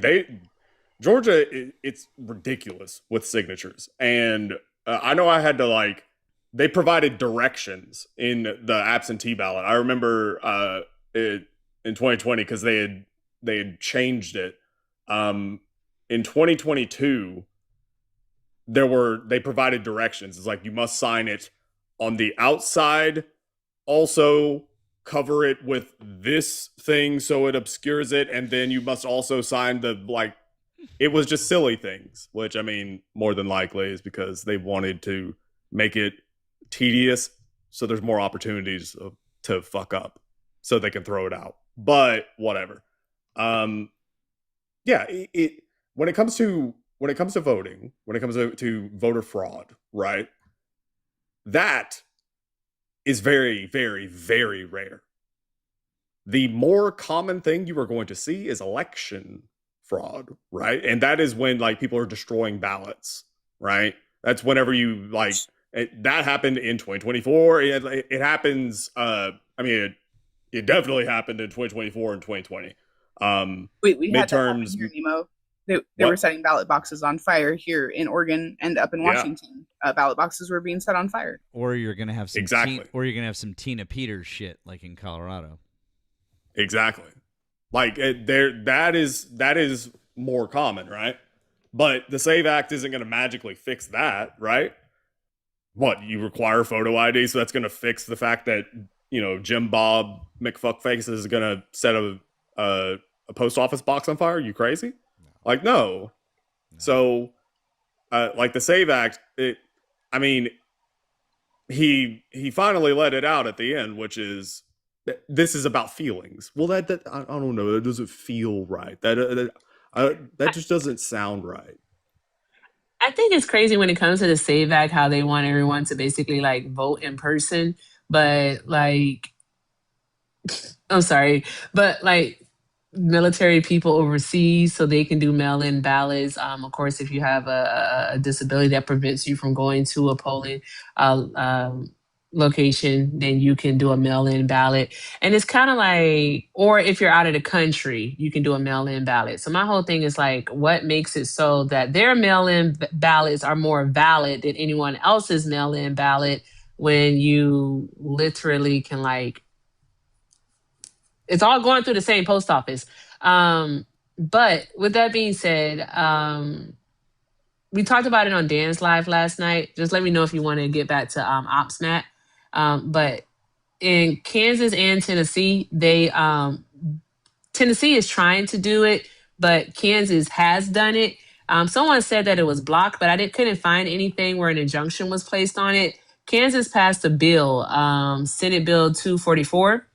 And what it is basically it makes gender binary, not just sex, but gender binary, right? It basically says that they have to use, like trans people within the state of Kansas have to use the bathroom that is that aligns with the sex they were assigned with at birth. Even though bathrooms typically go by gender, in Kansas they're making bathrooms go by sex, which is crazy work. And then also in regards to identification, your ID has to have the sex in which you were assigned with at birth. So there's that. And the thing is, as we talked about it again on Matt's Live last night, is that there's 15 states that does allow you to change your birth certificate, not just name, but also the sex on your birth certificate. And it'll be more, like I always say, more progressive states like California, Colorado. And then there's a few other states that allow it. And then there's some states that allow you to change it via a court order or by a doctor's note, saying that basically you've received like clinical surgical care, right? And then the rest of the states, like Kansas, like Tennessee, like Texas, and so on and so forth, don't allow you to change your birth certificate at all. And so again, I'm gonna keep saying it's just another attack on a marginalized group of people. Yeah. And by the way, you can in Massachusetts. By the way, Awesome. just FYI. Yeah. One thing that kind of gives away the game as it pertains to Republicans and the SAVE Act is that they are very staunchly against just adding a provision that would provide free ID that meets all the requirements. Like, if it is about ID, if that's really what it's about, okay, then just add what, like 10, 20 billion for, think about it, there's 200 million roughly eligible voters inside the United States. So what, 10, 20 billion to cover the cost for for an ID that meets all the requirements and is completely free. They do not want to do that. They don't want to add. What? Too much like right. I said, of course they don't. Too much like right.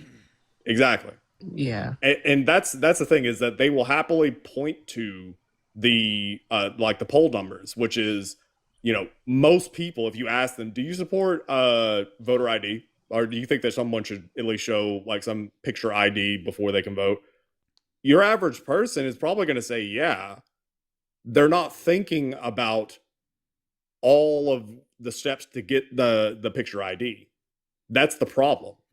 And so when they hear, oh, well, Democrats don't support this, well, that must mean that Democrats are crazy. No, it's the process. The devil is in the details, dude. Like, Republicans intentionally want to make it so your ID is not acceptable because it doesn't have X, Y, and Z on it.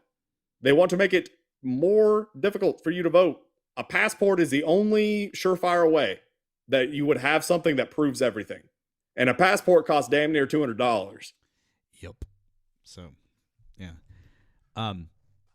Kit, thanks for coming out. I'm gonna bring you back down, Brandon. I appreciate you. Yeah. Thank you all for having me. I just want to tell that real quick. Good to see y'all. Thank you. I appreciate it. Thank you. That's not. We might have. I think we might have one. I think we might have one more. Let's see if we got another op here. I couldn't join on the last one because Bubba was talking to me. Oh, let's see. Oh, or I guess not. I don't know. Thought that was maybe an op, but is this? I don't know. Let's see.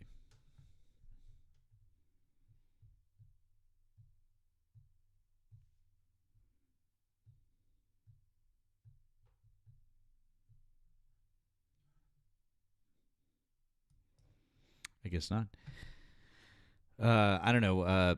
Peppy girl, if you're a Trump supporter, you're welcome to request back up. But yeah. Okay. Well, I don't know. It's close to 3. Let me guess. I don't know. Think we're gonna get any more ops over here. I don't know. What do you think? Should we call it, Nemo? Yeah, probably. It's 3 o'clock in the morning. Yeah. Can I real quick? I just want to say thanks to Elizabeth over on the tube for the gift of the jewels over there. I appreciate you, friend. That was very kind. Nemo, you got any ones? What do you got? Yeah, I got one. I'm also learning a word in real time. So hold on. Mellifluous. All right. Yeah, mellifluous. I've never seen that word in my entire life. That is a You say that shit like it's easy. What are we doing? That exactly, Nemo. Like mellifluous. Mellifluous. What? You guys? Whatever, Matt. No, Whatever. Fuck that. I think that fucking no. Matt is the person who did the voice for that just now, like in Google. He's probably the Google word reader person. So, okay. Thank you for the blue app. You said no need to read it out. I won't read your name, but thank you for that. You said between your. I'm going to use the word melodic because it means the same thing. And yeah, so melodic voice and your storytelling ability, Have you ever voiced an audiobook? I'm retired now, but I did a lot of spoken word reading for Disney, and you could definitely fill the bill. Thanks. I've never thought about doing audiobooks. I feel like I would get too frustrated recording because I stumble over my words whenever I read. It's funny you mentioned that because a couple of people have asked me if I'm on like Fiverr or the thing, because they're like, you just do like a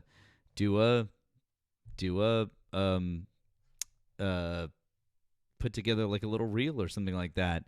I have a I've got the gear. I even have a like a real professional uh mic, actual but I don't know. I've thought about it. I actually have thought about it. So, but yeah. Yeah.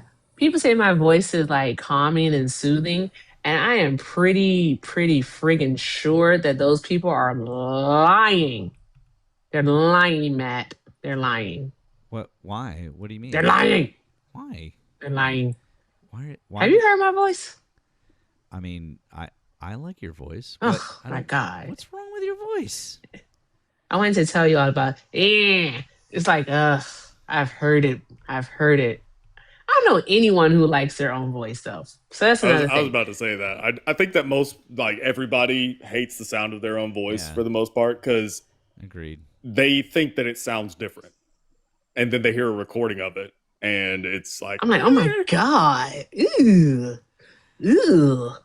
But I was trying to tell you earlier, Nemo, so Matt can get out of here though, but did you hear that Iran is demanding that other countries make payments for the oil in the Chinese, is it, how you pronounce it? The yuan. It's not yen. How you say it? The yuan. Yuan. No, the yuan. Yeah, Yeah, not yuan. not the yen. Is it won? Yen is the other is Japan. Yeah, the yeah. yen is Japan is Japan. yen. Yeah, But they want China, Chinese China, money. it's YUAN. Mm-hmm. And Yuan. Yuan. Yuan. All right, yuan. Yeah. So that, to your point, You want to get rid of the dollar?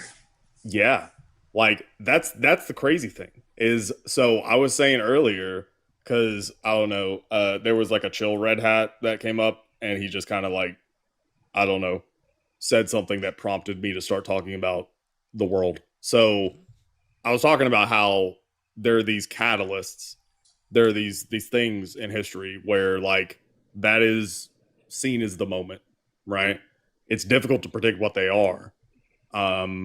But like for instance, in the 20th century, so 1900 to 2000, the moment was World War II, and depending on which country you're talking about, the Suez Crisis. So with the UK, because the UK was kind of like the head dog, they were the ones running the show at the start of the 20th century.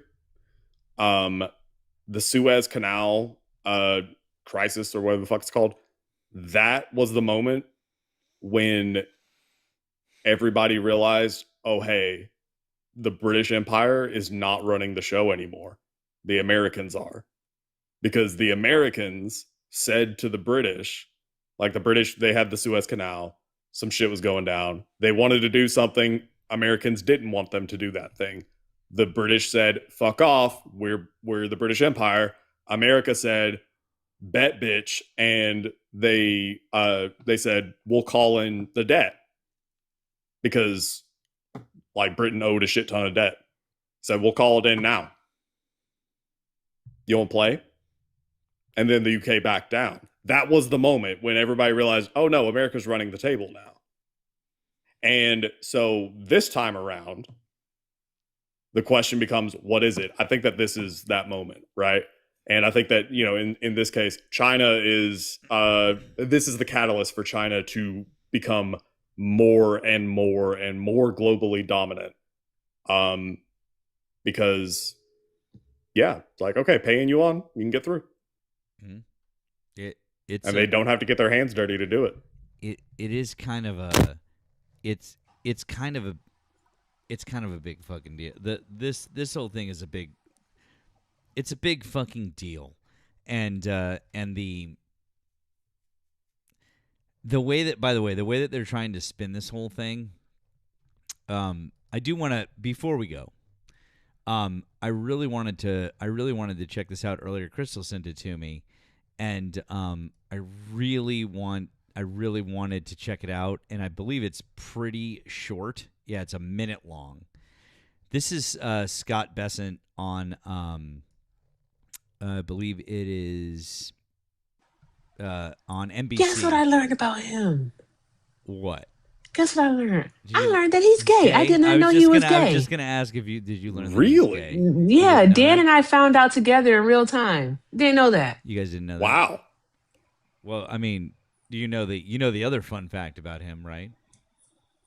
He's a Democrat. Well, he sort of kind of is, but no, go ahead. He worked for George Soros for 30 years. Yeah. Yeah. That's right. That's one of my favorite. I love to throw that one out there to like tell me all your conspiracies about George. Oh, and by the way, guess who's Secretary of the Treasury? Okay, cool.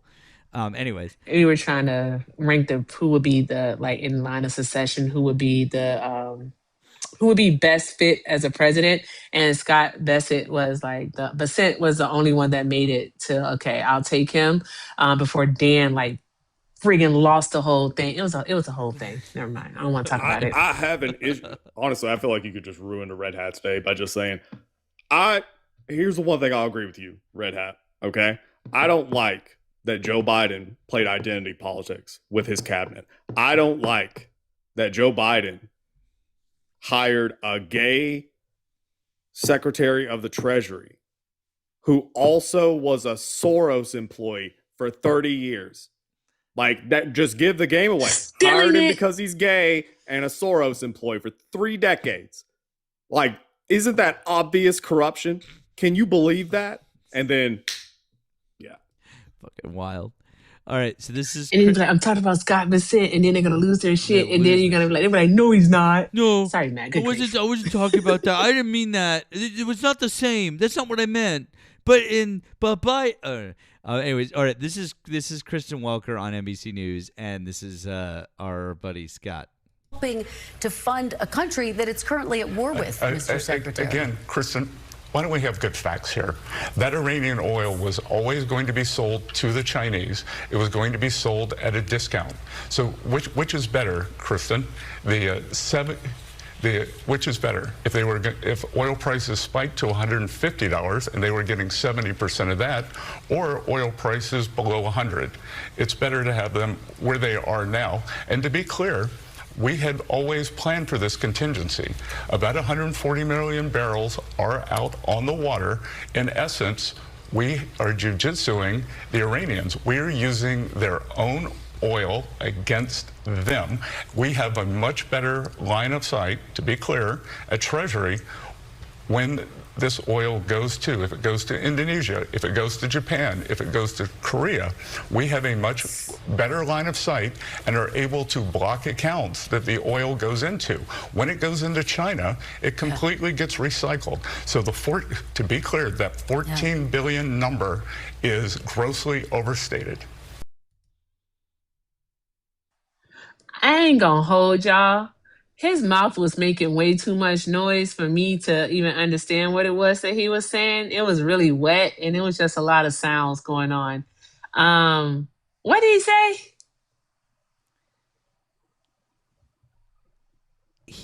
What did he say? He was... Okay. Huh? Is he trying to say that it's a good thing that we lifted those sanctions on Iran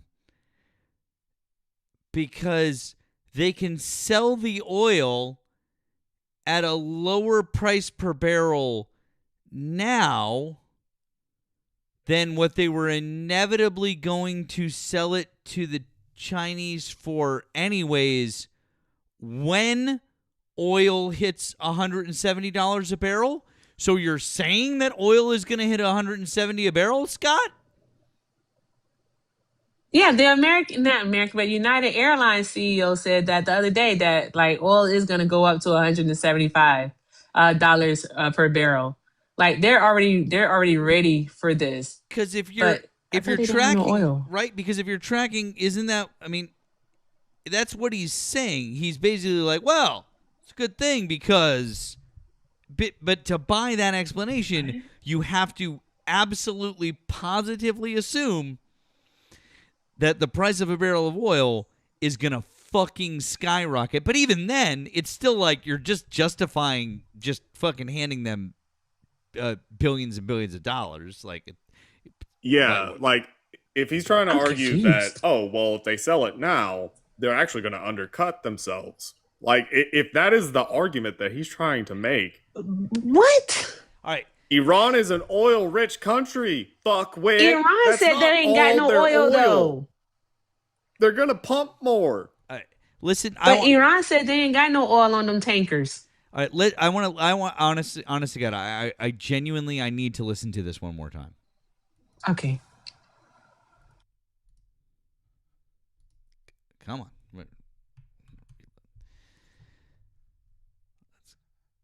Fund a country that it's currently at war with, Mr. Secretary. Again, Kristen, why don't we have good facts here? That Iranian oil was always going to be sold to the Chinese. It was going to be sold at a discount. So which is better, Kristen? Which is better? If oil prices spiked to $150 and they were getting 70% of that, or oil prices below 100, it's better to have them where they are now. And to be clear, we had always planned for this contingency. About 140 million barrels are out on the water. In essence, we are jujitsuing the Iranians. We're using their own oil against them. We have a much better line of sight, to be clear, at Treasury when this oil goes to. If it goes to Indonesia, if it goes to Japan, if it goes to Korea, we have a much better line of sight and are able to block accounts that the oil goes into.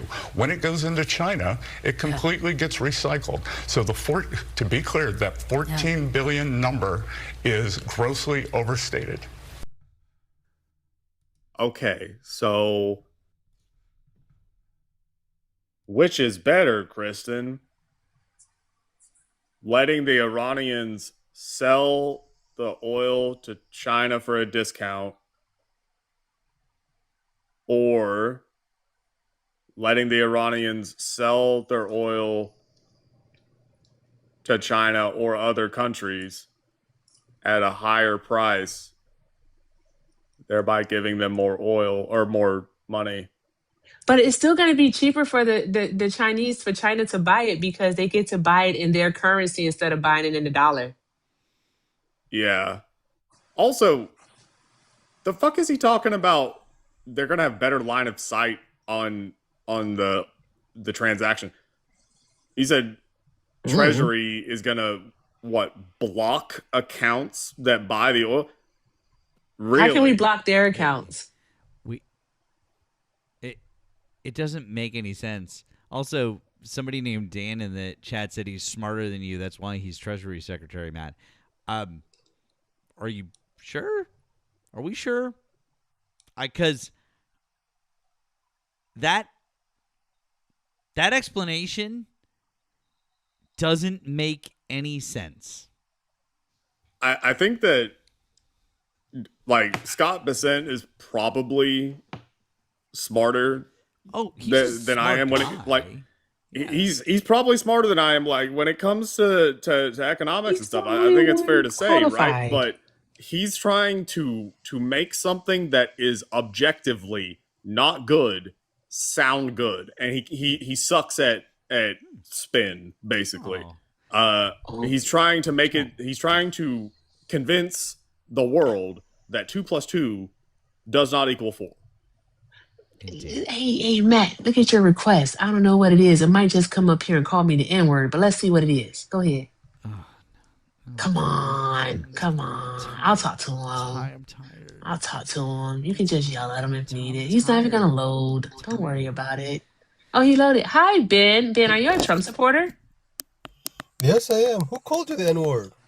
Oh, okay. Never mind. We were just talking. So, No, I Ben, just don't. for I don't. TikTok I'm just telling purposes, the people. okay? What Yeah. state are you in, and how old are you? I spoke with Matt earlier. He just he was so upset at me. I'm from Dallas again. Same guy.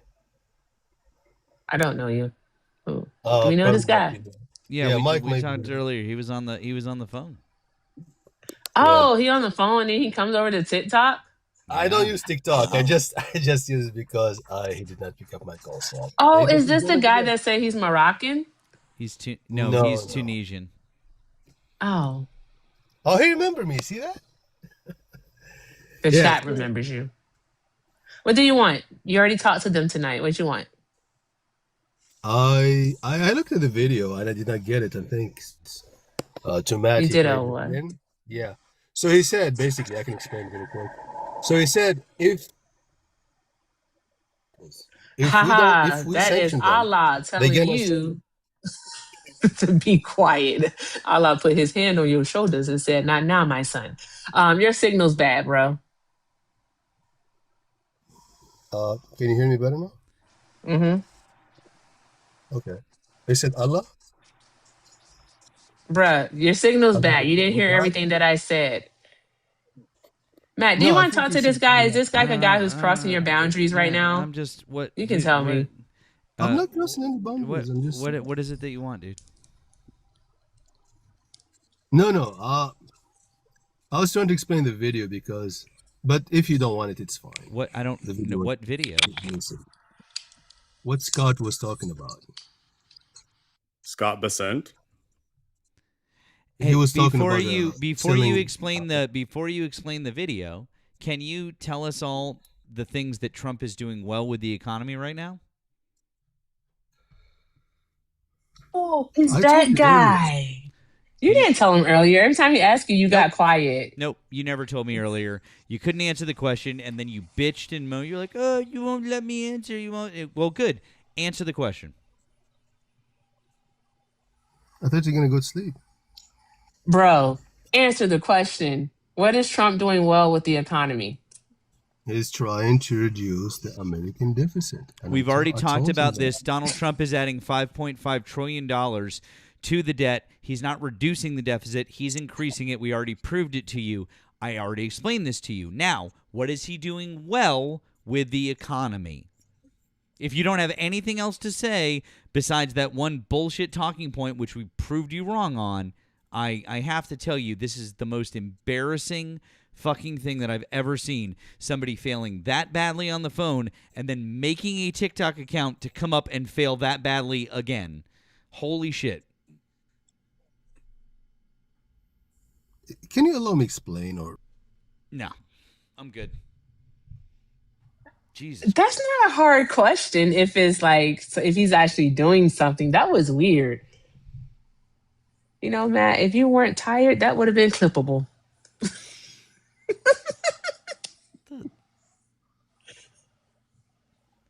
Also, What was that? I don't know. So this clip actually, let me send this. All right. I'm just gonna send this to you. This is a clip. I don't know if y'all saw of Scott Besant the other day, and I think it kind of Is it what I think it is? it's when like he steps away for a second and Yes. then comes back. I think actually. So we watched this. It might have been a night that you weren't here, Nemo. But it doesn't matter because I think that everyone it does. I don't care because if anyone missed seeing this, let's watch it again because this.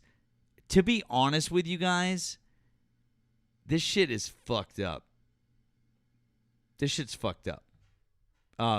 So he's doing an interview at the White House.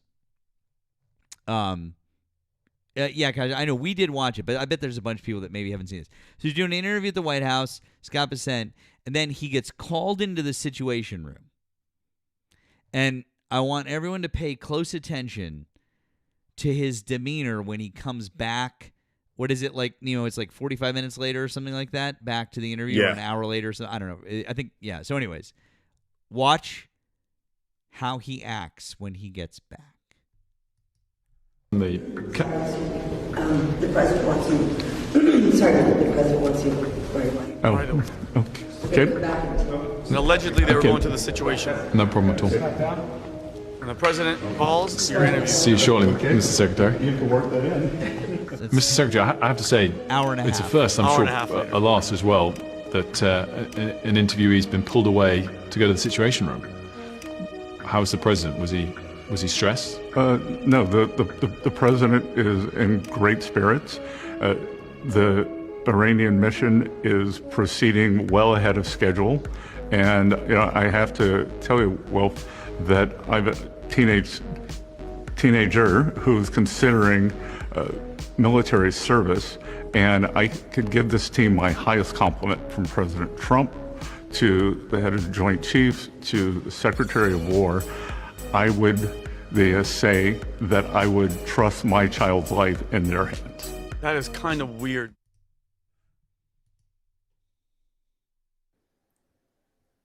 He reminds me of Cyrus from Scandal. And then also, I think that mouth thing that he does is like, I don't know if you ever had someone, but like when a person's lying, their mouth can get dry. Yes. Yeah. He's anxious. He's lying his ass off. I'm sorry. I mean, like, he looks kind of unsettled. So I was trying to figure out if, like, how much of it is he's just awkward, and then how much of it is, he has been told something that is bothering him. He looks uncomfortable. He looks like uncomfortable. It sounded like his voice kind of quivered when he was talking about his son, and I don't know.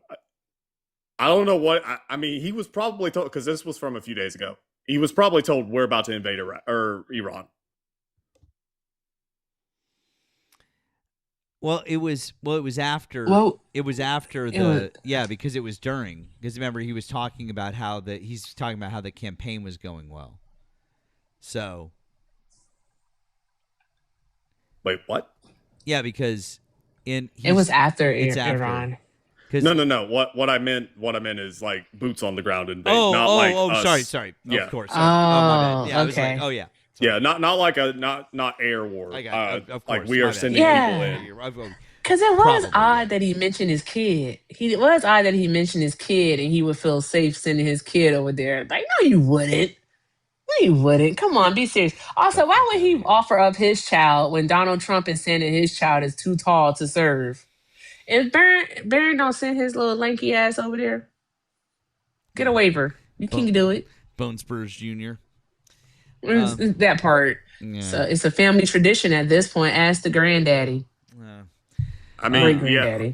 I feel like Barron should be put in infantry, because, like, I mean, he's so tall that I feel like he might be kind of like a berserker back in the ye old Viking days, and it'll like scare everyone.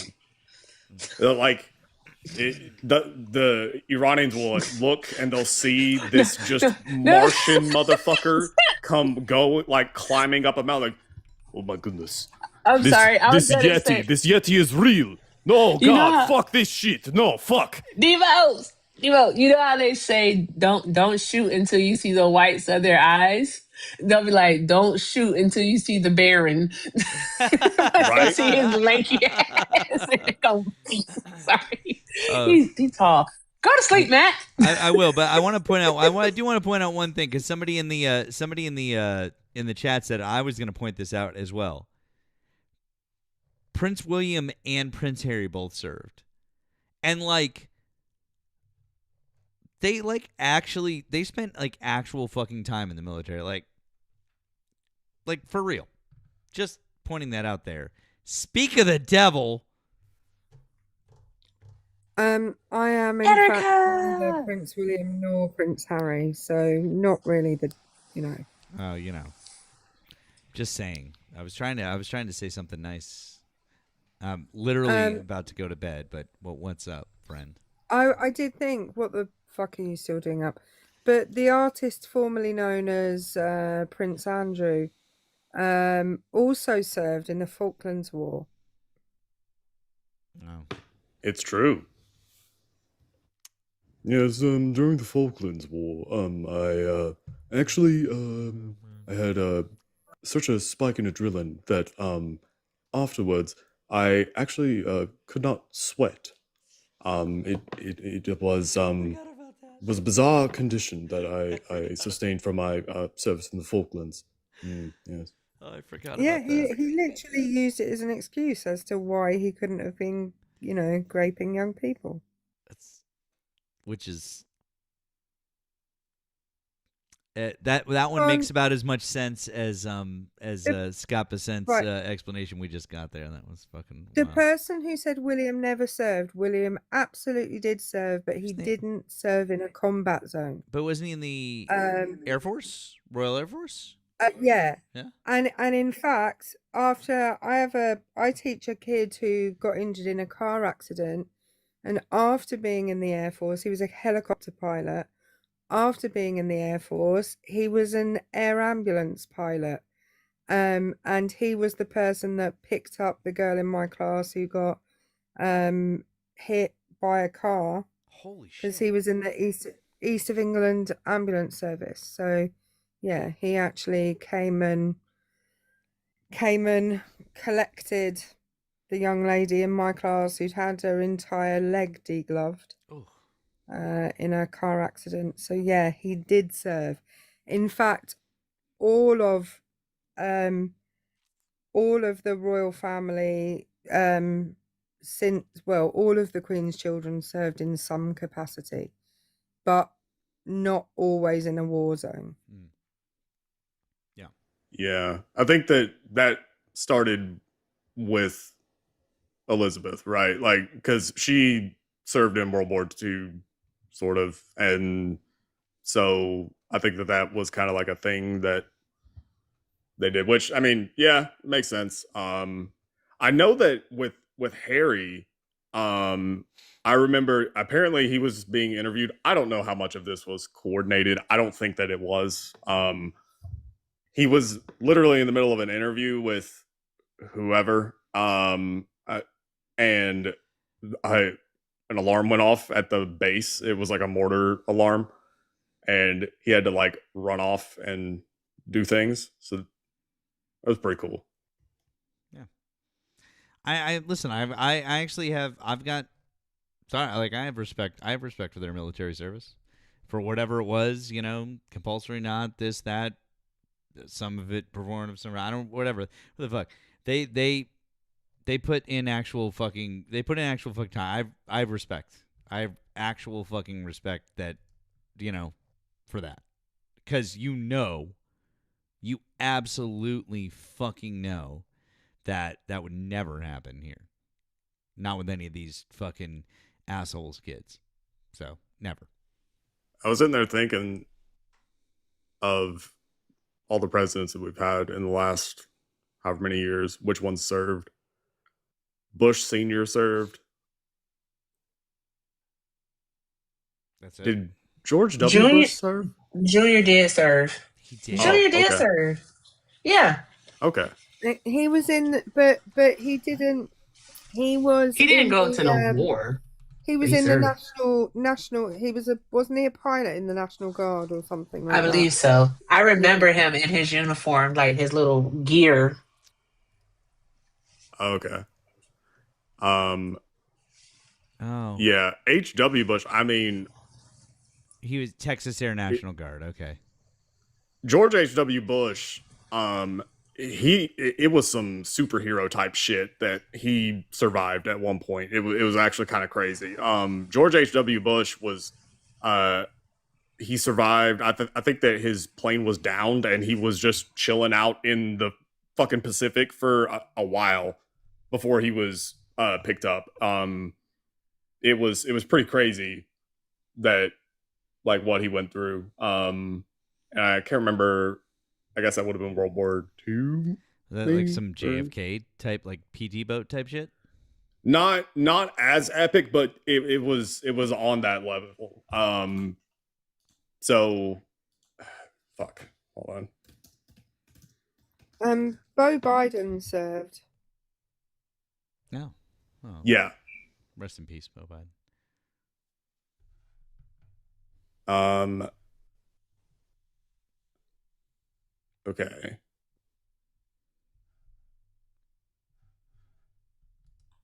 God damn it.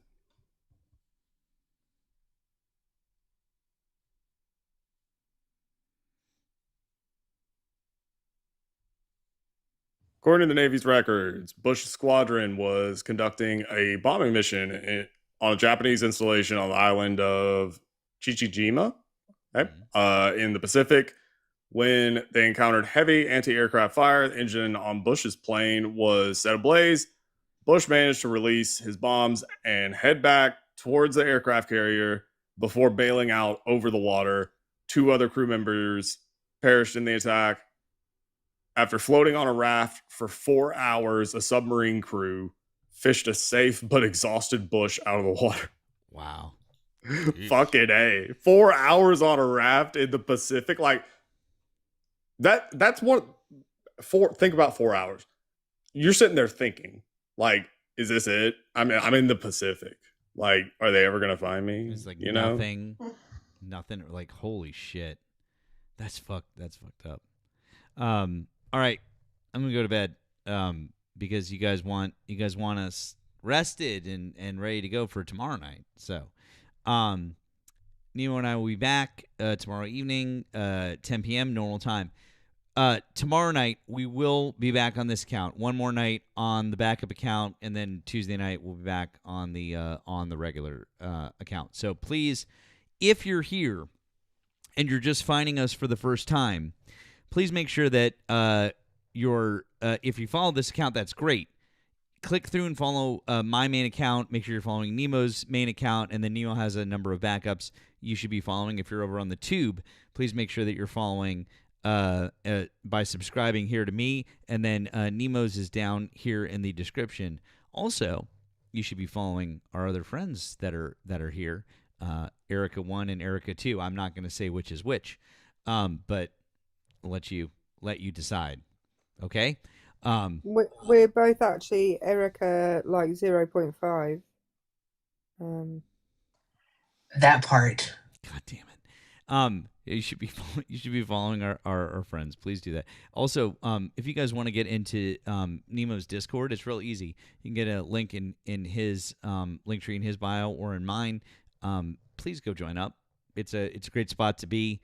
Lots of fun conversations, lots of good resources. Do it. So yeah, there you go. Lastly, I don't know, Nemo. Is there who's on? Anyone? Are we going? I don't know. I don't see anybody. It's too late. It's Sunday night. It looks like Peaches is on. I don't think I know Peaches, but that's just fine. Feel. Okay. Erika, do you have because I don't know her handle. It's like sweet. Hold on, let me see if I can find it.